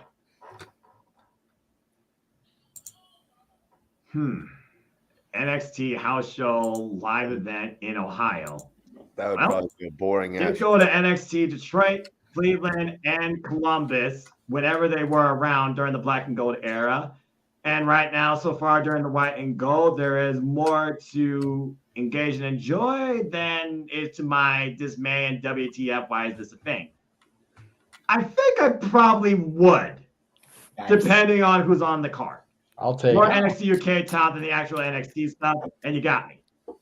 And Mikey, for the record, I went to an NXT house show in Bakersfield. I was set up for boredom, and I still enjoyed myself.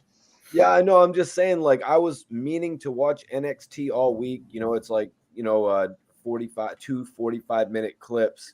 Right. And like, I haven't even been able to watch that. You know what I mean? So going to a live show of that, I feel like it would probably be worse than going to a WCW show back in the day, which I know JJ went to one, right? I did. I was going to say, you know what? I resemble that remark because I went to a WCW Thunder in October 2000. No! I was going to say they were at their worst in the Long Beach Arena. Yeah. Granted, I got a free ticket from one of the superstars, but still. Oh, nice. Yeah. He went to Thunder in 2000. He a glutton. So. Yeah, got pictures with Stasiak and Palumbo when they were still a team together. Nice. Reno when he was the hardcore champion. Remember Reno? Yeah, no one else does either. It's okay. Yeah, exactly. Yes, Josh.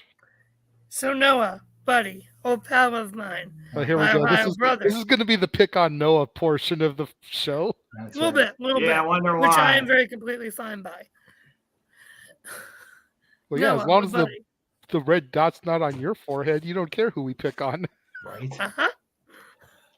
So Noah, if NXT puts out, their lineup or what they're going to advertise for Tuesday, if they put that out like tomorrow or Monday, is there still a chance you might decide to tune in? You Possibly. said no, but you won't because there's nothing advertised.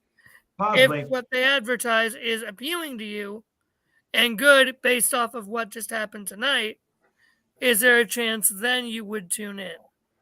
Possibly. Depends right now on which side they focus on, the NXT UK side or the actual NXT side of things, because I'm still heavily NXT UK versus NXT. And that's the real kicker for me, which is why I'm so damn happy and I popped out of my seat when the Gauss boys finally got their spot on top. So it depends, again, what they put in front of me. But as far as this week going into Super Bowl week, there's only one thing I'm looking forward to, and that's Wednesday night championship fight night with Jamie Hayter and Allie.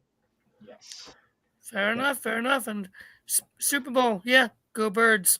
Whatever, don't give a damn about that sport. 48 minutes ago. Congratulations to everyone in hashtag WWE NXT. Packed house, amazing athletes, incredible event. The future of at WWE is bright indeed. Hashtag Vengeance Day. Tweet This from is Triple who? H. Oh, there you go. Ooh, the man. I dig it. Yes, Mikey T. And I appreciate you raising your hand, sir. Hey, man, you got to follow the open mic night protocol. It's all protocol. Damn it. Everybody knows that from hip hop to, podcasting. Noah. Yes. Oh, yeah, you guys know it. Here's the gimmick. Okay, James, you're next. Think of a question, goddammit. No. Okay, got it. The chat's going to blast me with questions. What's up, Mikey? Well, now, the chat will just super chat to try and get you to sing again. Oh, my God, don't do that. Jesus. That ain't happening. Let's be real. The throwaway feud is over, man. The whole Grayson Wilder throwaway feud is over, my friend. Aren't you thinking if you miss NXT this week, you may be missing the very beginning of the Carmelo Hayes and Braun Breaker? Ooh. Good point, Mikey T. I don't know if I'd go as far as to call Grayson Waller a throwaway feud, but go ahead, Noah. They did that 2 times in a row on 2 TV shows. They did it you know what I mean? And I'm not talking about just the Bad Meets Evil. They did that like 6 months ago where Grayson challenged Braun Breaker on a TV pay-per-view. But anyways, I digress. I understand your point. It kind of is the same mentality when it comes to, okay, we're starting something new. Am I going to miss it? Maybe. But that's why YouTube exists. So again, let me know. I'll do it. It's not there, and there's not enough content for me to actually tune in to, especially to a 2-hour product with more commercials than action, because that's still a problem with the WWE more than any other wrestling product I watch. Damn it. But I digress. Again, it all comes down to what you put in front of me, what you tell me. So, yeah, again, if they give me that, that's another big maybe. But again, if it's a highlight that's going to be on the freaking USA Network YouTube channel that I can watch commercial free in under 8 minutes, then I think I know which way I'm going come Wednesday morning after the AEW Control Center. Fair. Hand down, Josh. We're not. Read the response. All right, James, what's your question for Noah? Everyone else has gotten one in.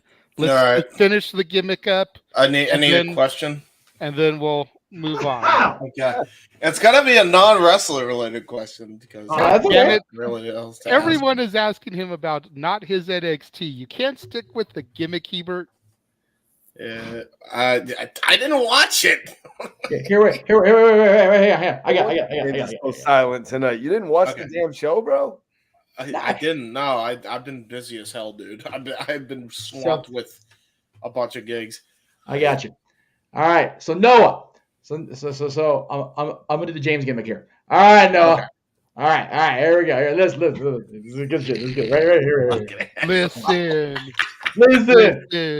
So Noah. Regardless of NXT happening on Tuesday, what was your favorite banger of the night to call? There you go. That was damn near perfect, Jack. I tried. That's scarily accurate. Oh my gosh. That was like 98%.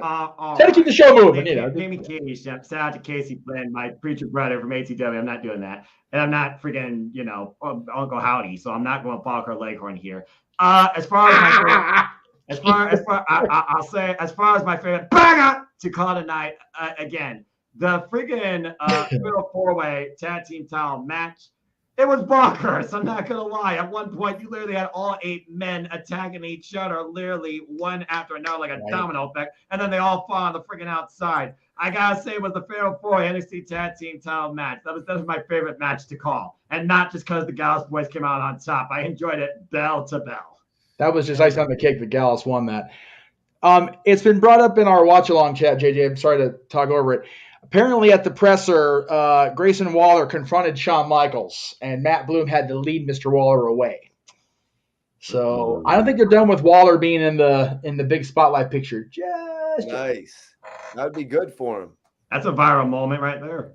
Right? He's gonna have a match with Shawn Michaels. Is that what they're gonna do? Oh my God! Oh, Waller, baby. I hope not. I really do. A-Train.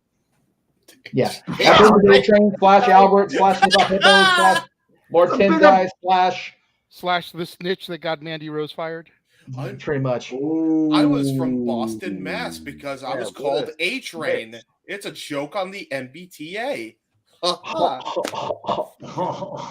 you know, you know. All right. So if you know, once again, for those of you out there that are watching the show, I'm not sure how many it is because I'm not producing tonight.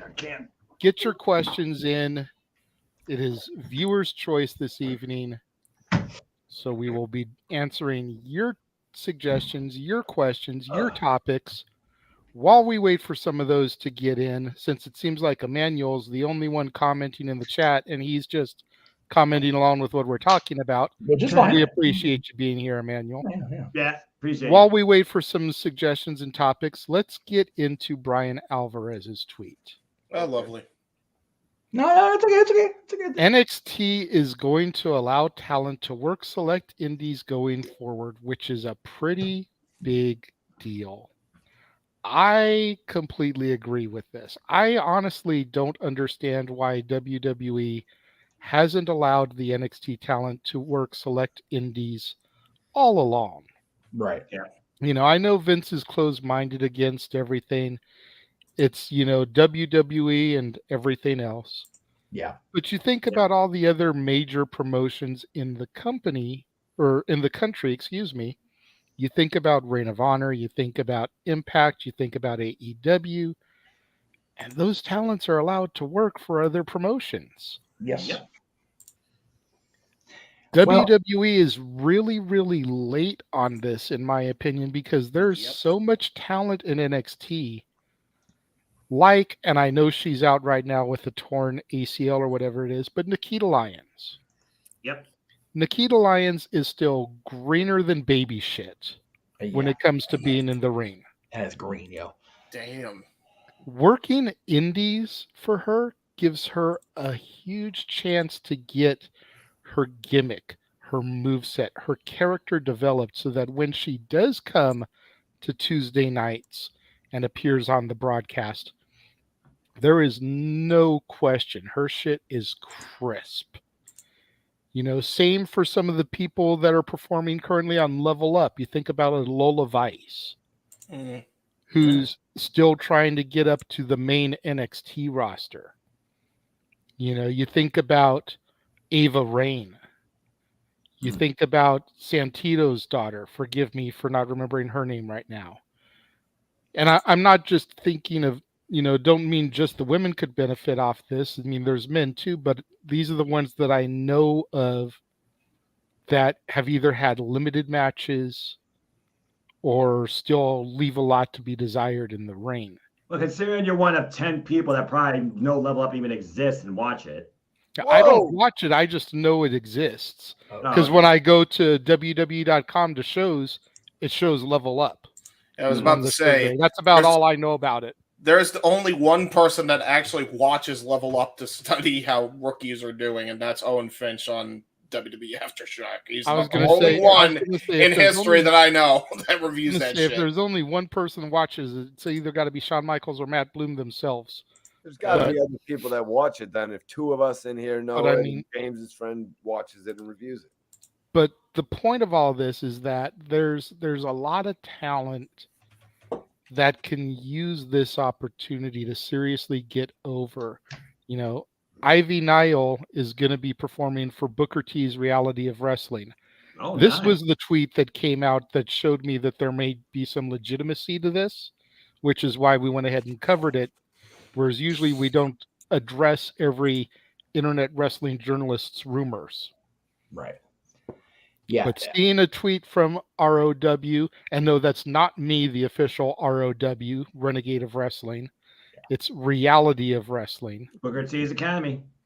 But seeing that tweet, seeing Booker's tweet added a little bit of validity to Brian Alvarez's tweet. There can be nothing but positivity from this. Yeah. Brian put his tweet out shortly after ROW put their official, for lack of a better term, press release tweet out. And then he followed up his tweet with saying that Ivy was going to be at Reality of Wrestling. Unfortunately, though, not a lot of people follow Reality of Wrestling, so Brian's came off as being the news breaking tweet. Right. Which, again, we will all six of us in here and everybody that's part of this little multiverse that has been cultivated under my name on the marquee or whatever you want to call it, we have our opinions about the Dave Marquez's, the Brian Alvarez's, the Sean Ross Sapp's of the world. It is what it is. But the fact is, Brian has it this time. He had the news and he broke it to the folks that don't follow Booker's promotion. So good on Brian for putting the news out there that it seems like WWE, NXT, whatever you want to classify it as, is starting to allow their talent to branch out. Now, Ivy working for Booker, it's like, okay, well, Booker's a WWE contracted talent and he's a NXT commentator. Of course he's going to, they're going to be allowed to work there. They'll probably be allowed to work at not Bubba's school, because Bubba's with Impact Wrestling now. There are people on the WWE payroll or roster or whatever you want to call it that have their own schools, have their own account. Rollins, I couldn't think of it. Rollins has his own school, so probably see a lot of those kids come in and out of NXT or go to other or NXT talent go to Rollins school. there's going to be a lot of cross promotion, which is always good for wrestling. Always, always. But, how much credence? Oh, well, look at WWE. They're doing, yeah, they are, but they're not type deal. It's really a, very much a gray area in that, okay, yeah, you guys can go work here, but, if an AEW talent's on the show, you're not losing to them. Mm-hmm. That's going to be a thing. I can almost guarantee that. Oh, bar none. Because. And by the way, just to get the tribalist crap out of the way, AEW does that selective bullshit too. So they're both. Well, they 100% do. But but then again, you know what? When they brought Camille in, when her and Rosa were having their little program there at the start of the pandemic, Camille looked strong. So I'm not gonna, I'm not gonna shit on Tony too much on that one. No. Whatever you think of Thunder Rosa nowadays, people, whatever, but it is what it is. But I liked that this is a thing. Brian breaking the news, whatever. He's the, like the opening says, he's the least smelly turd of the bunch, to be honest with you. Brian at least has, a little bit of wrestling, training under his belt. So good on Brian. And Brian was on our show a couple times in the early days. So, whatever. He just has that Meltzer musk on him, and it just stinks. So it is what it is. I'm happy for these kids that work in NXT that are being trained by Booker, trained by people like Seth Rollins that are going to get the opportunities. That's crucial, because the only way you get better in wrestling, the only way you get better doing anything is reps, weightlifting, on-camera appearances, homework, anything you do. If you do it enough, you'll get better at it eventually. Practice makes perfect, as the old adage goes. So we lost Jay for whatever. I don't know if he backed it on purpose. Difficulties. He had a Wi-Fi drop. Well, that will be a thing out in his neck of the woods out there in the boonies, because Lord knows it happens to me all the time. I'm at his place or at my sister's house. Fair enough. So looks like I get to run the room. God help me. Okay. Jeff, like you said, it's like I've been talking about several times before. Collaboration is better than competition. The entire industry can help grow if they work more with each other versus one another. And for W to do this with selective, quote unquote, yes, it took them a long time to figure that out, but now they're finally getting into that type of mindset that does show me a lot more flexibility that could come to the variety of what I could see in the W product, which what W has needed for the longest damn time. Like I said, this Not My NXT brought the most promise tonight out of this white and gold NXT for me to actually nearly almost consider trying to tune into a freaking TV product. Not there yet, but you're pushing the boundaries. So again, to figure that, this could lead to future signings, future appearances, future surprises, future developments. Actually, Andretti, who showed up out of the freaking Maryland area, now signed with AEW. There you go. I mean, the freaking Thea Hale that you know her as is the former Nikita Knight that did one match in AEW Dark, and they turned her whole character development upside down and turned around. So again, it's one of those things where I'm like, okay, this is good. I'm curious where this goes. But something told me, especially when Booker T became part of the commentary, that his academy had to be involved more heavily. Oh, yeah.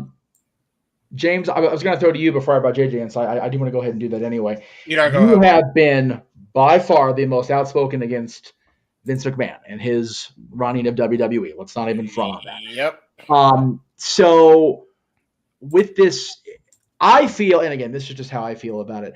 I feel like this announcement, initiative, whatever you want to call it, is, yes, again, great for the industry, great for business within companies. But I also think it's a thinly veiled shawl about we're not Vince's WWE anymore, so this is what's going to happen now. Agreed? Exactly. Yep.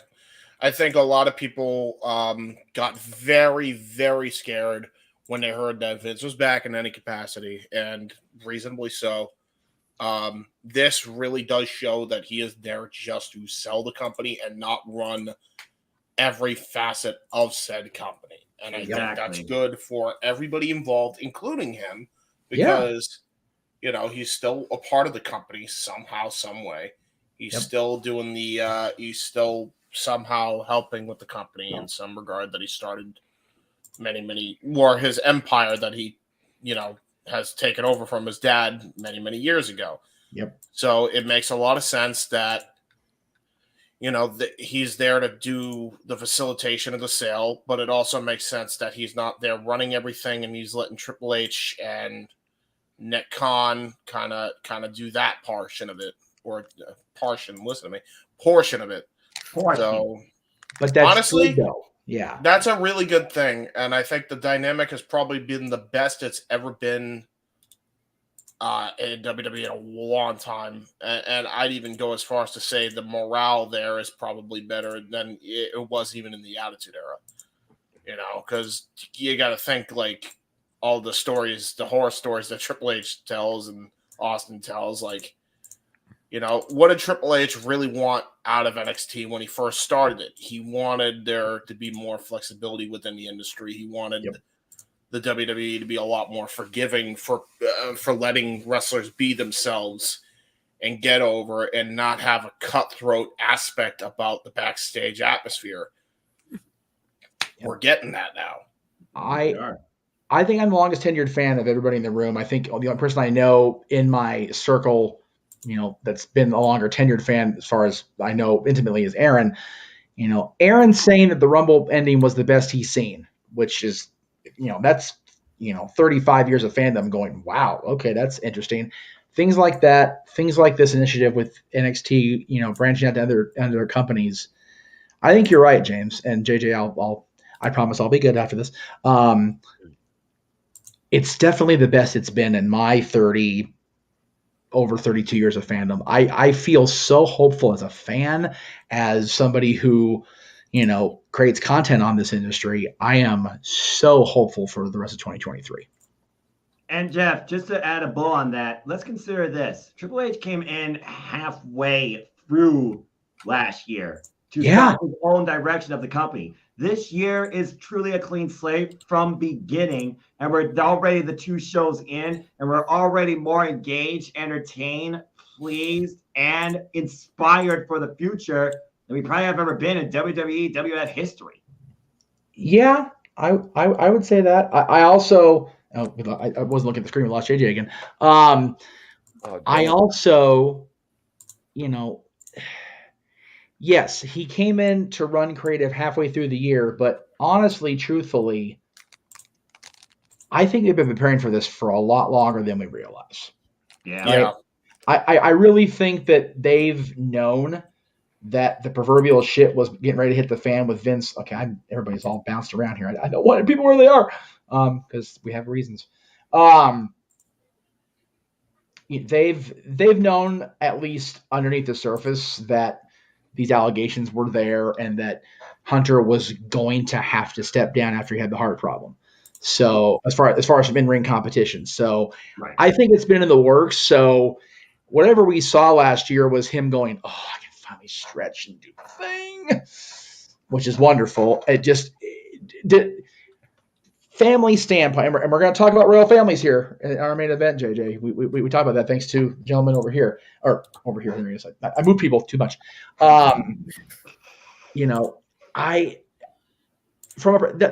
got to suck internally for Hunter. It's like, my getting the reins on the marionette strings had to come at Pop's downfall. That sucks. And then only for 6 months. Well, no, because I still maintain he's in charge of creative. I still think James is right and that Vince is facilitating the sale. That's what he's doing. But if they sell it, just because they sell it, and again, I don't know how many of you in the room or in the chat room who's left are legalese folks. There's going to be so much in place. Like, okay, we'll sell you the company, but this guy's doing creative. This guy is, in charge of our there's people in place where you can't just go, fuck it, bye. Vince even straight up said, to Nick Khan confirmed that if him being gone from the company is better for the overall sale, then that's exactly what he's going to do. He straight up said that. Which I never thought I would hear, even by proxy, out of Vince's mouth. That's crazy. It really is business at the end of the day, more than anything else. Yep, we've all kind of collectively shit on Vince a lot on this show, especially. But man, you can't fault the guy for wanting to see the business that figure he bought the parts up from his old man and Gorilla and Arnie over 40 years ago. Right. So it's got to be a bitch to step away from everything you've ever known, and yet he still wants to make sure it moves on. Anyway, we kind of went away from what we were talking about, which was the independent stuff. But yeah, I kind of had a rebuttal. Well, yeah, please. Well, I mean, I guess it's to Aaron. I'm sorry to have a Mo camera moment here. You know what I mean? That's okay. Aaron's not here. Go for it. I don't give a shit. But like no, like what you guys were just saying about the Sami Zayn, Kevin Owens, Roman Reigns moment being the best moment of all time. You know what I mean? Like, and then being really excited about 2023. I think it's only going to be as important as the WWE makes it, because, like, in honesty, they've forgotten about these characters on multiple occasions. Kevin Owens, Sami Zayn, they've been lost in the weeds on multiple occasions. Guys that we're talking about moments from, we remember these moments forever because the characters are always there at the height. Like, I'm talking about moments like when Shane McMahon was counting for Austin and he was like 1, 2. And get the bird, yeah. Like, I remember that forever. You know what I mean? Am I really going to remember Roman Reigns and the Bloodline kicking Sami Zayn and Kevin Owens' ass forever? You know what I mean? If they make Sami Zayn the biggest star that they could, he could be a bigger star than Daniel Bryan. You know what I mean? But they give him the match at Elimination Chamber? In his hometown, Mikey, in a town known for a screw job we were talking about forever, that is a moment that lives in WWE's infamy forever. Yeah, I mean, as far as being bigger than Daniel Bryan, I mean, he is taller than Daniel Bryan. He does way more than Daniel Bryan. That's what the WWE brass likes. That's why I say he could be bigger than Daniel Bryan. You know what I mean? But I was just saying. What was my original point there? You rebuttal about the independent collaboration, WWE flexing the future. I think that's what the original thing was. We went way off the weeds. Another moment that I find to be bigger than that moment at Royal Rumble was when Triple H turned heel on Daniel Bryan and realigned with Randy Orton. Yeah. You know what I mean? And that kind of reminded me of what Noah was saying about how enthused he is for 2023. I was really enthused to see where Daniel Bryan would go from that SummerSlam to WrestleMania. You know what I mean? I was enthused about that next 9-month period as well. So that's another moment that I just find to be bigger than what Roman Reigns just did with a couple glorified mid-carders from PWG. Sorry. Wow. Okay. I feel attacked there, Mikey. Yeah. We're moving on quickly. They were there. JJ, if you wanted the show back under your control, go ahead and rebuttal that and carry it forward. Because wow, what a setup! I mean, at the end of the day, I think one of the biggest problems that wrestling in a whole, and especially the WWE, has suffered as of late is that they create their own stars. They haven't really had talent that's been able to be classic journeymen, if you will, and go from promotion to promotion and build a following and build a name like the old school, like Genericos, like Steens, like Regals. You think about these classic journeymen like Punks, like Danielsons, like Claudio Castagnoli. John Moxley. John Moxley. Yes, I was getting there. Like Seth freaking Rollins. No, instead they're guys like Roman Reigns, who came in off the football field, straight into Florida Championship Wrestling, and was molded into a WWE superstar. Mm-hmm. The days of the journeyman wrestler are behind them. So WWE opening it up to this where people can, even with limited feds, go to reality of wrestling.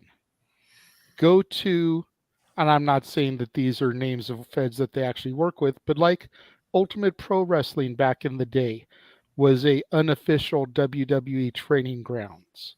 You think about guys like John Cena, like Victoria, like Samoa Joe, like Christopher Daniels, Luther Reigns, Chris Masters, all came through there. You think about guys like Jesse Hernandez in the EWF. Yep. You know, yeah. These are feds that I know. You know, you can fill in with a federation in your local city. If they've ever had a WWE talent, current, legend, whatever, come through their promotion, they might be on Hunter's radar as a potential fed that you could see chase you pretty deadly. You know, Gallus Boys on top.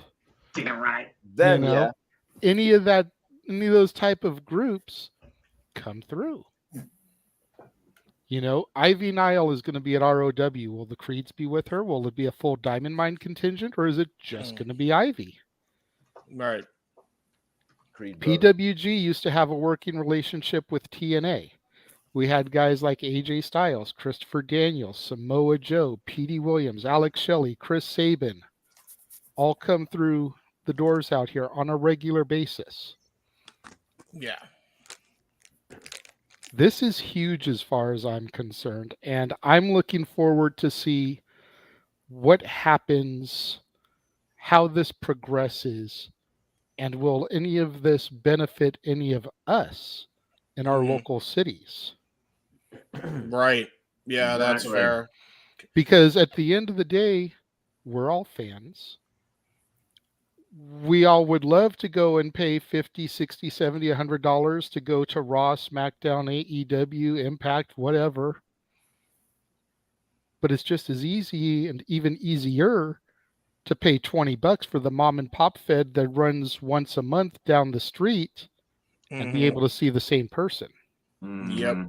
And get a more intimate experience. Yeah. Instead of 15,000 seat arena that we saw in Charlotte tonight, maybe there's 100 people in folding chairs. Granted, the guy next to you may not have showered for a week, but you run that risk in any arena you go to in any city.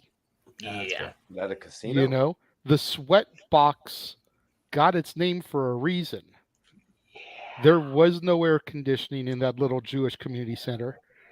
They packed 100 to 200, sometimes more, standing room only, at $20, $25 a ticket. You know, back when PWG was affordable, ladies and gentlemen, and not $100 for a standing room only seat.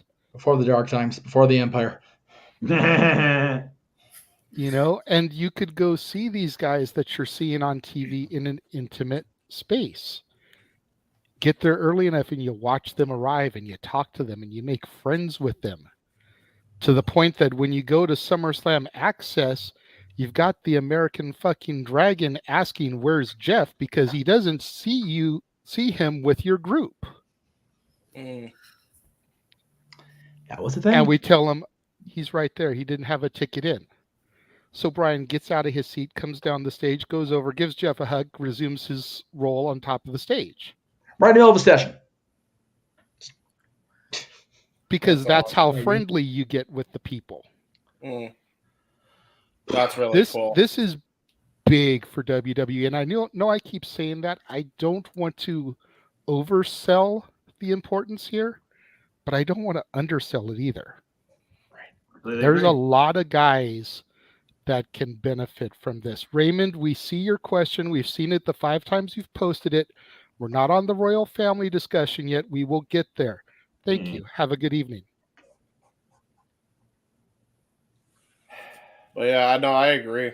The other thing to kind of wrap a bow on this is I remember when, even though we see where it went up for one of the Hardys, when they reunited the Hardy Boys in AEW, I remember like right away, probably to Jeff Hardy's own detriment somewhat, they were actually running Hardy Boys ads on Top Rope and New England All-Star Wrestling. Yeah. And Mikey knows what I'm talking about because I think we got like ads all the time about them. Yeah. Like showing up in indie promotions. That is a big thing. Yeah. They were doing like a final run tour. You know? Yeah. Like imagine stars like that coming in or of that level. Yeah. You know, because WWE is finally allowing for that. And by the way, one small step. Nothing happens overnight, but that's another small step for a very real possibility of companies working together, even if they're big, like a number 2 working with the number 1 in WWE. Absolutely. And AEW working with WWE, along with New Japan, along with AAA, and it's whoever. Exposure. Think about this for a second, gentlemen. Think about this for a second. And this just popped into my head. I know you tried to put a bow on this. I'm going to say this one last thing, and then we'll move on, because this literally just popped in my head. I didn't want to think about it. It may just start for NXT, but who's to say that over time it can't extend to the main roster? Yeah. You've got people on a regular basis, Cedric Alexander and Shelton Benjamin, aren't doing jack diddly shit. Unless they reunite the Hurt Business. Even still, they're going to be an afterthought in a reunited Hurt Business. Yeah. You know, you got guys on the main roster that aren't doing anything, and then you've got the guys on the main roster that, even though they are doing something, would be a huge coup for an indie fed. Now, I'm not talking about the likes of Seth Rollins or Roman Reigns or anything like that. But could you imagine Solo Sikoa or Jimmy or Jay showing up where Jacob Fatu is?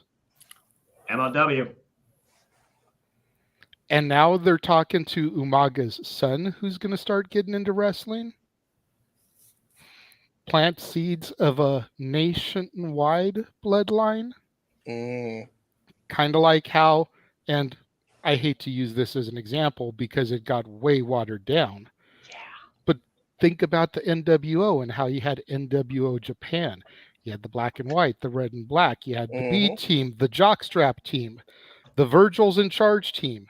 But if you've got the bloodline contingent on the roster, and then you've got a bloodline contingent on the indies. Bullet Club. Yeah. And it's all affiliated because they're working together as a unit. That'd be cool. There you go. That'd be cool. Bro. Like the Fry Futurama meme. Shut up and take my money. Bro, Bullet Club just going on an absolute tear with all of the members they've ever had in their history would be something I would love. I ain't even gonna cap. Like that would be, and then to have the dynasty try to thwart them, and just wrestling dynasties try to fight against that force. Oh my god! Yeah, you're Glow talking money. Takeover, a whole different sort, James, to say the least. And also, JJ, I just wanted to add to your point. You know, I think another reason they might be letting NXT wrestlers do this is because they want to allow them to get money in other places. You know, we've always heard the talks about the NXT stars contracts not being the same as the Raw and SmackDown superstar contracts. So that's maybe a way for them to actually, you know what I mean? Like, you know, just find a little bit of a way for them to make some extra money. But to your point, though, they shouldn't be at the same level. They're, at the end of the day, they're developmental. Exactly. They are rookies. I don't care if they've been there in NXT 1 year, 2 years, 5 years. They are rookies in the company. You're not going to pay a draftee first year on the team the same amount of money that you're going to pay LeBron James. LeBron James? Period. I don't care if your draft pick first year is as good as Kobe Bryant. You're not going to sign them and in that first year pay them LeBron James money. Exactly. They've got to prove themselves. With Triple H's NXT, he started signing the Bobby Roodes, the Nakamura's. Yeah, you know what I mean? He signed the people that had that experience. Yeah. And that was good. But at the same time, you know, you don't give somebody in developmental Because as great as tonight's show was, it is still developmental. You don't give them that kind of money. You don't bring them in and give them Stone Cold money. You don't bring them in and give them Roman Reigns money. Hell no. Period. Seriously, he's right. He's 100% right. So while I think it's more of a getting exposure, building brand recognition, honing your skill, as opposed to making a few extra dollars on the side. Well, a lot of these I'm not saying that that's not a good counterpoint, Mikey, but I think it's more about getting the experience and trying to get back to the journeyman philosophy, as opposed to, hey kid, go pick up a 50 on the side by working and jobbing for Booker T's guy. Exactly. Very much the opposite of ECW bringing in the Moroccos, the Snukas, whatever in the very beginning to try to get the company over. This isn't about just Booker's promotion or Rollins School if they go there or whatever, trying to get themselves over. This Or is Nightmare both, Academy. This is both sides going, okay, this person A needs a little more seasoning before they put them on the steak plate. At the same time, that person seasoned enough, has enough TV time where that little, mom and pop indie fed will go, hey, let's bring some more, put some more butts in seats. It's a great mutual exchange. Exactly. Everyone benefits. Yep. I just look at someone like JD McDonough and they bring him all the way in, or even look at Walter Gunther, bringing him all the way in from the United Kingdom, or Gallus, and they're like, okay, we have you here, you're working NXT, and then it's like, okay, we need a little bit more than that. You know what I mean? We're going to need a little bit more, and they're also probably getting substantial offers for the indies. I'm talking, tens of thousands of dollars, so I respect WWE letting them do their thing, because let's not talk tens. Let's not go getting crazy, Mikey T, talking tens of thousands of dollars. When you figure Sasha Banks is charging $30,000 for a personal appearance, and her name, even as Mercedes Vernado, is leaps and bounds bigger than Gallus Boys, even if they are on top.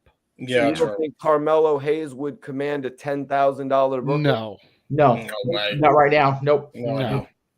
You think Carmelo Hayes is only running around getting 3,000, 4,000? So here's, I'd say 1,000 if he's lucky.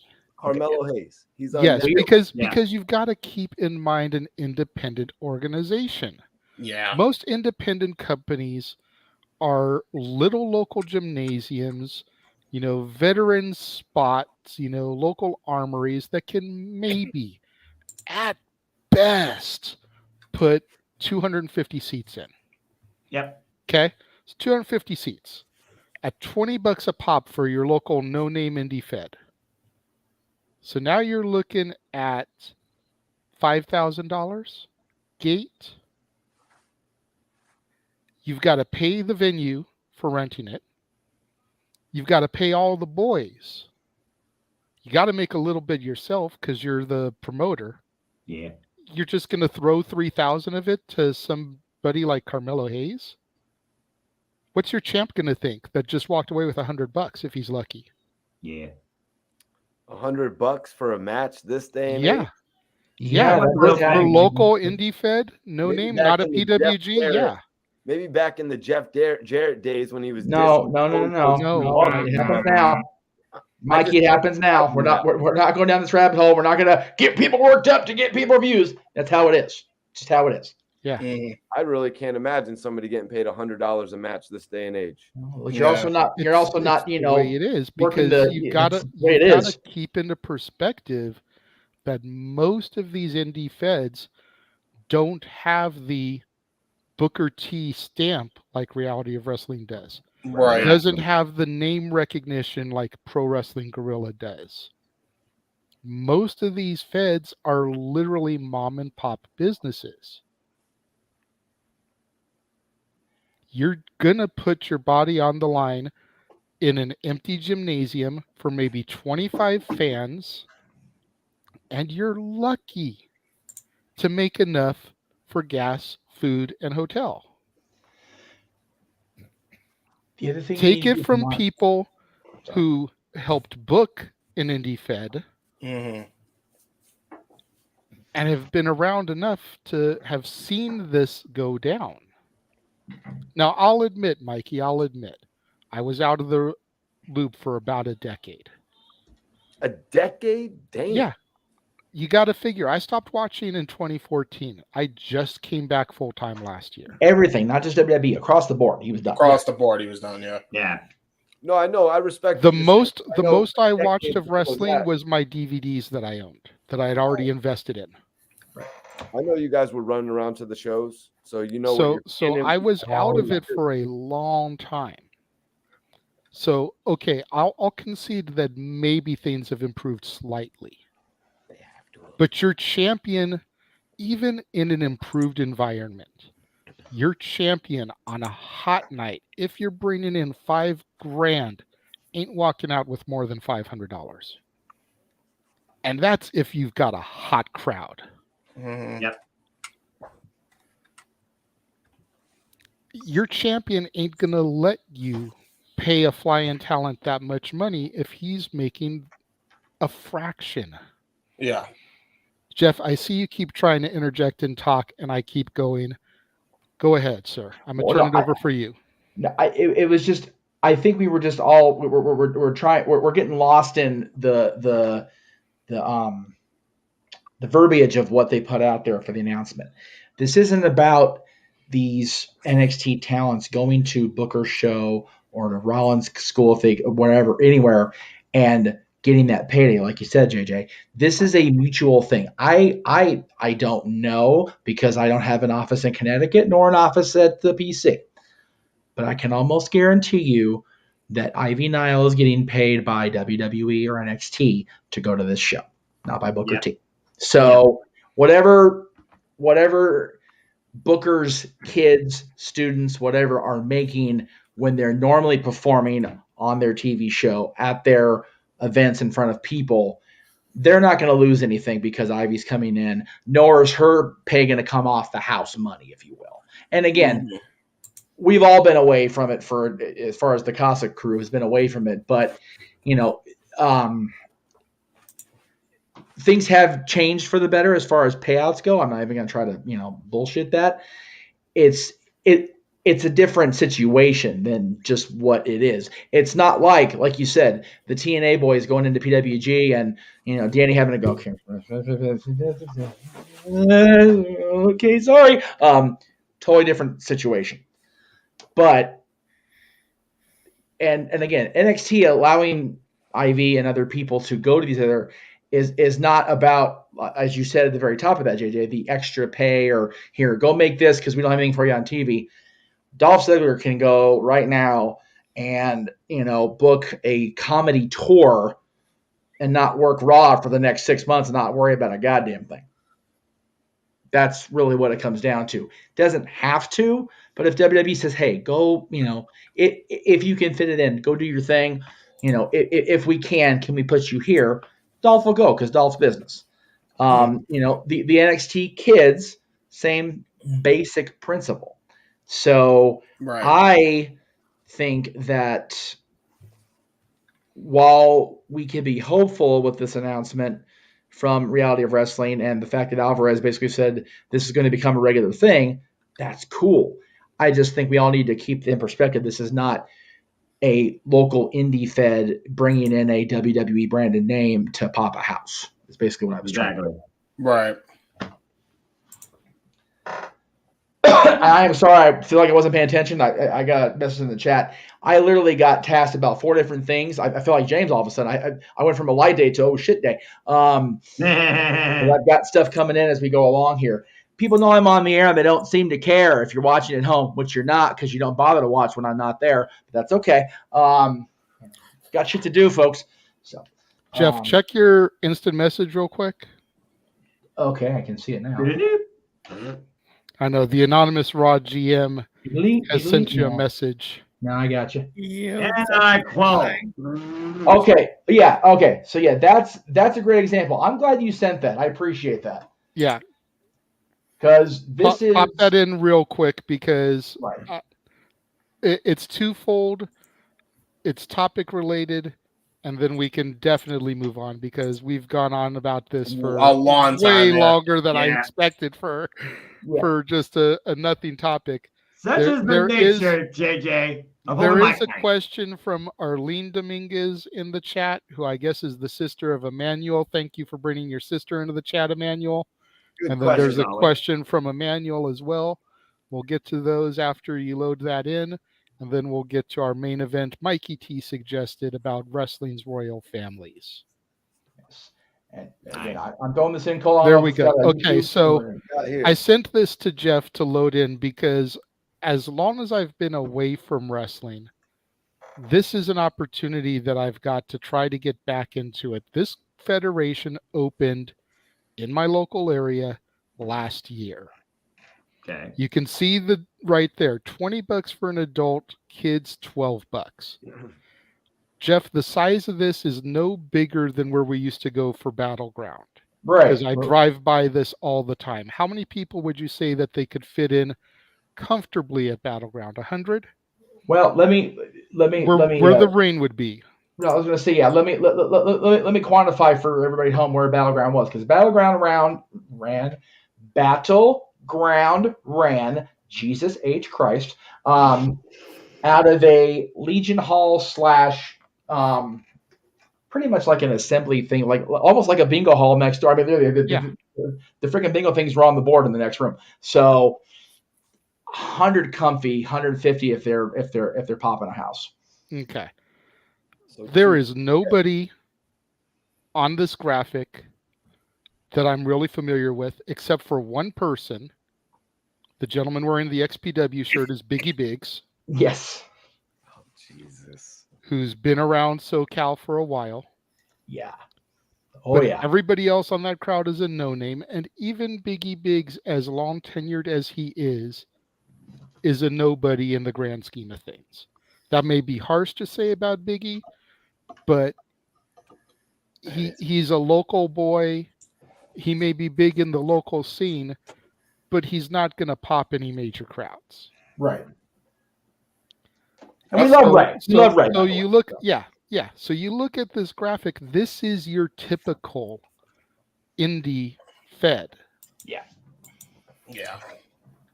You've got kids there that probably go to Victor Valley Community College, just down the road from where this post is. For real, though. You know, you've probably got a couple in there that just graduated from high school. You've got guys like Biggie who have been around SoCal and even NorCal, because I think he worked for whatever it was up north that Sasha and Alexis ran. Yeah. I forget the name of it off the top of my head. It wasn't Vendetta, but it was one of those. Yeah.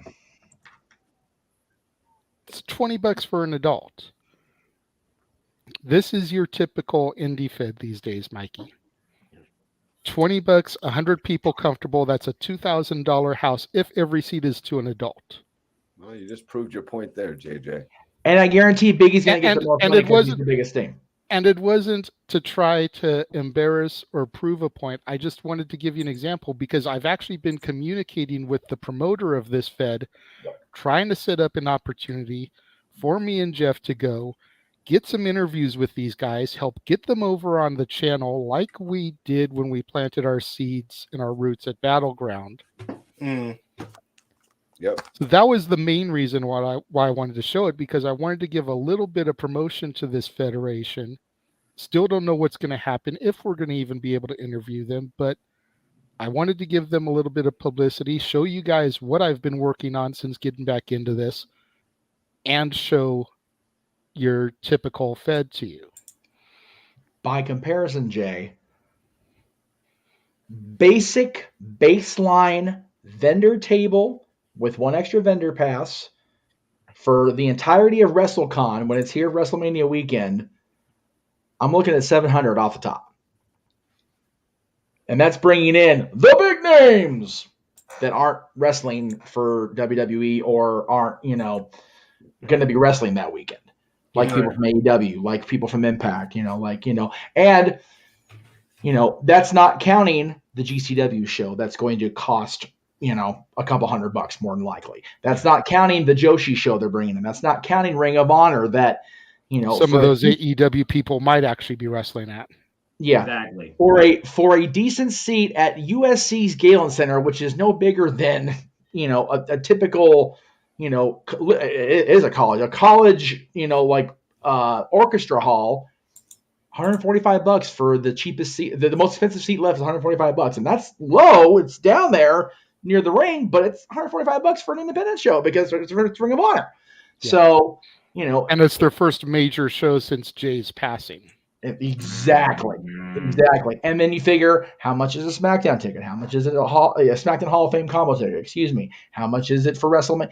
WrestleMania, the basic 2-night stadium seat package, up in the 500. Which if you look closely, you may see one of the colors on Roman Reigns' tights. Maybe if you're lucky, Sunday night. $500 right now. I paid less than that, but I sold the ticket because I thought I'd be working. Dumbass. Raw ticket the next night, same thing. It's just everything is about. And Undertaker said it in his speech: perception is reality. This show that JJ sent me the graphic for, $20 a head for an adult. He and I can name literally one person on this graphic because we've known him for over 15 years. Literally, And that's not to say that any of those other guys aren't good. No, they're just rookies in the grand scheme of things because they've come up since I was going. Right. What was that WrestleCon thing you said, Jeff? $700 gets what? A table with an extra pass for a vendor. That would be if me and Jeff wanted to go set up shop at the same place where you can go and meet the Young Bucks. Yeah. Yeah, I think you guys should do that, man. I think we should definitely. That would be major. Again, that's another day, another conversation. Because that's $700 that none of us have right now. Right. Together. I mean, unless you're looking to sponsor us, Mikey. As a team, we should all make that shit happen, guys. Because off air. Yeah, talk about business ventures. Yeah, because we've been on this topic long enough. I appreciate your energy, Mikey. Dad, not even that. I just want to talk about needs to have a presence at WrestleCon. Damn it! I'm letting it be known on open mic night tonight. For years to come, Dads needs to have a presence on WrestleCon. But we'll talk about it off the air. Well, I mean, I think dads do have a presence at WrestleCon, but I get the meaning nonetheless. Jeff, can you throw Arlene's question up there about the elimination chamber? Hold on, Josh has got his hand Yes, up. Josh. Sorry, I actually have a chance to talk about this real quick, and I actually got to go. So just wanted to say real quick, yeah, pretty much this is great for the Indies. This is great for NXT and their superstars. Just wanted to give a little example of we don't have any little local indies here. We have what's Northeast Wrestling comes around here every year to our mini league baseball field in Niles. Virtue's been here before for it. When they advertise for this event, you really don't see many of their actual stars on the poster. You see the ex-WWE people who they are bringing in to sell the show. Of course. Not they'll have their champion. Granted, the one time I went, Cody was their champion. Damn. So that helps. But they show Mick Foley. They show Jerry Lawler. They show when Ryback was a thing, him, etc., etc. That's how they've sold it here. They've showcased their guys. I'm pretty sure, I don't remember who it was, who I saw wrestle there, who's now become a bigger name. I'll have to ask my buddy Tyler. But yeah, that's really what they've done, because we don't have any small thing here. But yeah, their guys aren't really making much. I just messaged a little bit ago my buddy who's wrestling down in Puerto Rico for Savio Vega. I asked him what he makes, but I haven't heard anything back from him. But that's, probably not a lot. So that's pretty much all I got to say on the topic. It is 12:40 here. I still have some chores I got to do before bed. So I got to head out. Josh, who did Cody defend against? One of the NEW guys. Oh, really? Yeah. Oh, there you go. This was when Cody was ROH champion as well. Damn. There you go. Yeah. Must have been a dope He little. was ROH champion and NEW champion at the same time. Yeah, that was when he went on. Oh yeah, he had like multiple belts at the time. I remember that. Yeah. So yeah. I gotta get going. I love you guys. So have a great night. Have a fun rest of open mic night. And as always, fuck Bill Belichick. Yep. Sounds about right. Alrighty. All right, Jeff, can you bring up Arlene's comment about the Elimination Chamber? Chamber. There we go. All right. You're still on mute, by the way, Jeff. I think he's working on something right now. Well, no, I was, but I was trying to say we also have somebody in the green room that I wasn't told was coming in. So did somebody else okay that? Yes. Is it Dory? Yeah. I was asked if it was okay. Okay. So Arlene asks us who we think will win the men and women's chambers matches. Her brother Emmanuel tried to point out that we usually do predictions on these things, but Arlene was right. She did say we could ask anything. So this is her question right now. Let's do it. All right, well, here, let's. As it stands right now, the men's match is for the United States Championship, and it has Austin Theory defending against Seth freaking Rollins, Johnny Gargano, a.k.a. Johnny Wrestling, Bronson Reed, and 2 wrestlers to be determined. Mm-hmm. And the women's match has Asuka, Liv Morgan, Nikki Cross, Raquel Rodriguez, the final 4 from the Women's Rumble that were not the eventual winner, Rhea Ripley. Natalya qualified on SmackDown, and there will be one more qualifying match on Raw this week. So those are the 2 matches as they stand. For the women's match, I think that's the trickiest one at this point for me because the winner is going to get a shot at Bianca. The men's, I think Austin Theory is going to retain. I think they want him to be strong going into what will possibly be his match against the man who cannot be seen, John Cena. Yeah. Oh, yeah. That's a thing. You know, you don't want him to lose the belt and then go into a match against Cena. You know, no. The women's match, for me, it comes down to 2 people. And every person in this picture is a viable threat. But for me, it comes down to 2 people. It comes down to my baby girl, Natalya, who I could be wrong, but I don't think she has ever had a one-on-one really big WrestleMania moment. She hasn't. In all her years in the company, she has not had that moment, and she's been with the company for almost 20 years.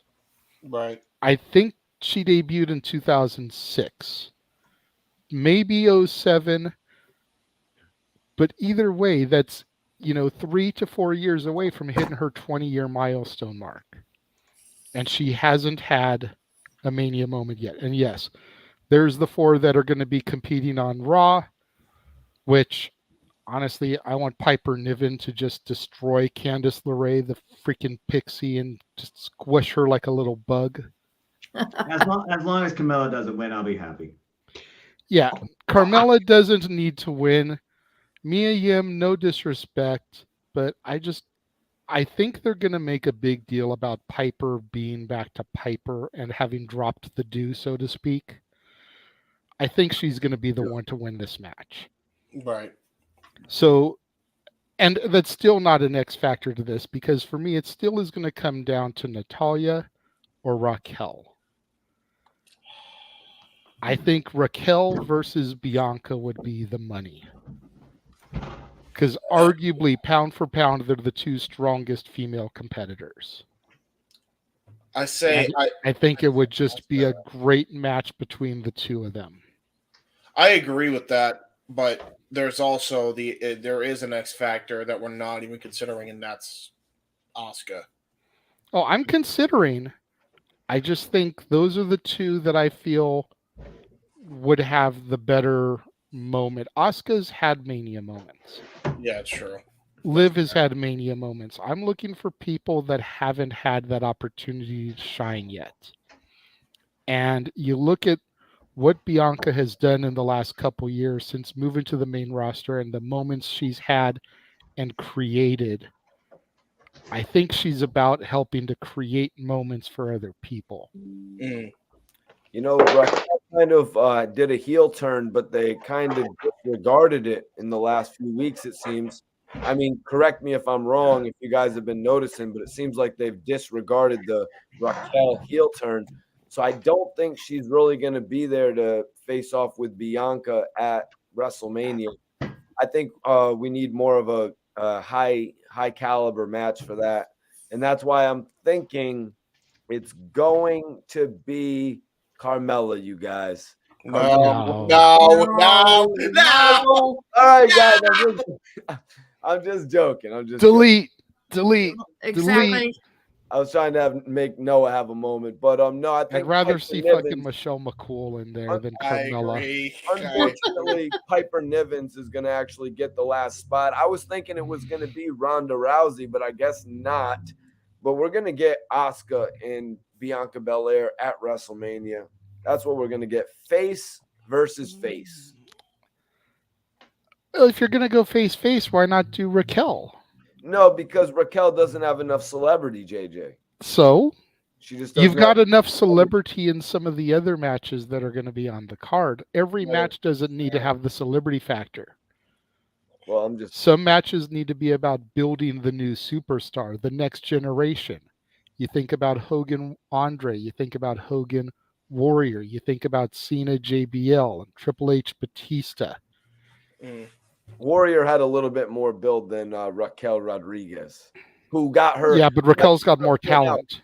She got her gimmick stolen from her, by the way. Yes. She got her gimmick stolen from her by Rhea Ripley, Mommy. What did she call herself? Didn't she call herself Big Mommy Cool? I thought that was awesome, but they just snatched the gimmick right off of her for Rhea Ripley. Hey. To be fair, though, Rhea Ripley works the mommy, and I will gladly call Rhea mommy any day of the week. I agree, number one. And number two, I mean, hold on. That you could still have I'm Your Mommy, which is Rhea's thing, and Big Mommy Cool and Raquel's thing. I don't see the problem. Yeah. You got, hey, the more mommies, the better. Am I right? Absolutely. Me and Noah called a match with 3 mommies earlier today, but I digress. By the shirt, I know I did. There you go. Dory, the new one to join the panel here. What do you think about this match as it's presented right now? Let's not worry about who the 6th combatant is going to be, but if you had to pick a winner as it stands out of these 5 women, who are you going with? I'm leaning towards Natalya. Atta girl. Sorry, Mikey T. I'm leaning towards Natalya. And I don't think she's quite there yet, but I want to see what they're doing with Nikki Cross. Nikki Cross could be a huge wild card here, a loose cannon, if you will, a la Brian Pillman. So yeah, but so just based off of these 5, I'd really like to see Natalya take it, but I think her biggest opponent is going to be Asuka and Raquel. James? I think Kana's the number 1 for me. I don't know. I just this gotta be it.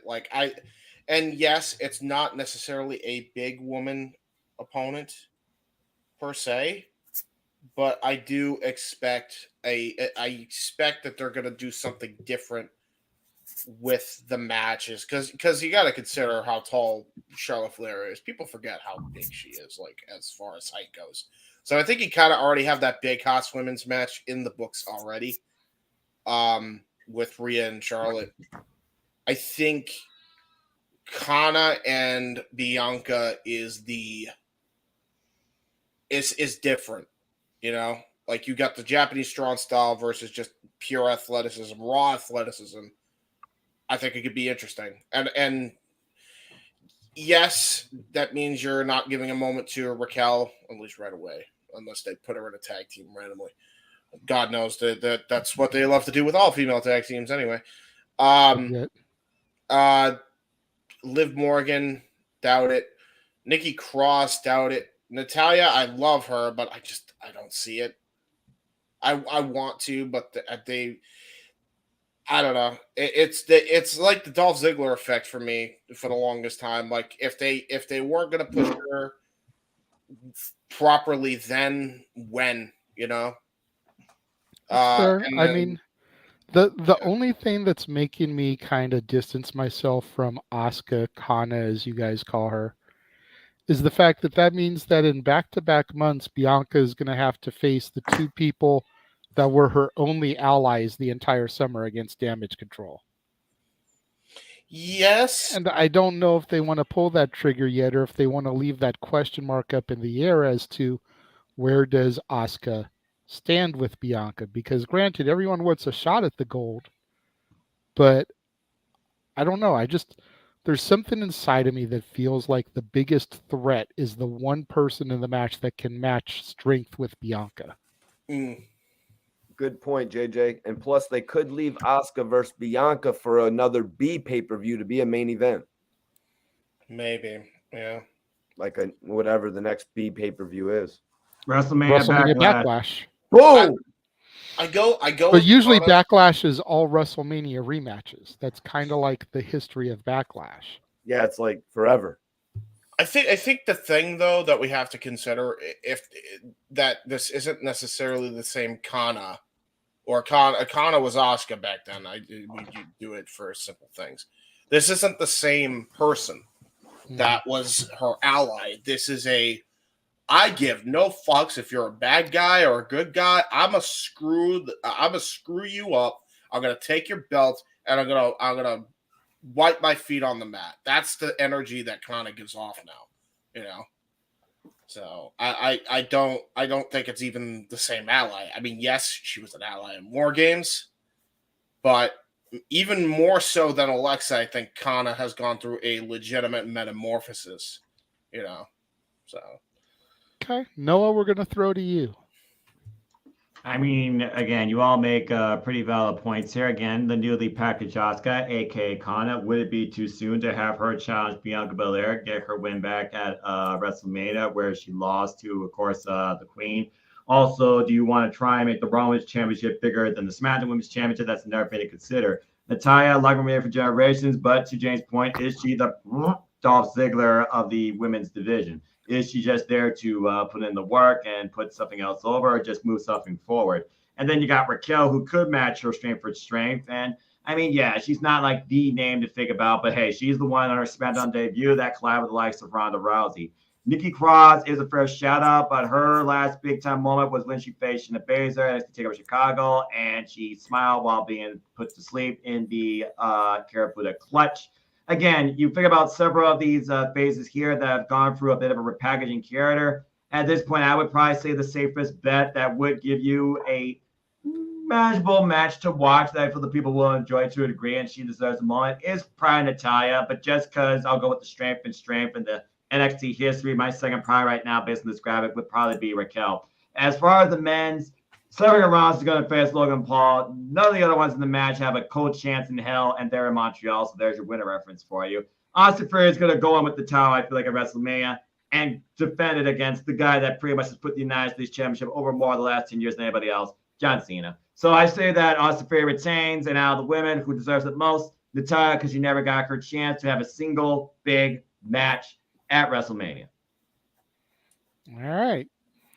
Meacham, the man who helped promote women's wrestling in Southern California. I saved you for last on purpose. Wow. Which I appreciate, because I was going crazy. Everybody calling Asuka Kana. It's like people that are watching might not know who you're talking about. So thank you both for clarifying who Kana is. Because learn your daggone history, respect women's wrestling. I understand that you know, and we love with Noah know, but some of the kids in the audience that are watching past their bedtimes aren't educated. They need to know what's going on. So I appreciate the education. That includes you, Stat Boy. We know you're watching. We know it's past your bedtime. Go to bed. That's right. and me, who's still learning. Yeah. That's right. So just throwing out the name Kana, it's like people are gonna go. If they're watching on demand, like who you talking about? So we know. Meacham, we're throwing to you. Okay. God, I'm looking at the card because I'm trying to do this and had the thing. Oh, I'm gonna hate myself in the morning. Carmella's gonna win Monday, and she's gonna win the chamber. She's gonna win the chamber match too. Fuck no! I know. I'm sorry. Delete. I know. Delete. I understand. I get it. I do. Why are you gonna put that out there in the ether, Meacham? Because I have a feeling that's how they gonna book it, Uncle Jay. I can't help it. Interjection, Jeff. They did this bullshit at Money in the Bank, and it was a wet fart bathroom break. We don't need this again. Just for Corey Graves to have Euphoria commentary. Carmella was a damn good Miss Money in the Bank and a really good champion. So for me, what is Jeff drinking right now? Wouldn't you like to know? I'll tell you off air because I don't want to talk about it right now. All right, so that covers the women's match. Then go ahead and throw the men's graphic back up. All right, what do we These got? are the possibilities. So we've currently got Theory, Bronson Reed, Johnny Gargano, and Seth freaking Rollins. Yes. And then I have a feeling that it's going to be Montez Ford and Damian Priest. Really? Yep. I don't think both Street Profits are going in. No. And I think Montez is the standout of the team. So yep. I think it's going to be those 6 men in the match. And regardless of who goes in their spot, I think Theory is coming out with the gold because, again, you don't want to make him look weak, especially if he's going into Mania against Cena. Yep. And you don't need to break up another tag team as long as they're selling red Solo cups. Guys, I think it's very interesting. I think we have our replacement for John Cena. You know what I mean? Until JJ broke it down right there. I wasn't really seeing Montez Ford winning this thing, but both the Street Profits are not going to lose. And guys, I mean, I don't think John Cena's coming back for WrestleMania. I think he did that one thing December 31st so he could wrestle every single year. You know what I mean? But I don't think he's coming back for Mania, just to be real, to face Austin Theory. So let me ask you this then, Mikey T. If he made sure that he came back on December 31st so that he wrestled one match at least every year, who's to say WrestleMania is not going to be his for 2023? No, I'm just saying he doesn't need to come back for WrestleMania. Do you want to bet, Mikey? He can make I'm saying, I don't see him coming back, and I think Montez Ford is going to make the step up for WrestleMania, and we're going to get Montez Ford versus Austin Theory in a singles match. Yeah. I'm pretty disappointed that we get no Bobby Lashley in this, though. I'm okay with there being no Bobby Lashley because I'm hoping they pull the trigger on Lashley versus Lesnar at Chamber. That way we can still get Lesnar versus Gunther at WrestleMania, even though it's more than likely going to be Gunther versus Drew versus Sheamus from everything I'm hearing. And I know he's Walter, but as Jeff just pointed out, there's some people that didn't watch your NXT that aren't going to know him as Walter. So let's try to at least half call him by his slave name. I mean, his new name, which is Gunther. Yeah, I hear what you're saying there, JJ. But when Austin Theory said to Bobby Lashley on Raw, he's like, "You're not going to be in the Chamber." I was like, "Oh, Lashley's definitely going to be in the Chamber now." But now he's evidently not going to be in it. Yeah. We can talk more about this off air, but I'm really curious if Mikey wants to put a serious bet on John Cena being at WrestleMania. We can talk about that, as you said, off air. Dory, Okay. we'll move up to Put a you. bet on it. Okay. Just because some of the articles I've been reading and such, and trying to become more familiar with some of the players, if you will, on this stage, and things, what they've got leading up right now. Theory's going to win this elimination match. They are big time promoting Theory. It's for whatever reason he's the new go-to, and yeah, it's going to be Theory.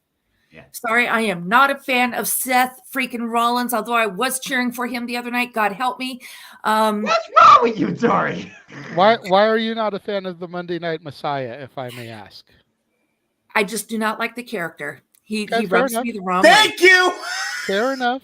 He rubs me the wrong way. enough. So you're welcome, James. Wait, So I have a question. Is it because he ripped off the freaking Joker and don't tell me otherwise from the current movie? Oh my God. That Oh, yeah. no. Somebody needs to talk to his costumer. I mean, I'll gladly step in. All right. Well, Yeah, there you go. There you go, Rollins. You got a seamstress that will pick out the right clothes and wardrobe for you. There I you mean, go. at the end of the day, I'll talk to Becky first, Yeah.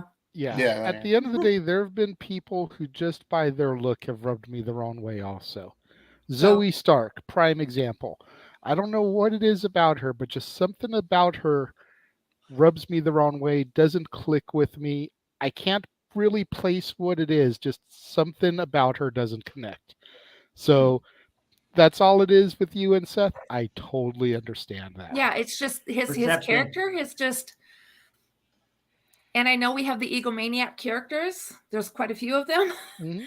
But I mean, I think if you go back and you watch his Shield work and then watch the breakup of the Shield, the Authority, and kind of the evolution into this, maybe it'll make a little bit more sense to you. Okay. But Okay. Yeah, but like I said, it's just overall he just rubs me the wrong way. And again, his costume choices is like, who's doing this? I will say this for Tyler Black, Seth Rollins, whatever you want to call him as, his voice has never fit his body for me. I can go with that too. I it's always been a thing with me. It's like the same thing with Low-Key. Go back and you watch old Low-Key matches. Like, this dude is like a $175 soaking wet with cement shoes, and he sounds like Barry White. Like, for real, like if you put Seth's voice in his body and his voice in Seth's body, it would probably work a little bit better. But there's just always been something about Seth's voice that just didn't match his body and his personality to me. Well, I mean, you asked Dave. Fuck. Yeah, What's up, Jeff? Tiffany Stratton. He could definitely connect you with voices that don't work with human body. What's up, Jeff? I said, I'm glad somebody else said that shit about Seth and Loki besides me. God damn. Dory, I see your hand. What's up, Dory? So when in high school, God, that was a long time ago. We did a production of The Wizard of Oz, and the guy who played Oz, I mean, he had the voice. I mean, the nice deep voice and everything. But if you looked at him, you would never expect that voice to come out of that tiny little body. Yeah. Right. Yeah. And that's kind of the scenario. That's fair. Emmanuel says in the side comments, like him as Cena. Don't see what people like about him. Can respect the guy. Has decent matches. But never liked the character, both rap and never give up. Now, dude, I will say, going back and having watched some of these old No Way Outs for the dad's show Jeff and I are going to do, and getting to see my John Cena, the doctor of thugonomics, coming out to basic thugonomics and doing the freestyles and everything, and the spinner US title, I'm like, God damn it, I loved that guy. Guy was so mid. And then his evolution, if you will, into the chain gang commander and everything. I was just like, And then this. Yeah. It's not my doctor, damn it! Yeah. But he digressed. I still to this day, and I have mentioned to him on the couple of occasions I've gotten to speak with him, I to this day am pissed off at him and WWE for dropping basic thugonomics in favor of my time is now going into Mania 21. Yep. I was so looking forward to hearing him come out to that song in Staples Center at WrestleMania, which I was there for live. Whoop. And he switched songs like a week or two before Mania. Oh. Damn. I think he should have walked into Mania with basic thugonomics, and the next SmackDown he should have changed it up, because at that point it truly would have been his time is now. Missed opportunity. Perfect storytelling, JJ. I agree with you 110%. But you know why they didn't? It's simple.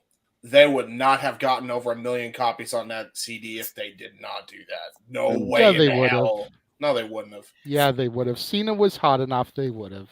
It was like when they dropped the Winged Eagle title and Austin came out with the new championship.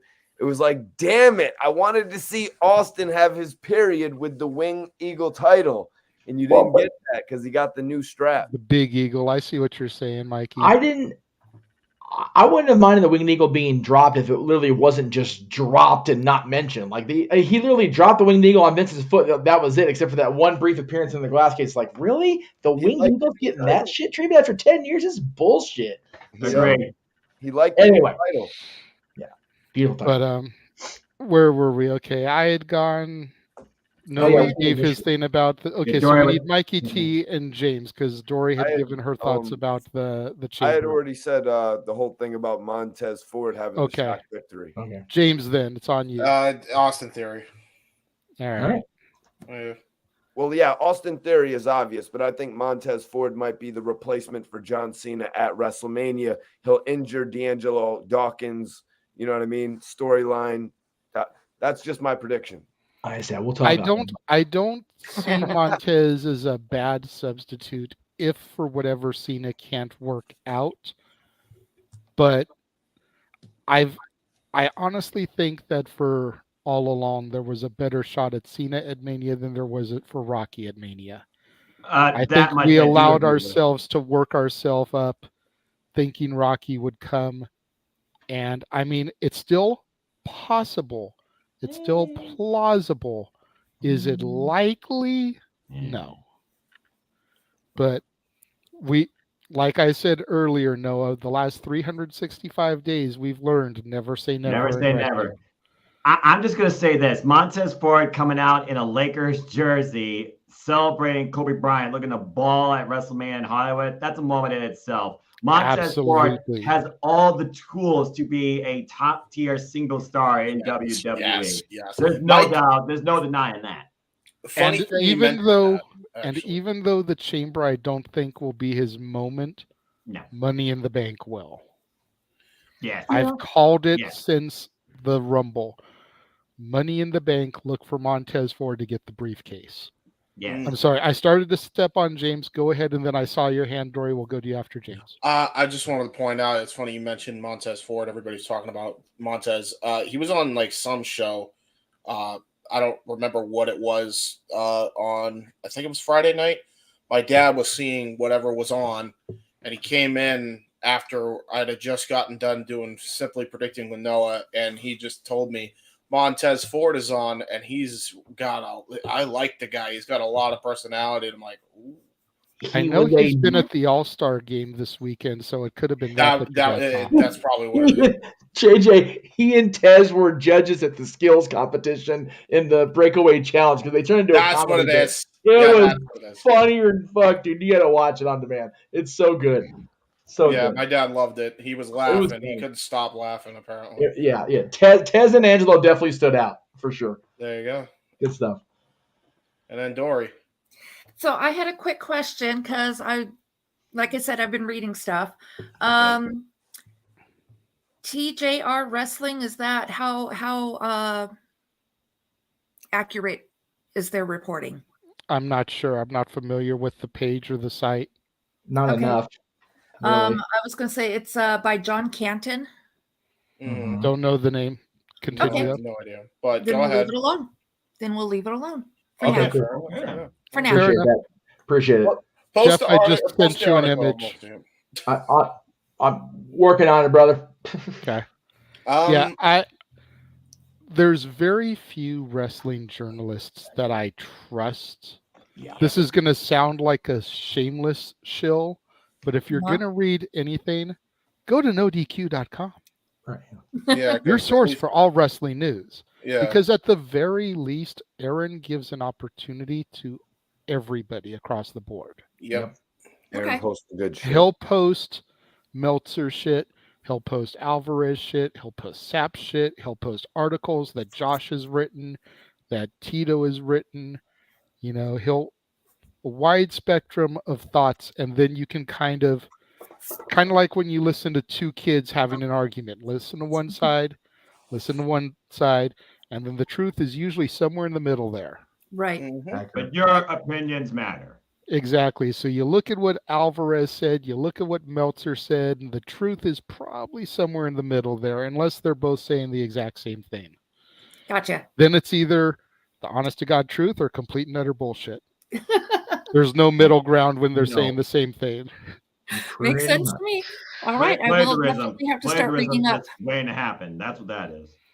But yeah, and then of course that's going to drive up no DQs, revenues, and sites, and everybody wins. So yeah, that's right. Got you covered, Aaron. For all. Yes. All right. Okay, so Emmanuel's comment then, before we get to the main event. Yes, there we go. There they all are at the All-Star game together. Damn. I got that off of Bianca's Insta, and the caption was simply supporting my hubby. Aww. So she's not even booked to be there. She's just there with her man, with Angelo, letting them do their thing, kind of playing her role in the background, even though she is the champion and the EST of the WWE. Yes, she is. Yep. So Manuel's comment, which one were you going for? Will people try to push Sammy for Sammy at Mania? Okay. I've seen people posting saying hashtag Sammy Mania to try to hijack it like they did with Danielson. Nope. It's over. See, here's my thing as far as Sammy Mania goes. It only is going to be beneficial if they separate the titles. Yes. Exactly. That's exactly how they need to do it. Now, that being said, Cody is guaranteed his shot at Mania. Right. Yep. WWE has missed the boat before by letting shit pass them by. Yep. Who's to say? You know, and this is what this forum is all about, is the what ifs, the discussion, letting the chili pot boil, if you will. Who's to say they don't pull the trigger, have Sammy beat Roman at the Chamber, and then Cody defeats Sammy? Wow. Yeah. That I would can be see cool. that. Really make the audience choose. The biggest issue in that booking is it's not a no-eye legacy versus Rhodes legacy. Oh my Yep. God. Which goes to our main event topic that we'll get into in a moment about wrestling's royal families. You lose that if you pull that trigger. Yeah. And that's the bigger story. But you just have this guttural, tribal, like raw emotion for Sami Zayn becoming champion in his home country of Montreal, Canada.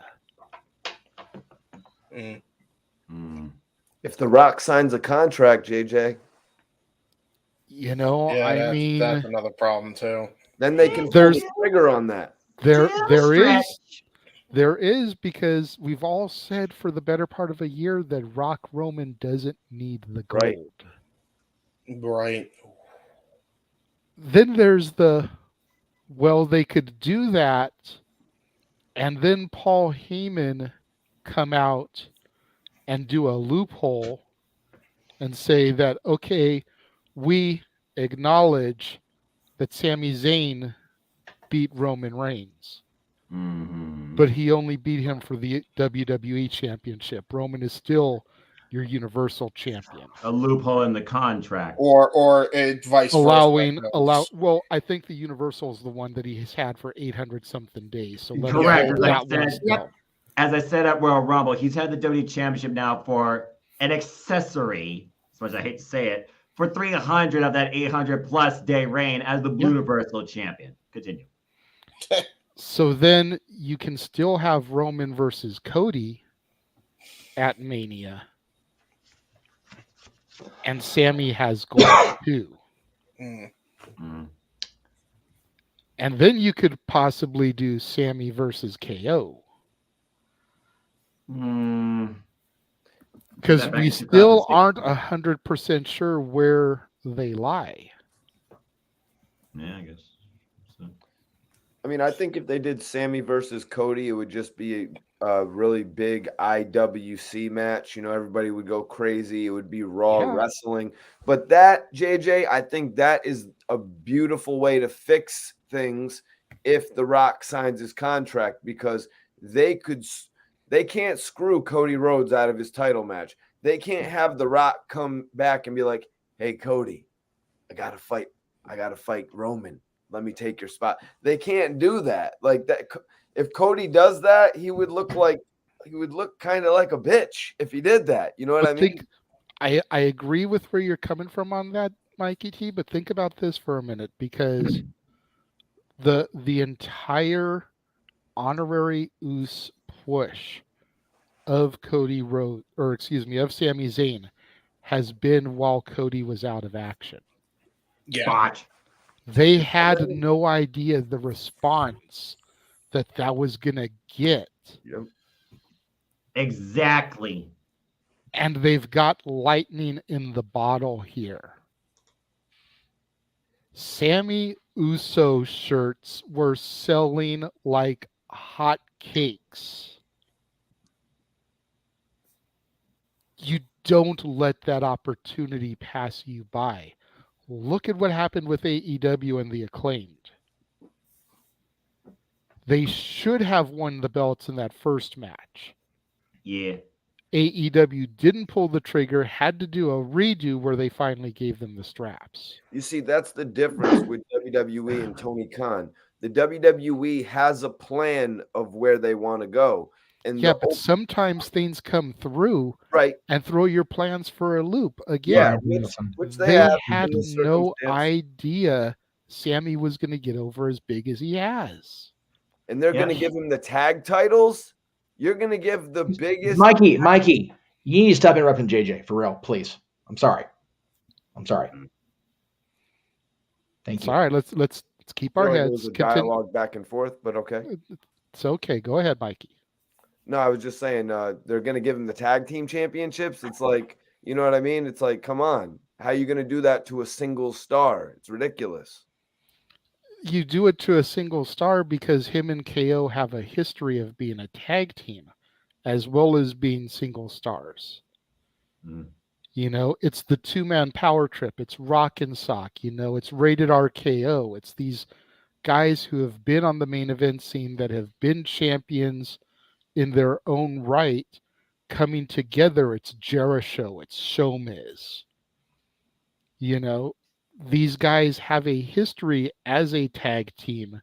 If you do your digging and look up Kevin Steen, look up El Generico, look up Pro Wrestling Guerrilla, Ring of Honor, they've got an extensive history as a team.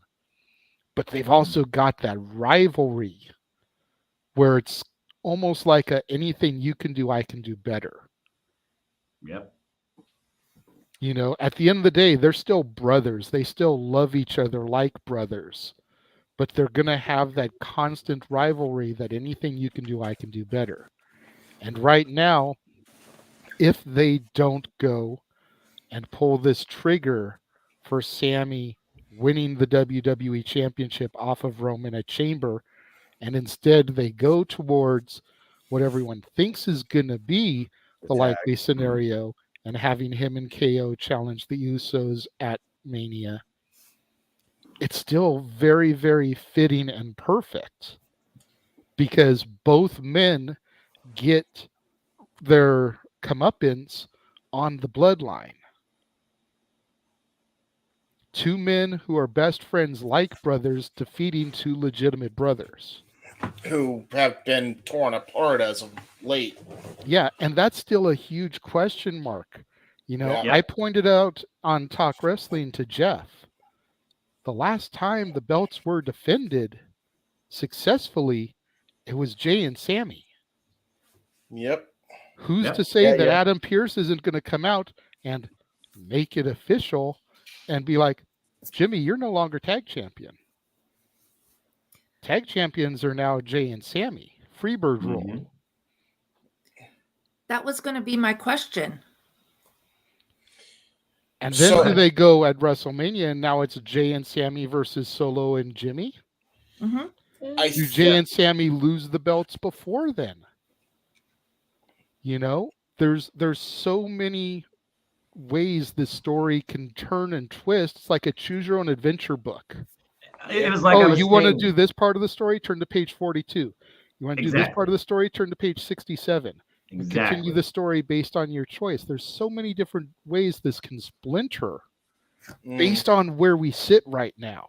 Yeah. It's a beautiful thing. Which is great. Because we're all left guessing what they're going to do. It's unpredictable, which is huge.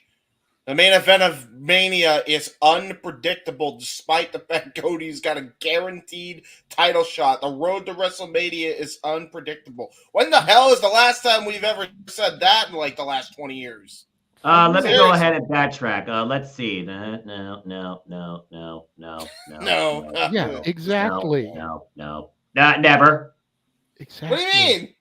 This is a hell of a moment to be in, and depending on where Hunter wants to try to take things coming out of Montreal is going to be huge. Do we get Jey Uso realigning with the bloodline, initiating another Montreal screw job on Sammy? Yeah, true. Does Sammy do the impossible and dethrone the tribal chief, the head of the table? Tune in 2 weeks and find out. Right. Which, like, when's the last time a B show felt as interesting as it's been? For real. Yeah, like this is exciting, bro. Yeah, like they did, and I even said it after they did everything that they did. Never in my life have I been more invested in a Mania since Rock and Austin. That says a lot. And there has been some damn good Manias, and Mania builds, quite frankly, but nothing has come close to this. Oh. I think the last time I was really invested in a Mania, it was Brian's moment. Right. Which... Man, and that's just because, like the story I told earlier, you know, we had grown close with Brian through Gorilla.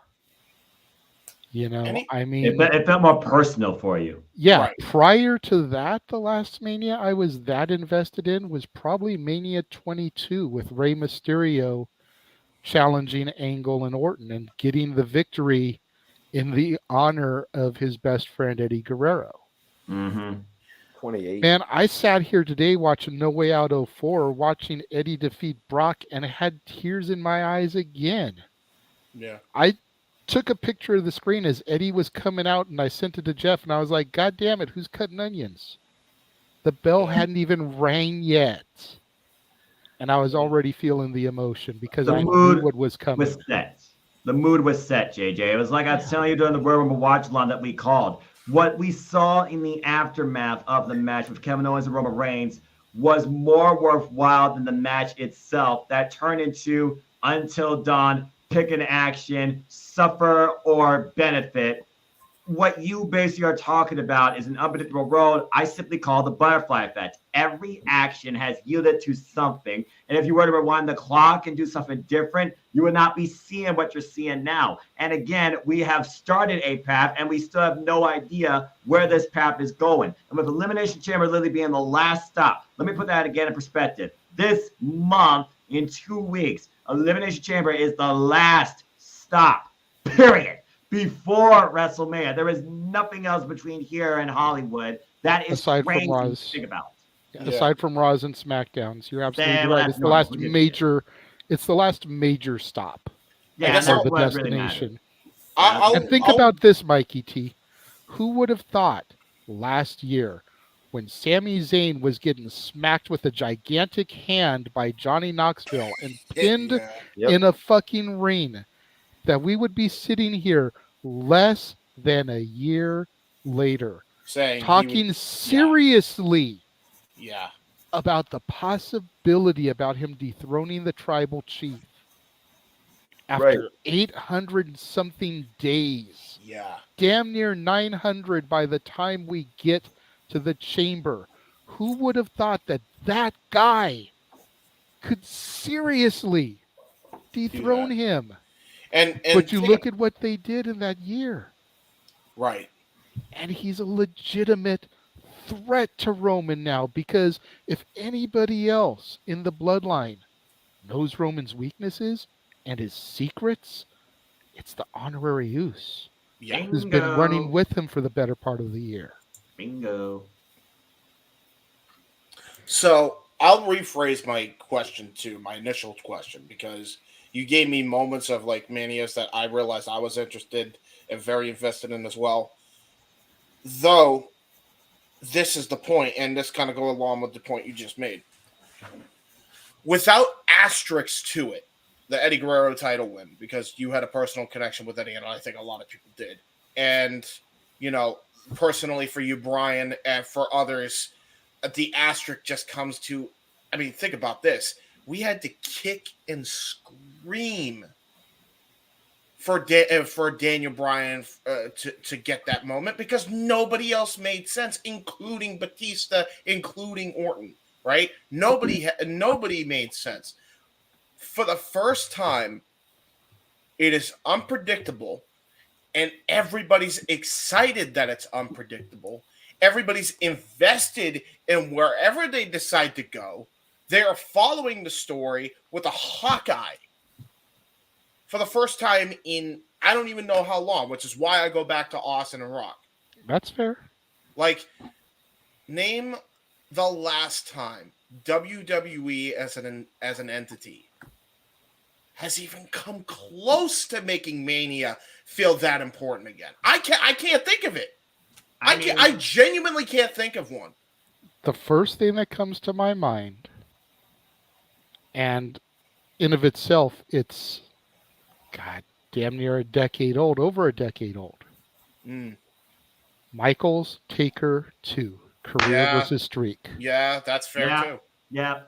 How many times have I said over the last few years, I feel like WrestleMania has been a 1, maybe 2 match show, but the last time I was truly invested in some of that, I was like, it could go either way. And I still say, in my opinion, the streak should have ended at WrestleMania 25, which I still say was a 1-match show. Bite me if you say otherwise.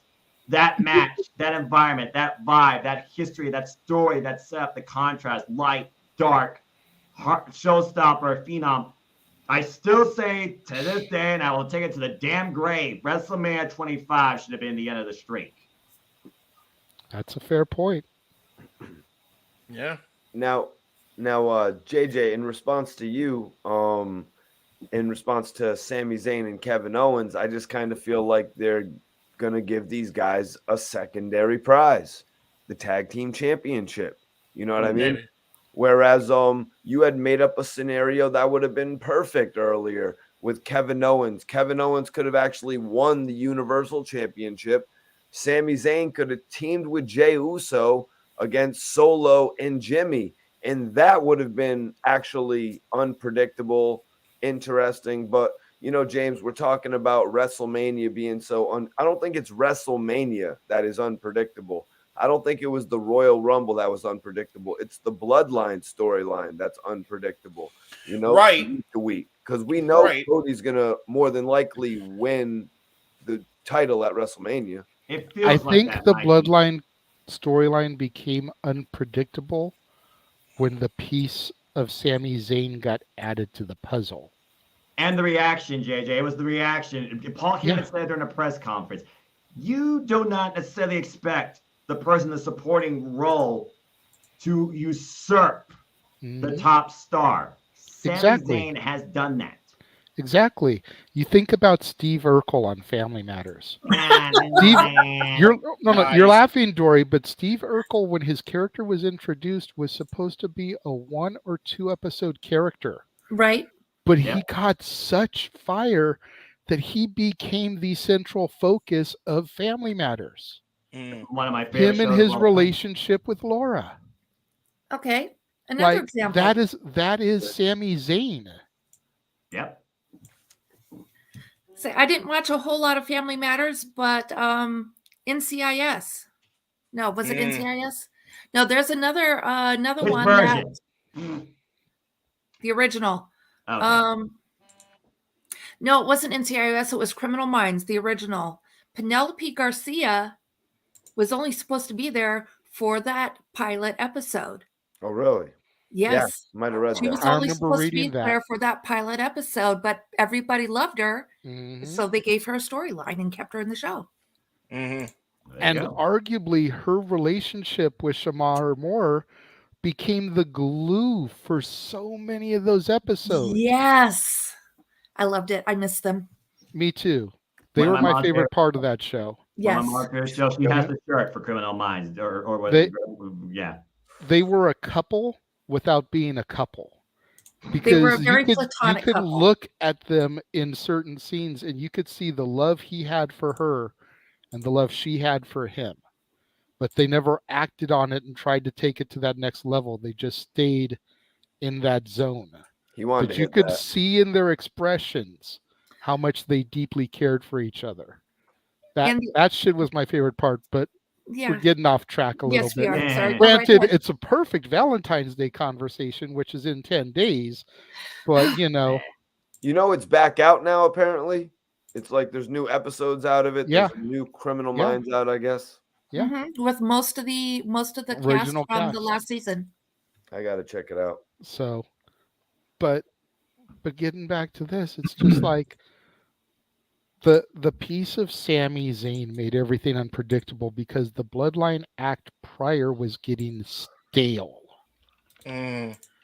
Sammy added that spice to make things unpredictable, and then at Clash of the Castle when they added Solo to the mix, and you had that diesel enforcer, to just play the bodyguard role for them. Emotionless. Yeah, I mean, you looked at the Street Champ on Not Your NXT, and he had this emotion. He had this character, and now he's just become so one-dimensional. But it was another integral piece to add some spice to that storyline. Otherwise, we would have been begging for Roman to drop this title freaking a year ago. True. We all thought that he shouldn't have made it past Clash with the belts, that he should have lost it to Drew. We thought that was the end game. Made it. Nope. I think it just comes down to, like, yes, the Bloodline story is unpredictable, and that's what's driven Mania to be unpredictable. At the same time, though, had it not been for that, like, man, we're easily talking, like, I don't know, because the Mania itself now is being built around unpredictability. Because who thought Gunther would have lasted as long as he did in the Rumble? Who thought, Rhea Ripley would have gone from number one and lasted all the way to the end, and Charlotte challenged Charlotte? That was a pretty unpredictable move. The result might be predictable by the end, but it was still an unpredictable road they're going to go. Yep. Which and then you would think their focus would be on the Raw Women's Championship. It was the complete opposite. They're going to save that focus for the Chamber. So the roads are unpredictable, and we were just talking about it too. We don't know if Walter's going to be fighting Sheamus and McIntyre or fighting Brock Lesnar, which, by the way, let's put this in perspective as well. Both matches are not bad. I'll take either. I'll take either. And then if they do Lashley versus Brock at Mania and conclude that storyline, we've never seen those two have a conclusive finish. Last time they fought, Roman interfered. So, there must be a winner between those two, and it really could go either way with those two. And they might be the number one contender challenge for Gunther. Who's to say, Gunther, I say Gunther, but Walter.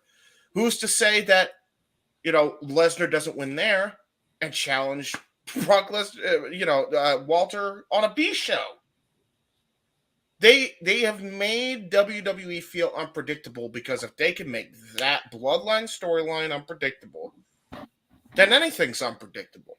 It's fair. Which is what you want in a Mania build, man. That's what's been missing for so long, and the entire card is being built around that. And here's another thing, too, with X Factor. Logan Paul and Seth Rollins. Who the hell was expecting that? We don't know who's actually going to win that. We don't even know who the hell's going to win that. Could be Logan Paul. Could be Seth Rollins. Maybe they're just trying to throw him a bone.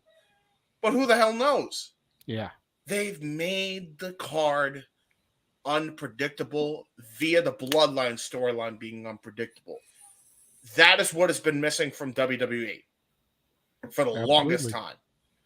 The main event has not felt unpredictable when it comes to Manias in the past, and by proxy, your entire Mania doesn't feel unpredictable. Now, with this being unpredictable, they built the card around everything else being unpredictable mostly. I'm sure you're going to get some things that are going to be predictable because you kind of need that anyway. I mean, nothing can be, oh my God, like it's just going to come out of nowhere, right? But most of the matches that are being built up right now are. And that's a rare thing this Mania season. It hadn't happened in I don't even know how long. Yeah, honestly, the last unpredictable thing I can think of that we saw was Austin Wrestling last year. Right. And prior to that, you've really got me scratching my head. Exactly. All right, let's go ahead and wrap this topic up before we move on to the main event. Okay. Alrighty. Mikey, I saw your private chat. Were you gonna bow out?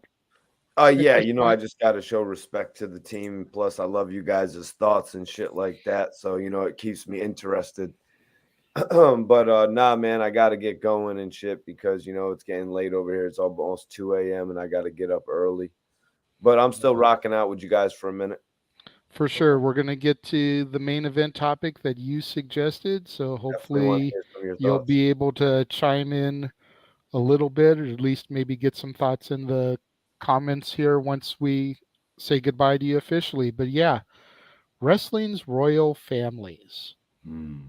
Cody Rhodes mentioned this during his promo on Monday night, and it got Mikey T thinking about, in addition to the obvious being the bloodline, who would you consider some of wrestling's major royal families? Hassan, how's it going? We see you there in the chat. We just didn't want to break up the flow of the conversation, but we see you. We acknowledge you. Obviously, for me, the first name that comes to my mouth, aside from the Anoa'i family, which is a given, because that's what sparked the whole conversation, is the Hart family. Mm-hmm. Yep. Yep. Yeah, absolutely. You figure all the boys wrestled, all the women married wrestlers. Mm-hmm. They've, spawned children. Some of the children have gotten into the business. Yep. Some have been more successful. Some didn't know when to keep their ears open and shut their mouth.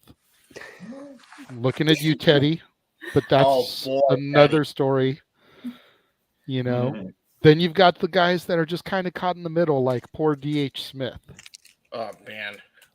Had a good run with the Dynasty, got released, did his thing on the indie circuit, being a journeyman like we talked earlier, got a chance to come back with the company. The ink didn't even dry on his contract. He was released again. Then you've got your Natalias, who, as we addressed earlier, Mikey T is officially a member of the Hart family because her mom is an offspring of Stu and Helen Hart. That was a few weeks ago. Yes, go back in the archives and watch that one. That dance around was pretty hilarious to rewatch. It's not Bret Hart's daughter, damn it! You got ridiculous. All right, let's keep going. So you've got those, you've got TJ Wilson, Tyson Kidd, who is a member of the family via his marriage to Natalia. He was best friends with one of the other Hart kids. Mm. You know, that's kind of how he originally got accepted into the family. Right. So the Harts are definitely the first one that come to my mind next to the Anoa'i family. Then you go on and you think about, you know, I honestly don't feel like, while there are other families, I don't feel like anyone really compares next to those two names. Mm. You know, I mean, the Rhodes family is only 3 deep. Dusty, Dustin, and Cody. Even if you factor in Terry Runnels via her marriage to Dustin, At that time, yeah. you've got 4. Throw in Brandy then, damn it. Okay, you can even throw Brandy in through her marriage to Cody. But yeah, arguably the most successful is Dusty. Cody comes in second at this point. He could eclipse his dad if he succeeds at WrestleMania. That's the key. And Dustin is like third, which is a sad statement considering the years he's put into the business and the fact that this is probably his final year in the business. You know, and he never really got to sniff that main event. I agree. Yeah. At least not for more than a cup of coffee. Yeah. Icy at best. You know, tag at worst. I mean, he did have some good tag teams. You know, Booker T and Goldust was good. That was a great Him team. and Stardust, him and Cody was good. No. But, so much. like, Dustin, when he wasn't Goldust, Dustin could just never get the momentum rolling on a gimmick. Right. Plain and simple. You know, you look at the natural Dustin Rhodes, and there was promise, but he was in Dusty's shadow way too much as the natural. Then he came to WWE, got the Goldust shtick, and then every company he went to tried to capitalize on that. Black Rain, 7. Saw 7 lasted what? Hours. It didn't even last its initial promo. He came out there dressed as 7, cut his first promo, and ripped the gimmick to shit. My name's 7. on Arrival. Seriously, the only gimmick that was deader on Arrival was freaking Uncle Fred as the Taskmaster. Can't believe that Black Rain shit. Yeah, and that was just TNA and Vince Russo trying to capitalize on Goldust. Bro. That's fair. I didn't even watch really much of the gimmick. I had just seen a collage of the videos. It just seemed bad. It was the Wish version of Goldust. It was because also, they couldn't get the rights to Goldust because Vince had that shit trademarked. Yep. He came up with Black Rain also when he was in a really bad time of his life, number one. Understood, but still, it's like the name in of itself is a play off of Goldust. Black Rain, like serious. Oh, gotcha. Yeah. And then it wasn't even as good as those like weird gimmicks he was doing when he was with like Luna Vachon. It's like, yeah, the artist formerly known as as Goldust. Right. Jesus. Yeah. I had to sit through some of that shit when I was doing my Rumble watch long, and I was like, oh Christ, I feel for you, Dustin. How you didn't just Kurt Cobain your shit with this gimmick is beyond me. Yeah. And that sounds harsh to say, but it's facts. Like, it's the truth. It's factual. Take it, Uncle Remus. Dolls. But for real, like, I'm the wrong guy to be doing that part of the show, but that's okay. It was bad. So you've got the Rhodeses, which again, like, no disrespect to the Rhodes family, but how do you put them in the same level as the Anoa'is and the Harts? Because Cody said it. That's why. No, I'm kidding, but you know. You've got the Ortons. But again, you know, nobody really remembers the Big O, Randy's grandfather. Grandfather. And most people this generation barely remember Cowboy Bob. Which is sad too. Yeah, And if they Flair- do Flair, remember, forget about it. and if they do remember Cowboy Bob, they remember him for being Piper's heavy with the arm that never healed. Right. Yep. At best. Yeah. Yeah, no one remembers Cowboy Bob these days, unfortunately. You know, and when I talk about the newer fan, I go back to like the C Nation. The C Nation and beyond, as I like to call them. You know, and it's like it's just some of these families, while there are great legacies,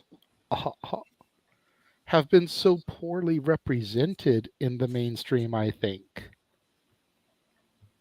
You know, Flair. Oh, there's a huge legacy with Flair. No, there's not. It's Rick and Charlotte. Does anybody really want to try and bring up David Flair? No. Yeah, exactly. Only that one Dory. Undertaker segment. And that's just for WWF. He had a decent run in WCW. Yeah, where he decent as in he got his ass kicked by Terry. He was part of the Wolfpack.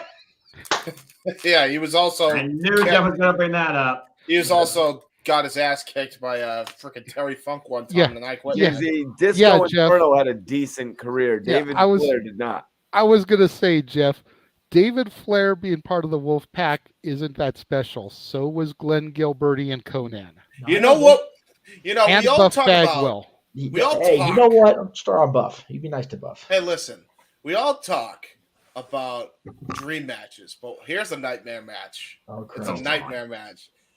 Wolfpack's David Flair versus Black and White's Virgil.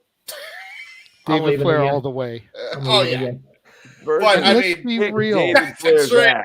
And let's be real here, fellas. While we're sitting here shooting and keeping everything 1,000, Charlotte Flair wouldn't be Charlotte Flair if Reed Flair hadn't died.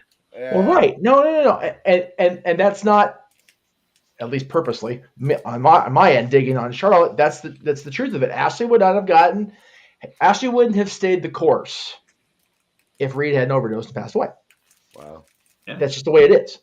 Yeah. She said that. She's owned that. It's all over the Flair documentary that just came out. So it's like if Reed had been able to establish himself more than he did, maybe the Flair name could be in conversation. Right. But as it stands, it is Rick and Charlotte, and we don't talk about David, just like Disney doesn't want us to talk about Bruno. So I'm not hearing a very prominent, at least 4-generation deep family in the conversation here. Go ahead. The McMahons. Yeah, true. Yep. I was going to get to the McMahons eventually. I was trying to think of and talk about the ones that are, and this is a loose term here, but a primarily wrestling family. I know Vince is in the wrestling business, and I know that everybody has had at least a match under their belt, except for Vincent J. McMahon. But it's like, right, yeah. But I'm trying to get through the people that Cody would legitimately be referring to as a dynasty, if you will. And while the McMahons changed the business for better or for worse, depending on what side of the fence you want to look at it that day. Right. That name, I don't think will be looked at with the same reverence as the Harts, the Anoa'i, and some of the other families. Especially considering the controversy that always seems to follow Vince. Well, right. Whether it's steroids, whether it's hush money in the bank. Which is a shirt you can buy. Yeah. So. I think if the Von Erichs hadn't had such a tragic story, they'd be in the conversation. There you go. There's another legendary family, the Von Erichs. Definitely. I mean, God, think Still about kicking too. What happened? Still kicking too with Marshall and Ross. Yeah. Marshall and Ross. Think about how many people passed through Fritz's territory. How many people really? I mean, think about the creative minds, whether you like these people or not, behind WWE today. How many people passed through the Von Erich territory? The most prominent name on my list off the top of my head are the Freebirds. Michael Hayes, who's still helping cultivate WWE creative today. And his daughter wrestles NWA sometimes. If Michael Hayes or it may have been Bam, it may have been Terry. If the Freebirds don't slam the head on Kerry's the cage door on Kerry's head, there's no Freebirds. There's no Michael Hayes doing this shit now. Period. End of sentence. It's fair. So Michael Hayes, because of the Von Erich, I am talking. I'm here. I just got a text from what I was waiting for. So I really think that the Von Erich's tragic ending or not definitely are in the discussion. Yeah. I don't know who else other than the families we just mentioned. Is there? What about the Armstrongs? Armstrongs, maybe. But what about? That's an interesting one. That's an interesting take. Unfortunately, Brian. Bullet Bob, Referee Scott, and Brian are like the biggest names out of all of them. Well, Brad Armstrong too, for a stint. I think if Brad had been more than the greatest WCW cruiserweight that never was. Yeah. That's not shit on the Armstrongs. I love the Armstrongs. Right. But it is what it is. Yeah, true. There is one other name. I saw Dory's hand go up, but I just want to make sure I say it before she takes what I'm about to say. The Guerreros. Yeah, Guerreros, yeah. There you go. I mean, going all the way back to Gory. Yeah. Hector, Mondo, Chavo, and Eddie. Yeah. All champions in their own right. Exactly. Yeah. Then you got Chavo Classic. You got Dominic Guerrero. You've got Vicky. You got Shaw. Nice. I was waiting for somebody to pick up on that. Nice. But you got Vicky. You've got Shaw. Legitimate. Dominic was thrown in there as a ha-ha. But I swear to God, dude, you can't tell me they're not going to end up pulling that trigger down the road. They have the to way now, they're right? pushing him, like, for real. Yes, Dory. Who else were you going to say, or did I just steal the Guerreros from you? Well, you stole the Guerreros from me, or rather from Stat Boy, but Stat Boy also snuck in for a moment and said the Mysterios. Yeah, Mysterios, because here's the thing with the Mysterios, much like the Flares, it's really only a two-name contingent. It's Ray and Dominic, right? Well, and it's Ray's uncle, right? The original Rey Mysterio, right? Because apparently this is Rey Mysterio Jr. Yeah, Dominic is still too green to really count him as part of the legacy. Yeah, true. Dominic is still getting his feet wet. Okay. I mean, he's been in the company for a couple of years, and he's getting better. No, Mikey. But he's still cutting his teeth. He's still attached to Mama's tit, if you will. He wishes. Anyway, he hasn't been tethered off yet to bottles and formula. Like he's still attached beyond a blackout curtain. But outside of that, it's the original Rey Mysterio, his uncle, and then Ray that we all know, which is Junior.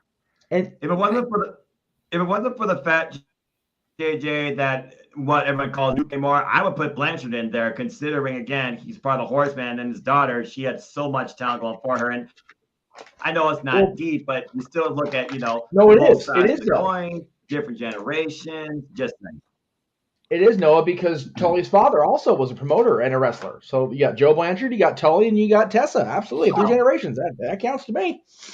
The Wyndham / Rotunda. Good, then. There you go. Family. Yeah. Yeah. Barry and Blackjack and Mike and Mika and of course Bray Wyatt and Bo Dallas. That's talk about horsemen. Talk about major impact players in WWE and wrestling history. There you go. Yeah, true. The DiBiase's. Oh my God! Right? Minus Brett. Well, yeah, we don't talk about Brett.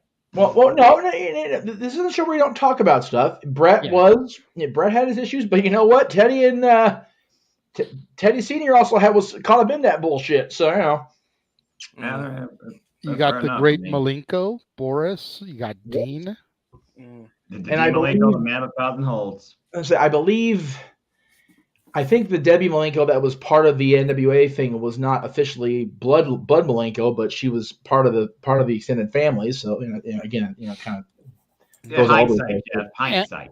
You want to talk about not even officially being family, but still having family legacy? What about the Andersons? Oh my God, yeah. Gene and Ole to Arn to Brock. Yeah, Gene, Ole, and Lars. The CW. Yep. It's like, again, a kayfabe family, but a damn great legacy. Yes. True. I mean, JJ, we called Braun Breaker tonight. The Steiners. Yeah. I mean, granted, they're only too deep at the moment, generation-wise, but that's the main reason I wasn't going to go there, because that was a question that got repeatedly asked. Yes. In the chat room. I don't know if I would consider the Steiners a family legacy. Not yet, anyway. Nah, too young. Yeah, I mean, if Scotty has a kid that gets into the business, and then Braun has a kid that gets in the business, we can talk. Right. I guess But as it stands right now, it's literally a pair of brothers and one son. Yeah, Anthony Corelli, aka Santino, he got himself and I guess his daughter. So let's start. And again, going back to the whole Rhodes comment. Yeah. As sad as it is to say right now, it's Scotty and then Braun and then Rick. Yeah. If you were to rank them in importance. Yeah. Let Braun get a couple more years on his belt, get to the main roster. If he can get that push and become WWE champion, he'll eclipse his uncle. But right now, his uncle is still a bigger name when you consider everything he's accomplished in his career. Yeah. I also, Jay, and I'm not a Scott fan, by the way. Well, no. Yeah. I also, and this is going to sound like I'm talking down to you, and I'm not. Your length of fandom, even being able to go back and watch stuff after the fact, Rick and Scott Steiner were major stars in the early 90s and late 80s. And again, with Rick Steiner, even before Scotty came into the company, Rick was part of the Varsity Club with Sullivan and Rotunda, and again, tragic end or not, without Rick being in Crockett / WCW, he doesn't get his, cute little demure #1 fan named Robin, who evolves into woman, Nancy Benoit. We don't get Nancy in the business. That's fair, but I'm just going off of their accomplishments. I'm not trying to say that Rick wasn't important to his place in history. Okay. Anything like that.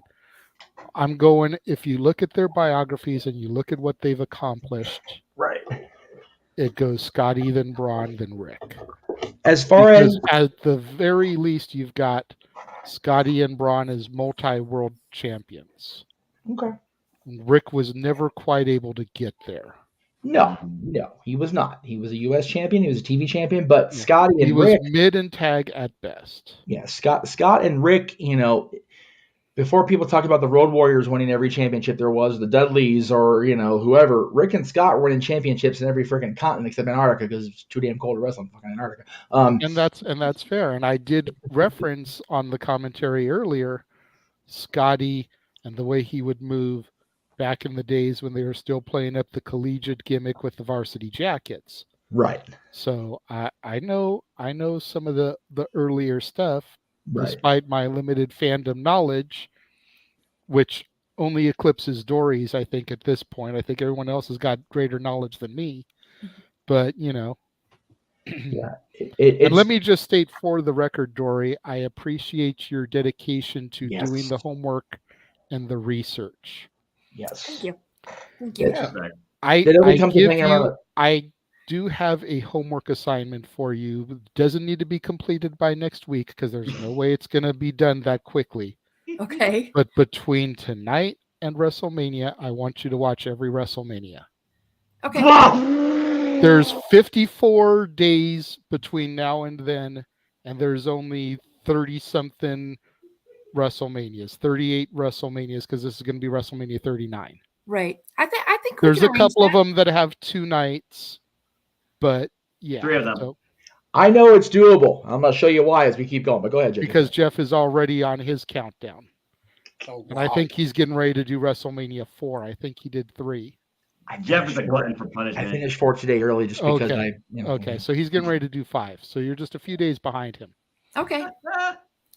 Well, with my work schedule and stuff, I think I can work that out. Yeah, exactly. That's why I'm giving it to you now, because like I said, you've got 54 days. Even for some of the longer ones, like WrestleMania 4, which is a tournament, and 17 hours. Oh my God. I'm kidding, but it feels like that. Oh, it sure You can does. split it up into like 2 days. When you do a watch along, it's a mucker feather. I'll tell you what. All right, just here. This is including our own watch alongs thrown in there and not watching on those days. It can be done before WrestleMania. Okay. So there you go. And that's me and that's me taking a 3-day break this coming week. Yeah. So. 4 days if you count enough said. Yes. Oh yeah, well, 4. That's true. Yeah, because I didn't. Hashtag Jeff can't count by the shirt. I was gonna This say. also Tyrant having to evacuate from a gas leak in the house. I apologize. Okay. But so there's all those. Someone brought up Emmanuel brought up in the comments. If we're going kayfabe, Undertaker and Kane with Paul Bearer as Kane's dad. Yeah. Your brother's alive. And then you even factor in Mankind, Uncle Paul. Right. You factor in Michelle McCool, Taker's legitimate wife. You factor in Sarah, his wife for a while during the whole stalker angle and the Alliance invasion. And now Michelle McCool. I just said her, but yeah. Really just said that. Yeah, if you and Arlene, for the record, we mentioned the Anoa'i family, which is the bloodline, the Rocks family. That's essentially what sparked the conversation. They're all under the was same Cody's promo about Roman on Raw, which is about the Anoa'i family. Yeah, which are all under the same umbrella. If you factor in everybody that's been acknowledged within Undertaker, Mark Calloway's family over the years, it's pretty deep. But at the end of the day, only Undertaker and Kane and Michelle McCool have actually won wrestling championships as in-ring competitors. So it's a great legacy, but it's not so deep. No, it's okay. No need to apologize, Arlene. Depending on how new you are to the fandom, you may not have realized that it was all the same group. You're perfectly okay. No need to apologize. Hey, you're good, Arlene. We just appreciate you being here. Yes. Exactly. And again, the Anoa'i, I missed if the Anoa'is were gone into detail, so I apologize, but I did want to talk about them since they are the... We didn't go depth into detail because I figured that the WWE has painted the Anoa'i family tree numerous times on its broadcast. That's fair. So, I mean, you've got Jimmy, Jay, Solo Sikoa, all the sons of Rikishi Fatu. Yes. Yeah. You've got Afa and Sika, the Wild Samoans. You've got the Tonga Kid.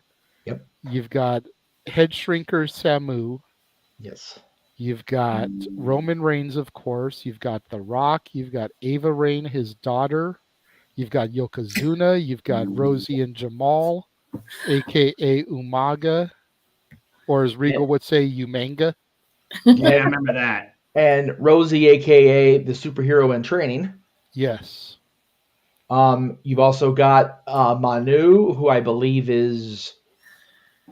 I think he's related to Afa. I could be incorrect. Sifa Fatu as well. Sifa Fatu, who I've actually had conversations with. Yes, Umaga's son is talking about coming into WWE now that his legal troubles are done away with. Yeah, Jacob Fatu. Jacob Fatu. Still in fusion. And as they call them, Blood Brothers, so we'll throw them in there. The Snukas, Tamina and Jimmy. Nia Jax, isn't she related as well? Nia Jax is the Rock's mother. Whether we want to admit it or not. Right. You've also got, I just had it. I literally, by marriage, Tamina, Naomi. Jesus, I said Tamina, right? Yes. Naomi. Yeah, Naomi, yep. And you know, then going to the Rock's family, you got Rocky Johnson, the Peter Soul Man, his father. You've got the High Chief Peter Maivia. Peter Maivia. Who's another blood brother of the Anawahi. So yeah, that is by and large, the Samoan dynasty is by and large the deepest, richest bloodline in wrestling. There is no other comparison. Flat out. Like I said, the closest legitimate threat to comparison you get is the Hart family. Yeah.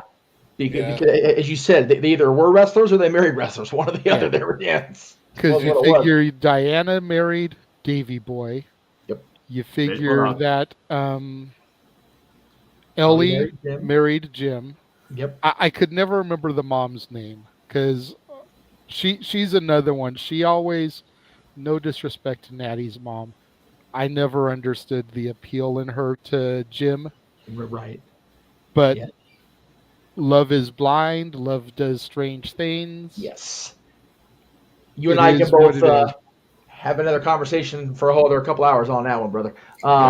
Ditto. At the end of the day, Ellie and Jim spawned Natty and Jenny, and God bless them for doing it. The world is a better place for it. Wherever those two girls' genes came from, whether it was post-surgery or not, we love you, Ellie and Jim, and we thank you for your service to the wrestling fandom. Georgia, the other sister, married Teddy, who, of course, Teddy Hart. Whatever Teddy Hart has become, part of that legacy, part of that dynasty. I did mention Teddy earlier on, how some of them had kids who were successful and some of them didn't know how to keep their ears open and their mouth shut. Yeah, and having worked close, and I mean close in a car with Teddy Hart, it is what it is. Boy. Trust me. That's a whole other off-air conversation that'll take place much later than today because I ain't got enough energy left to do that shit tonight. But fair enough. The McMahon family was mentioned earlier, man. I brought them up, but again, JJ was trying to go for more of the in-ring folks. But again, every McMahon except Linda of the current crop has been a champion. Yes, scarily enough. Has Linda?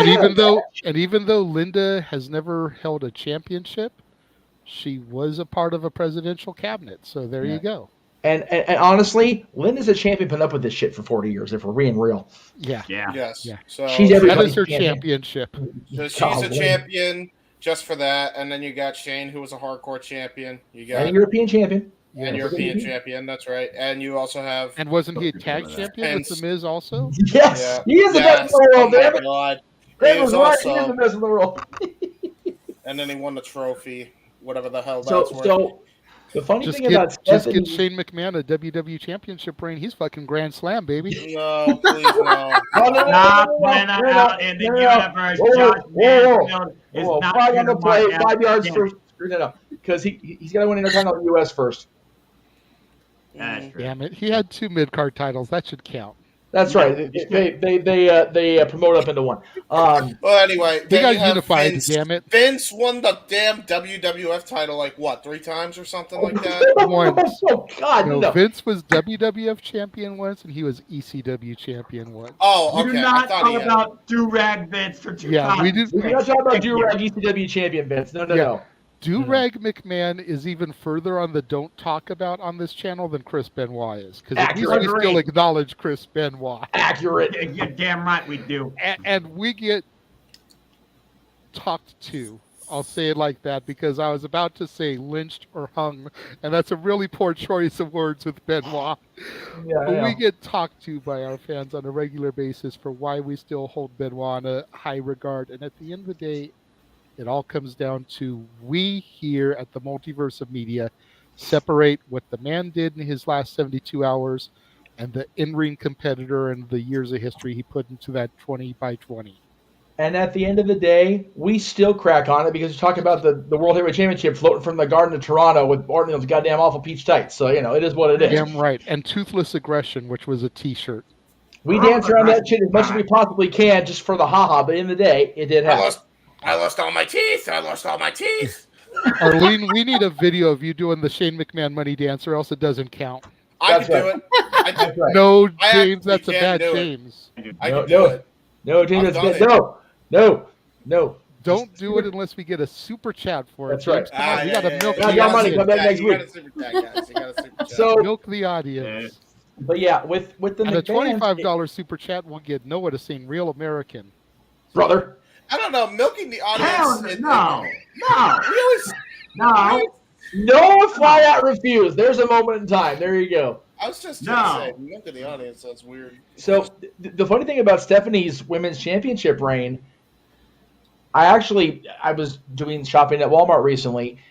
I found that figure. I actually, the same day I found the Frankie Kazarian figure, I finally bought the damn thing. Yay, Frankie, we love you. We do. That turned out that's going to be the last Stephanie McMahon individual figure produced prior to the resignation. Oh, interesting. So I have that figure. So I should put out a tweet. I said, I'm like, are you going to be at Access or something, even though you're not part of the company? Because I'd love to have it signed and on the studio wall. Well, Arlene is asking how much for a Shane McMahon dance from you guys. From us, $10. from all of us. $10 and James will do it. $10 for me, and I'll do it. Yeah. There you go. $10. Well, Arlene, make sure you're watching on channel. It's actually monetized. Yeah. It's gotta be. Considering that Emmanuel's the one who brought her over, I'm willing to bet she's watching on yours. Okay, that's fair. $25 keep up. Damn. Okay. Emmanuel's trying to really make the money out. Yeah, I was gonna for her first time in the chat room, I was willing to give her the discounted rate, first timer rate, $10. James will do the dance. Yes. No discounts in the Jeff Meacham Network Multiverse with me. I pay full price and get nothing. No, I'm gonna do it. I'm gonna do it for $10. Damn. I just want an excuse to do the Shane Shuffle at this point. I don't care. James, you freaking cheap idiot! And then we've got to make sure we clip this so that Josh can see it. Oh yes. Because we all know how much Josh loves him some Shane O'Mac. Top The 5. same daggum different idiot that said for $100 I have to do some stupid Fortnite dance. You said you'd do it. I didn't say anything. We got Gentlemen, we have a $20 super chat. Oh, shit. Okay, well, 20. I'll do it. You know what? Hang on. Wait, James. Wait. What are you doing? I think he's gonna get the music going. She'd like two he people. wants two He said, people, I don't so know Jeff, what do it this, too. but one of y'all is up. Me too? Christ. All right, well, hang on. Okay. All right, hang on. Okay. So I gotta find a squat. Oh my God, this is so bad. Hang on. It's gonna be the worst thing we ever done. Jeff, pull I can't wait to Noah see and this. Dory out so that the shot is just you two. Yes. Yeah, you two side by side. Yes. I can't wait to see this. Okay. So I'll just do that. That's what we'll do. All right, James, you ready? Okay. All right, hang on. I can't get the camera any further I'm away. trying. Oh my yeah, God. let's go. Wait. Hang on. Okay, wait. I gotta do it from two I had angles. to change pants. Okay, here we go. Okay.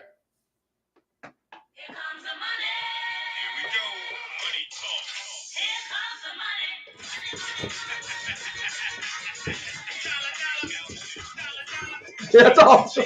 All right, now I gotta do it from the feet perspective. Oh man, he's got the pike and the steps and everything. Look at this guy. God damn, look at this shit. There we go. Oh my God. I would do it a lot better if it wasn't carpet floor and I had a fucking, and I had more room. Oh dear Christ.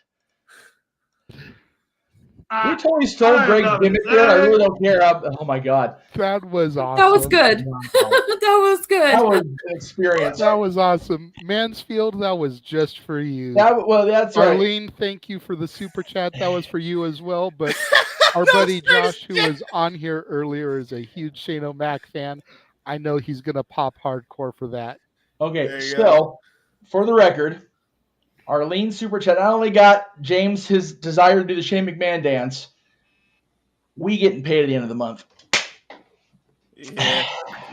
Woohoo. There you go.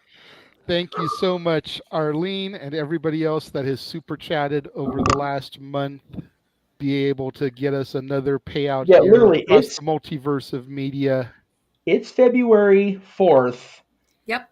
and we're already going to get another payment this quarter as of the end of the end of March, roughly. All right, well, tune in next time when Jeff and James and somebody else do the Too Cool dance for a super chat of $30. Hang on. Before everybody gets all ape shit on that comment, wait a minute. I have ha-ha'd around Rikishi calling me Oos before they made that bozo clown hair Sami Zayn honorary Oos, right? Yeah. I can do the entire Rikishi Too Cool dance. Flat out.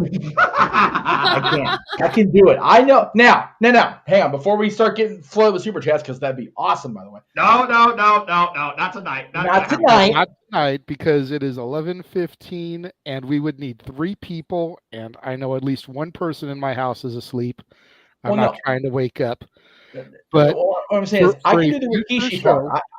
I ain't doing the goddamn work. That ain't happening. No. What I was going to say is, I will do Grandmaster Sexay. Okay. I will do the Thriller, the whole 9. That's right. Oh, that just means that somebody else has to do Scotty and do the Worm. So that's either Noah or James. What I would suggest we do is, but regardless, if we get the super chat for that, it's going to have to be something that we film. Yes. Another day when there's not people asleep in our houses. Yes. And then we can air the video next week on the show. Right. So please feel free to super chat tonight. It's just not going to happen tonight. Yeah. There you go. Arlene says she's going to serve up $30 until then. We appreciate that, Arlene. Yeah, why such a marketing guy? Because there have been plenty of indie experiences over the years where I've seen people go into the ring and do the dance. So my ex actually got in the ring with Too Cool and Rikishi and did the dance. She was brought in to dance with them. Did she go like Lita, freaking on the ropes and just got down? No. Damn. I need to step out briefly. My son is returning from his winter formal, so he wants me to see him in all his decked out glory, I guess. And we're also having food dropped off, so I have to go, but I will be back to help wrap up the show, Jay. Sounds good. All right. We will just kind of stall in the meantime then, Jeff, because I think for the most part we were done. So it's about time to start going home and doing the plugs and everything anyways, so I'm looking up the dance right now so I can maybe learn. Oh, Jesus. Lord. Here we go. Okay. Just move like a robot and do your arms like, a wave and you're good. Hey, how many years of community theater, mostly musical? Yeah, there you go. Yeah. So, there you go. Well, maybe we can get Stat Boy to be Mikey Too Hottie. Hottie, yeah. Because I know he's watching. I've seen him comment along a couple times. Yep, he's watching, and every so often he'll pop in here for me to say to relay something. So, hey, you know what? Since we're just waiting, here he comes. No. I ain't doing the Worm for any amount of money. Sorry, it ain't happening. Damn. And that's a hot take from Mikey T. Well, that's Mikey C, the Stat Boy. That was Stat Boy. Mikey C, Mikey T. We had 4 Ks and 4 Cs on NXT Vengeance Day. This forum is not brought to you by the letter C or the letter K. I'm just going to say that right now. C is for cookie, and it's good enough for me. And chocolate chip cookie, preferably. C is for cookie. I do like chocolate chip cookie. Real quick. So, since we're just cookies sitting behind me. Since we're just waiting until Jeff gets back right now, I do have a question for Noah also that is non-wrestling related, but also for Dory. Wait a minute, a non-wrestling question for Noah? Is he even going to be able to answer this? Oh no, yeah, he will. I mean, is this going to be an easy question for Noah? Like, is water wet? I'll start it off first, and then I'll ask her the question. One dimensional to you, JJ. Well, you're the one that's always saying that you know nothing except wrestling, that all you watch is wrestling. So I'm just going with your gimmick, bro. Well, here's the thing. It believe it or not, it's not just contrary to popular belief, it's not just the only thing Noah's interested in. He is also a gamer, and this kind of goes into plugs that I'll have later on, but I figured I'd ask him now. Noah, are you excited for Stable Wars, my guy? I have no idea what to expect, and I'm horrible at Smash Brothers. But this. Oh no! Listen. Well, here, all of us are going to be horrible equally because we're letting the CPU battle for us, and we're just watching the action. It's fine. We're all going to be equally horrible. Trust me. Wait a minute. Am I commentating a video game fight? No. God, okay, no. Dude, what the hell? Smash Brothers, you cannot commentate unless you've had years of practice, number one. Number two. Yeah, about to say, that's a roster I have no idea about. Yeah, so, that's number one. Number two, we're just having a good time and just shooting the shit and watching our characters just kind of play, beat the crap out of each other. Yeah, it's fun. It's fun. I'm curious to see what this is. I'm curious to see what this is about, Cool. And in relation to another thing, Dory, what did you think of the logo concept I did for Stepwood Sports Bar? I really like it. There you go. I really like it. So very nice. We've had that logo for the show for a long time, so it's always good to have variety every couple of years or so. New year, new season, new fresh coat of paint for the bar stools and the bar walls. And hey, I'm sure James is going to come up with something besides gears for simply predicting some point this year, maybe after WrestleMania. Because that's when Raw and SmackDown reset their sets anyway or something. The new dumb pop music theme, what nonsense. I can't recognize 98% of the music in WWE. Hey, that is accurate. That's why when we were doing the Rumble, I legit had to wait until I saw somebody come out the entranceway. With a few exceptions, the songs that I did know for sure. It's like, okay, who's this? Oh, okay. Jeff, you and I were literally talking about during Vengeance Day. It still had the, but we knew that was not the original Gallus theme. I'm like, no, really? No. By the way, I just sent that logo I referred to in the chat. If anybody wants to take a look. Okay, I will definitely go check it out momentarily. Again, so we've just basically been stalling until you came back, Jeff, because the conversation about the wrestling families is pretty much done. So it was about time to start the go home anyways, and you disappeared. So it was like, okay. There you go. Yeah, I appreciate the stall. Yeah, it's one of those, people don't understand how important music is until it changes. You go, oh, that's so much worse than it was. So, and honestly, as hot of a take as this is, yes, that's the way I felt when they switched from My Time to Motorhead. Yeah, it's because I loved My Time. That screamed Triple H on his own. Yep. I am the game. I am my own man. I don't need DX anymore. It is my time to be on top. So, and then they pulled the plug on that, and they went to Lemmy. Time to play the game. I've always did love the build up to that song. I'm not and as iconic, as iconic of a song as it is, and as much as it inevitably grew on me, right? That's how I felt when they did that change. No, I agree. The same thing with, as we talked about earlier, Basic Thugonomics to My Time Is Now. Yes. My Time Is Now, I didn't mind in the beginning. Yeah. But then it got played out. Yes. That'll be the day when freaking Basic fucking Novice is freestyled on here. Burning My Light. When they changed that to voices.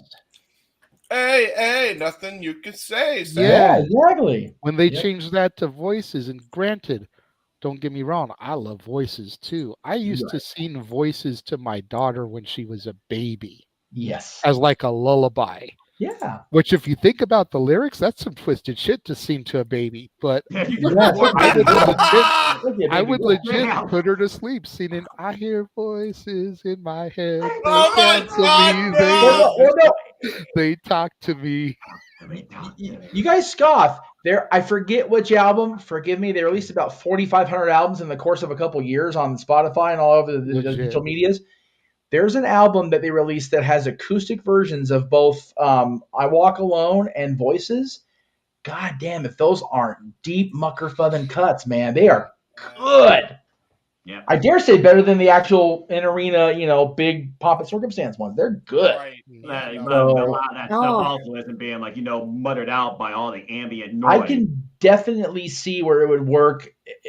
definitely the melody of voices definitely goes well, and if you apply your voice in a certain inflection with the tone, it works perfect lullaby. Just the words are twisted as fuck. When they switched American Badass to Rollin'.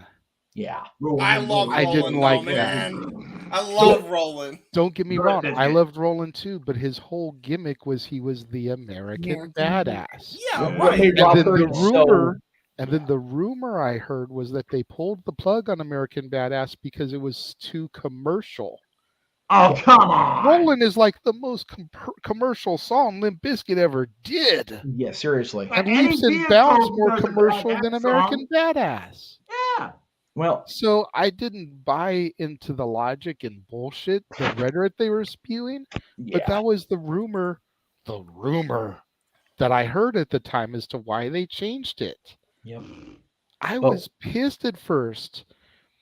And even when Limp Bizkit came out, because they dropped Rollin' and My Generation as singles at the same time, and they even put it out to the fans. They were like, look, whichever song gets the better response is going to be the official single.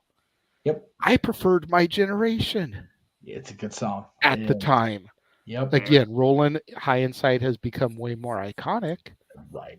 But if you listen to the words of Limp Bizkit's My Generation, I thought that was a perfect song. I loved that shit.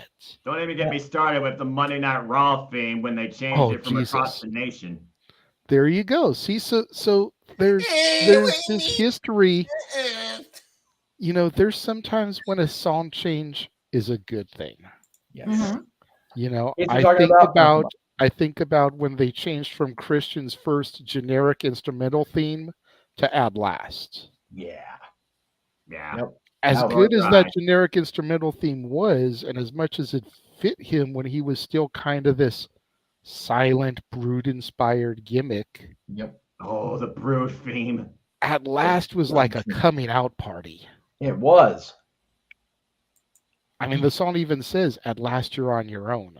You figure how emotional that whole moment was in their hometown with that Stanley Cup looking trophy. He just dropped his brother in the middle of that ring. He was finally on his own. It was such a cool, and his single themes going forward, I think, have been pretty damn good. The Close Your Eyes and the classic TNA theme with the 10-second countdown instrumental. Yep. The jacking of Evanescence One Last Breath. Yeah, I was about to say. No. People give Dale Oliver and Surge way too much of a pass. Way too much of a pass on that. They deserve every amount of bullshit they get, especially Dale Oliver, because I'm going to be honest, that mix he did for the ripoff is still terrible to this day. I don't care how iconic it is. Just get Evanescence. Just pay Evanescence and stop paying this freaking hack. He just now, this decade, got proper equipment to do wrestling themes, okay? Right. No, for real. You're absolutely right. You're not wrong there, Jay. Why do you still hate though on Red Dragon's theme though, man? Come on. Oh jeez. For the same reason, it's poorly mixed. What a game! What do we at least, JD? What do we do here? Another change that was good. The change from Rob Zombie's Never Gonna Stop to Metalingus. Oh my God, yes. Yes. Don't get me wrong. I enjoyed Never Gonna Stop. It was awesome to hear. Sitting back and watching No Way Out and seeing Edge come out to it still. Yeah. At 03. He didn't change the 02. theme. Yeah. 02. He didn't change the theme from No Way Out 02, so he still came out to Never Gonna Stop. Yep. And I was like, I thought they dubbed over this on the network. Yes. No. Like, I used to pop hard for that, but when they dropped that, went back to his old You Think You Know Me, and then like a couple months later came out with Metalingus, it was like, thank God. Yeah, whoa. Metalingus. Kane, remember he had the Slow Chemicals song that was like the world burning down with them. Kane? See, that song took a while to grow on me. I love But it did. It did eventually, but it took some time to grow on me because the voice on the song, I never thought it fit Kane. Yeah. Fair. So. And another god awful one, and I swear to God, if I ever get to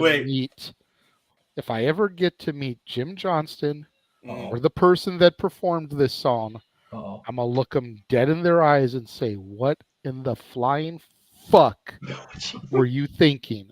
Okay. WWF aggression, Mac 10 doing the Big Show. Right. Yeah. Dear Christ. Honestly, pretty much an entire album. I actually That love album- the Rock's theme on that though. Yeah, I was gonna say the album had a couple of sleepers. Couple. But I will admit that out of the 12, 14 tracks, whatever it is that are on that album, all but like 3 or 4 are hot fucking garbage. Yeah. And I was a huge rap fan at that time. Oh yeah, you were. Real quick, JJ. But I know you're. DX's version of the Keens. Yes. The Method Man version of The Rock. Yep. Yes. And then the version that was on there of Kane's song, and I want to say it was Badass and Technique doing the New Age Outlaws. Okay. I liked those 4 songs. Everything else was trash, and don't even get me fucking started about Raw the Rugged Man doing Chris Jericho. Oh, man. Oh my god! You know I got that was you. Garbage. No. Okay, so was that god awful Stone Cold remix on that CD, or was that on I Volume believe 5? so. That Yes. was on it. Yeah, That what wasn't did you say? bad. Oh my God, Snoop! Stop! That wasn't Yeah, bad bad. memory. My biggest problem with that one was that they built it as Snoop Dogg featuring Dub C, and it's Dub C rapping the song with Snoop on the hook. Yeah. They built it the wrong way to just try to get the name draw of Snoop on there. Yep. What's up, James? I saw your hand. Okay. So you mentioned Edge's Dodge Durango theme. I have a couple things. So I got to do this little skit because every time I hear like the Dodge Durango tune, I have a parody in mind all the time, and I can't hear it any other way. It's just I hear Rob Zombie singing. It's like, in my Durango, 3 a.m. at night, going to McDonald's with the burger and extra fries. Damn it, James. More And like then, call DoorDash to have them deliver that shit. Right? Right Seriously, it is not too late to get DoorDash out here on this side of the country yet. Yeah, I was gonna say also, so you like The Rock's Method Man theme. Did you know, and I know you're a rap fan, Jay, you know he did a freaking song with Tech 9? Oh yeah, we talked about it earlier in the year, last year. I used some of that for my Rocky trailer. If you did, go back and you you rewatch did my hear- Rock trailer, I Yeah, used the intro to that. Yeah, where he's To talking start off before I dropped into the 8-bit rock theme. Bro, The Rock got decent flow. I'm gonna just say. Well, he does. That's the thing. People, The and Rock again, I'm the first to anything admit I happen. shit on Dwayne far too long. That dude is multi-talented as hell. The dude really doesn't do anything half-assed. If he, sucks doesn't. at something, he doesn't do it because he doesn't want to show he sucks. That's right. The You day know? he does that is the day you know that he finally loses that fire inside him, where it's like, I like doing this. Okay, now I'm just over doing this. Now I'm just about the money. and the There is money, no and half-ass with Dwayne. He is all ass. That's it. If Dwayne Johnson was not an all-around amazing performer, he would not have been in a Disney fucking movie Bar none. singing a huge single like You're Welcome. You're welcome. Because Step as on. much as How Far I'll Go is the princess song of the movie and everybody goes to and relates to the princess songs, You're Welcome fucking stole the shit. Oh, it did. It was number one. I feel Especially like, when he all got time. to the Yeah. rap in the middle, and that showed the fact that he could flow. I think that song "You're Welcome" surpassed "Let It Go" at one point as far as the most popular song in Disney history, if I remember correctly. And we don't talk about Bruno is Disney's first Billboard's Hot 100 song since A Whole New World. 30 years ago. Yeah, that just goes to show you. Even Pedro, Let we're It talking about Go. music, and you freaking work at what? Graceland, and Dolly Parton. Well, you haven't said a daggum thing. Even Let It Go didn't get there. No. As everywhere as that song was, think about that. Yeah. I was so sick of that song. Everybody was. We all are, to be honest I'm with still you. not, but it's all Bro. good. JJ. I love that song. I'm sorry. I do too, but it's one of those. I'll admit, Noah, I will admit that there was a period of time before I actually saw the movie where I was getting fed up with Let It Go because it was everywhere. Exactly. But once I saw the movie and I saw the context of the song, changed my opinion, and now that song reduces me to tears every time. Every time, man. And people don't understand it because here's this 46-year-old dude boo-hooing when Elsa is singing her song. But it's just one of those things, man. And I know this is one of those instances where it's like, I only watch wrestling. You sit down and you watch the journey of Elsa from the beginning of the movie to that point. If you cannot relate with her and where she's coming from, and you don't get wrapped up in that story, you have no soul. That's and fair. He's a ginger, so he has no soul anyways, and he boo-hoos. Every time. Wait, wait, did he gain the soul that day? Just like the Grinch got Pretty much. of the heart. Pretty much. He only has a soul when he watches that movie. Well, the reason I know I do have a soul when I watch that movie is because I cried at that. And then if you haven't seen Frozen, turn away from the screen right now. Seriously. The movie's 10 years old. Deal with it. I don't give a shit. Just do it anyway. Thank you. When Hans makes that big reveal that he's the bad guy, JJ had to restrain from breaking his television. He literally had to JJ, am I wrong? Hands are fucking God. He had to pull him away from the TV from destroying the television. Hey, wait! It all segues back to Limp Bizkit real quick. It's just one of those things. It's just one of those days. He almost it was, but it was the greatest heel turn since freaking Stone Cold Steve Austin joining Mr. McMahon at WrestleMania 17. Granted, that didn't go anywhere. No, it didn't do what it should have done. No. But the surprise factor in that heel turn, it was as big as that, man. When Hans leaned in. Oh, Anna, if only somebody loved you. What? Motherfucker. I said words sitting there on the couch next to JJ. I haven't said in bed with nobody. Oh my God. There was so out of my mouth. Susceptible to this emotion and getting scarred from it from your own reception. Every word out of Jeff's mouth that day was words that you should never associate with a Disney movie. No. If the company could retroactively go back and hear me, I'd be fired already. Like, damn. Legit. Look, you may have saw a different side of me on Christmas Day. You aren't going to see that for the next 365 days. Guarantee you that. But that's okay, because we'll get it once a year. Legit, Noah. Legit. If you ever watch it with your 7-year-old niece and you don't get sucked up in that story by the time she's singing that song to where you feel something in your soul, there's something wrong with you, legit, because I remember listening to my daughter play the CD in the car and hearing "Do You Want to Build a Snowman" and thinking, oh my God, this song is tragic. I don't know if I can handle seeing this in the theaters. And then getting in the theaters and I'm like, okay, I'm okay. Didn't affect me like I thought it would. Nope. And then you get to Let It Go and I'm like full on ugly cry. Yeah. Full on ugly cry because you're painted this image. And we've gone way off the rails here, but we're in bullshit mode anyways, whatever. Superman hasn't shed a tear since The Lion King, and that was back in the friggin' 1990s. Yeah, but like you're painted this image when you're just listening to the soundtrack. Yeah. And this song is supposed to be this empowering song, and it is, don't get me wrong. Yes. But when you look at Elsa's journey throughout everything and how everyone feels for Anna for losing her best friend Elsa, well, Elsa lost her best friend too. She was forced to stay away from her sister. Yep. She was forced to hide everything that she is to try to change herself to make people happy. Yeah. And then she loses her parents. Yeah. Yeah. That sounds like And a the pretty much only the common case thing- for any Disney movie. And the only thing that was keeping her centered and grounded is now gone too. So Mhm. now she doesn't have what's keeping her centered, and she can't see her sister. Yep. So by the time you get to that moment, you're like, conceal, don't feel, don't let them know. Well, now they know. It's like, oh, okay, the gloves are off now. Shit's going down.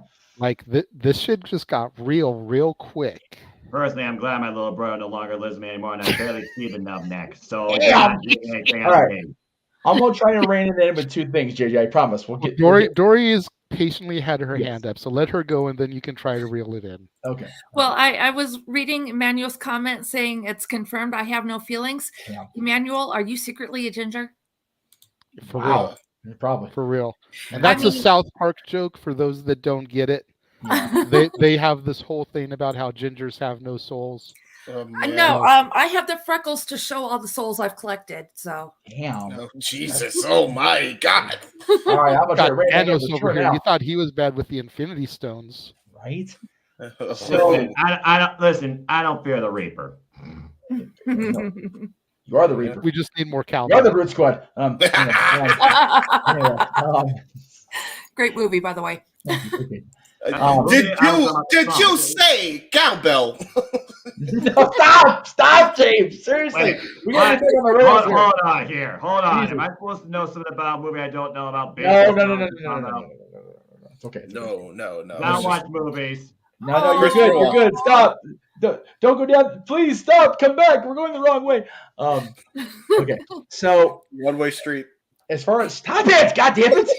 As far as Anna and Elsa go, how emotional it was for me at already 30 years old at that point. When I met the characters in the park, they are people portraying characters. And I still had the whole emotional, like, because I'm stupid, right? You're crying. Okay, now, as far as Moana goes, everybody in here that's seen Moana, and JJ and I have had this discussion, what's the character's name, Jay? I'm sorry. Rock's character in Maui. Maui. Thank you, God. Is Maui not the most The Rock character Dwayne has ever done? Yeah. Yes. Because think about it. Yes. He starts out as this arrogant, just full of his own shit because he's, been literally handed the universe on a silver platter. And he has to find a way to, bring it down to, a human level and kind of he has this journey that the character The Rock had. It's like, fuck me, dude. Rock's been in movies for 20 years. He finally gets to play himself on a movie. Interesting, despite the fact I've never seen it, but seen trailers for it. Yeah, just seriously, I know you're not a movie person, no, you probably won't be it. So I will say this, I think Maui's the closest character to The Rock that we've seen on WWF television. WWF television. Wow, I went way the hell back there. WWE TV. That wasn't a botch. It was WWF. Fuck that. Closest to The Rock that we'll ever get with Dwayne, as far as in the movie. So the only other one the Jungle Cruise. The only other one that I feel that even comes close, and the biggest red flag, is that The Rock isn't gay. But Be Cool. Yeah. I think's the other one that really comes close to Rocky playing The Rock. And that was early on, too. It was the first movie where they really acknowledged his heritage. Yes. It was the first movie that they didn't cover up his tattoos. Yep. And with the exception of the fact that his character was gay, everything else about him was like straight on rock. Right. All around performer. He wanted to break into movies. Yep. He sings. One of the first times he sings in a movie. Yep. It's interesting to watch his journey when you go back and watch it now. I mean, when JJ did his Journey 2, there's another Rock movie. That was fun too. Yeah. When you go back and look at his filmography, and like when he did his month of Rock movies last year, I went back and watched the majority of them. It's like, man, he definitely had a journey. No doubt about that. All right. If you're in Hollywood, Speaking you're of gonna be on some journeys. sort of journey. That's for damn sure. Speaking of journeys, let's journey down the yellow brick road as we head to the exit gates here this evening. Oh my God. Start making our way back to the Esplanade. We ain't got to go home, but we can't stay here. No. Beep beep. Dory, tell us where we can find you. Give us your plugs and all that good junk for the evening. Well, Stat Boy Sports Bar featuring me Tuesdays at 7 o'clock Eastern, 4 p.m. Pacific, and figure out those times in between. You can also find me at Hathaway Lou on the Twitter, and you can find me at Dory Lou, just Dory Lou, DORILOU, on both Facebook and Instagram. There you go. There we go. All right. Nicely done. James. All right. Well, we didn't get an FTW video because I don't think Jeff had it saved in. It wasn't one of the trailers this evening. So do you want me to run it? It's sitting right here. I'll go for it. Run the trailer. I was going to say it's like a 5-minute video, so it's up to you. Yeah, it's this one's under 4, so I'm pretty sure it's the current one I'm supposed to have. If not, yes, then it is. Okay, Yep. There you go. I believe.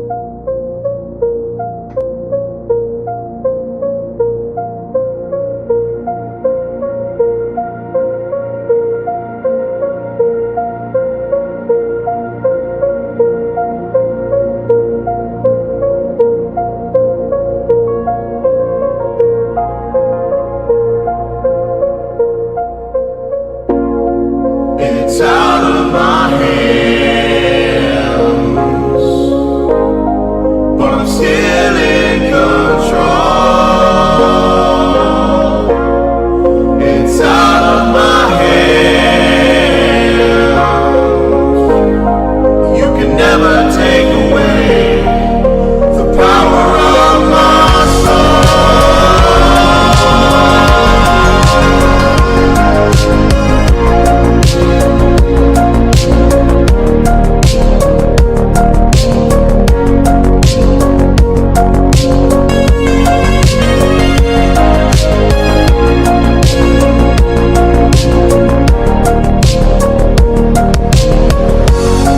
It's out of my hands,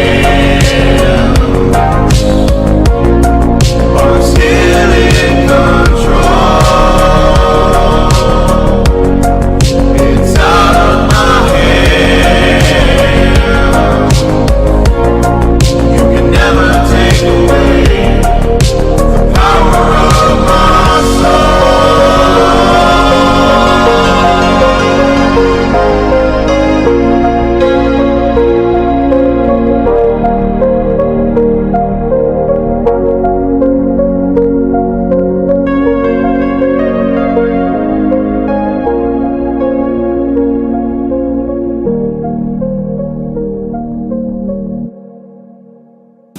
Scan the QR codes to see what's upcoming for FTW Productions and what's available on demand right now.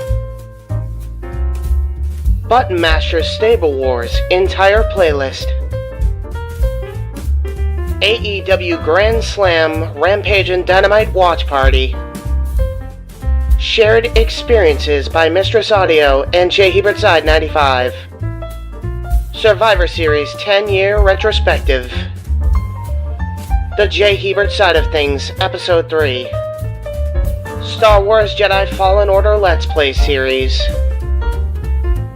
Watch-alongs for Halloween Havoc 97 and Fully Loaded 2000. All of A Simple Man's Brand Simply Predicting panels. Both episodes of The Don DeMarco Show. AEW Spark, WWE Aftershock, and Retro Wrestling Review Series. The entirety of the NASCAR Thunder 2004 Let's Play Series. All of AEW's watch parties the last 4 weeks. Wrestle Kingdom 17 coverage in conjunction with the Jeff Meacham Network. A Simple Take. Both episodes available now. Super Mario Bros. Z voice acting. Breaking news. ATW View Impromptu. WYW Intro and Immortal Stream. Royal Rumble Match Marathon with retros of events following Marathon. Plugs have concluded. On to the video. With all that said as well, I got one last thing to plug. That's the most recent thing that wasn't on there. Stable Wars going to be on Casey's channel once again, featuring myself, Noah Foster, Mr. Sadio, and as of now, officially, Michael X has thrown his hat into the ring. The stables that I have graphically as of right now are as follows. Noah's faction will be the Shadow Warrior Squad. Mr. Sadio's faction is going to be the Dream Blunt rotation. Good Lord Almighty. And mine is going to be Terry Bogard and his cavalcade of fighting type Pokemon. So there you go. That's what you got to look forward to coming up right now on FTW Productions as a whole. So there you go. All right. Jeff, to you. Oh, it's my turn. So, okay. Where are we at here? Okay. Good Lord. Okay, so am I plugging your stuff since it's all loaded in here? Or am I just plugging the stuff that's literally just me? Just you. Okay, fair enough. I'll leave Dad's for you then. Okay. Lord. Talk Wrestling. That's me. Yay. Every Wednesday, 10:05 Eastern, 7:05 Pacific, roughly, depending on when NXT's done. Whenever I get the stream actually kicked on and going, you never know with me. Other than that, you can check us out again next Saturday night on the Jeff Meacham Network Multiverse Media as we cover NWA Nuff Said. Now, here comes the fun part about this. So I'm going to be at Disneyland until late the 10th. Mm-hmm. After being in Arizona, the 8th and the 9th, and into the 10th for the Bella Twins appearance in Arizona. Yes, I'm plugging the Bellas. Josh don't have a coronary. Yeah. It is what it is. So my producer director hat will be literally thrown on coming in the door pretty much, but I will be there. Calling the action.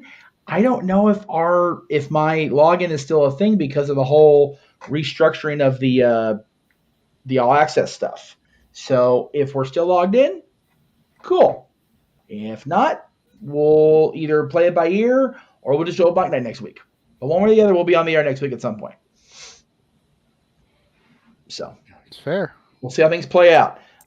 Once you're done with the plugs, JJ, I do have a birthday shout out that I'm still trying to work on pictures for because my phone sucks. So all right. Okay, so over on the Casa D18 studio side of things, earlier this afternoon, my new release Saturday went up for Doggone, the Netflix original film, starring Rob Lowe and Kimberly Williams Paisley, the wife of country music star Brad Paisley. Yes. Was an interesting, heartfelt movie. Make sure you go check that out. Tomorrow, of course, will be The War Zone, the weekly acquisition report, all pawn shop finds tomorrow. Ooh, fancy.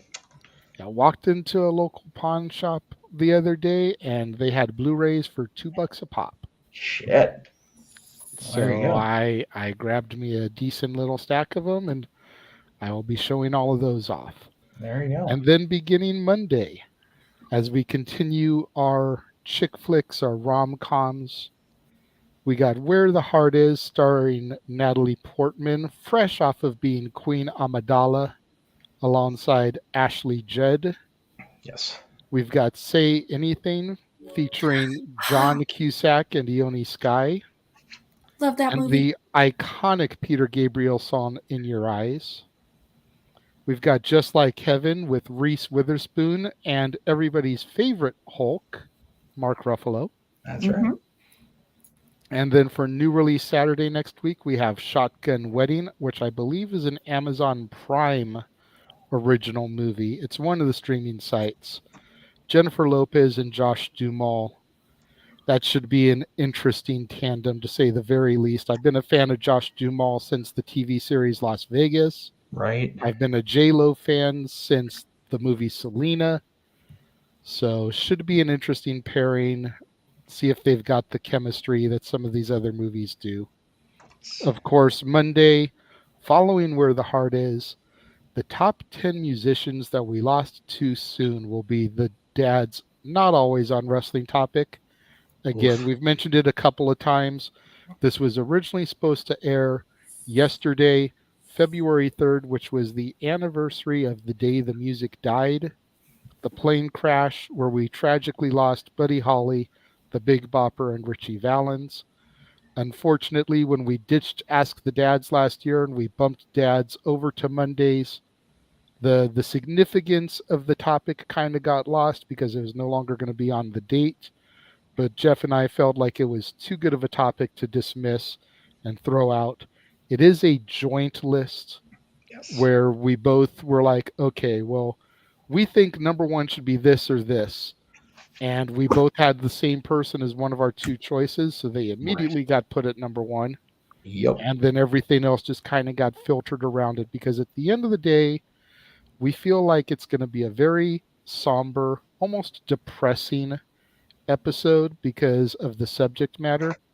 And we felt like we were going to discuss way too many of the exact same people that we decided to just come together, as John Lennon said, and join list. So that is what we've got on deck for us.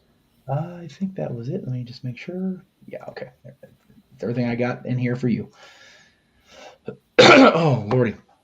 Anybody else before we, Dory, I'm working on your quote you sent, so I appreciate that. I sent it to you again by mistake instead of sending it back to myself because I'm just that damn tired. Yeah, Okay. I'm host. I'm not in the producer's chair tonight. Jeff is running the board, so I have no control over anything right now. I'm working on it. Okay. So this is Dory. When we do Separate Sports Bar every Tuesday, we have what's called Dory Lou's Weekly Delight that she throws out each and every week. And as awesome as Noah is with his closing, we are going to let him do his closing message because it's the way we do our thing on Open Mic Night. I wanted to make sure we got this in because it is very apropos and very appropriate for all of us on this show. A flower does not think about competing with the flower next to it. It just blooms. Yep. There you go. Speak it, girl. For real. Very, very fair take right there, considering no two flowers are planted in the same spot. Exactly. And Arlene over in the comments confirmed Shotgun Wedding is an Amazon Prime original. Well, there you go. So that's where you guys can find it if you're subscribed to that platform and want to watch it before I review it. That's where you can find it. I know Noah's going to jump right on that tomorrow. As we all know what a movie fanatic he is and how into the lovey-dovey movies he is. Yes. We appreciate that support, Noah. And as Dory His face just screams volumes. No No selling at all. We love you, Noah. I just want to say my goodbyes and not kill y'all in this room right now. Noah. Oh, okay, go ahead. As Dory is here, we'll go ahead and throw this up too. Dory? Okay, so Heroes and Legends 19, King of the Mountain is coming to Pigeon Forge, Tennessee, where I am currently located, well, primarily located, the Evergreen Smoky Mountain Lodge and Convention Center. FanFest starts at noon. Myself and Statboy will be there. If you're in the area, come by and say hi. There you go. Hopefully with that type of hype, JEFF, JARRETT will be there because ain't he great, ladies and gentlemen. He is the king of the mountain after all. That's right. Our buddy Josh was here earlier, the Cleveland Combatant. You can find him on the Twitter and Instagram there at the appropriate designations. Now, I'm bringing up Big Baller G's information here. He was not able to be here tonight because he is at FanFest. What the hell's the name of that damn thing? Baltimore Celeb Fest or whatever it is. Celeb Fest 6, thank you. And the reason I bring that up is because one of the people there that he promoted when he was on, I think either last week's show or was with us, was Ashley D'Amboise. And she is a wrestler. She's appeared with AEW and with the recently launched promotion with Jay Santana is involved in. But I did want to bring them up because today is Ashley's sister Sarah's birthday. So I wanted to give Sarah a little shout out on the show. I talked to her earlier. I actually sent her this graphic pretty much. So I mention a lot that Sarah was the one that literally saved my damn existence on the Jericho cruise with the case of spring water. What I always forget to point out is that Will Ospreay was hanging out with us at the poolside, and so that's actually Will Ospreay in the third picture. I was so fucked up drunk. Oh my god! I can only imagine. I mean, just 3 straight days of no water, just straight alcohol intake. That was it. All I had all weekend was alcohol. Oh my god! Oh good lord! How I didn't fucking die, I don't know to this day. I really don't. But anyway, so Sarah, happy birthday. I know it's already it's actually past midnight here now, so it's actually past your birthday. But happy birthday, Sarah! Thank you again for the life-saving H2O. We definitely got to get together and take better pictures because I have way too many chins in these pictures. Anyway, there you go. That's a fair take. Happy belated birthday, by the way, to the chat. We appreciate you. Hope you had a good one. Just throw your playoff beard back out. It'll cover a couple of them. I keep wanting to do that, and then the weather keeps not cooperating, so I keep having to just get rid of just make the itch stop. It's crazy. Because where can make up his damn mind out here in this damn part of the world? There you go. So Noah, please do as you always do, and take us out of here, good sir. Yeah, freeform microphone actually works better than the headset. I might use this from now on for pre-shows and open mic nights. Always a pleasure, gentlemen and lady. And again, this may have not been my NXT, but it's far better than what it used to be. Still not watching on TV. If you want to know more about me, though, know this. For I am just a simple man and a lifelong fan of professional wrestling. Damn it! But I digress. Find me on the Twitter and YouTube at nfoster1916 for all things wrestling show, of course, the entire ATW family across the Twitter and our Facebook group, respectively. This week should be pretty simple. I mean, we kind of gave a simple take here, JJ, on NXT Vengeance Day. I know we kicked off WWE simple takes, but I think we'll save that more for the mainstream show. So our next one, of course, will be after Elimination Chamber. So as far as this week, content should be light and simple. I might record some simple takeaways from NJPW, Professional Wrestling Noah, and Stardom regarding the events that have occurred this weekend and are still going on. Stay tuned for more on that. As Jeff alluded to, maybe back here on Saturday to cover NWA, enough said, if all things work out. Otherwise, we'll be back here on open mic night. And talk about birthdays, I turned 31 on Friday. Good Lord, where my life is going. Oh, my. Happy birthday. Well, you know, I always figure it's just a number, but I guess I've had gray hair before I turned 20, so stress is what you make of it. Anyway, stay tuned. I'll be back soon again on the Naughty Q Review. We'll, of course, do more stupid predictings. A lot of them going forward. I create a graphic. I'm learning about the graphic thing, folks. That's why I'm more just an audio guy. The freaking Excalibur that did the rundown for every daggone match happening this week earlier, if you were watching the watch along. So stay more on that. Jeff Chadwick runs a show on his Meltdown Wrestling League. Might be a part of that going forward on Sunday. James, I'm now going to join him on this Stable Wars thing. It just seems like every day I'm picking up something new to occupy my time on my evenings where I don't have an actual current wrestling product to watch too, as AEW Spark might be reignited as well. That and so much more that my voice is going to be moving across my platform and the Jeff Meacham Multiverse of media too. That's a mouthful. But as always, let me conclude, there are no winners, no losers, no betters. Just fans with opinions for this passion we all share. At the end of the day, folks, support one another, respect each other, protect your mentality too, treasure your families, and just enjoy life and enjoy professional wrestling. It's as simple as that. Thank you so much, Noah. We appreciate it. And just as a heads up, it looks like Arlene is going to try to make sure she donates next week for your birthday. Aww. So a little something to look forward to. Bless y'all's hearts. You're all good people. It's not about me. It's about wrestling. Just support my friends and just have a great time. Let's build a better community. We appreciate it, brother. It's been a hell of an evening here, everybody. 8+ hours of coverage for the entire fandom of the Multiverse of Media. We appreciate those of you that have rode with us throughout the entire 8+ hour journey. For Dory Lou, your barkeep. For the Hebe man, James Hebert. For the man whose name is on the marquee, the West Coast professor, Jeff motherfucking Meacham. For the simple man with the spectacular voice who helped me call all the action for Vengeance Day, even though it is not his NXT, damn it, but it is definitely improving, as he has admitted to himself. I am the Renegade JJ Williams, your host for Open Mic Night. Thank you for joining us. We will see you guys next time. Have a good night, folks.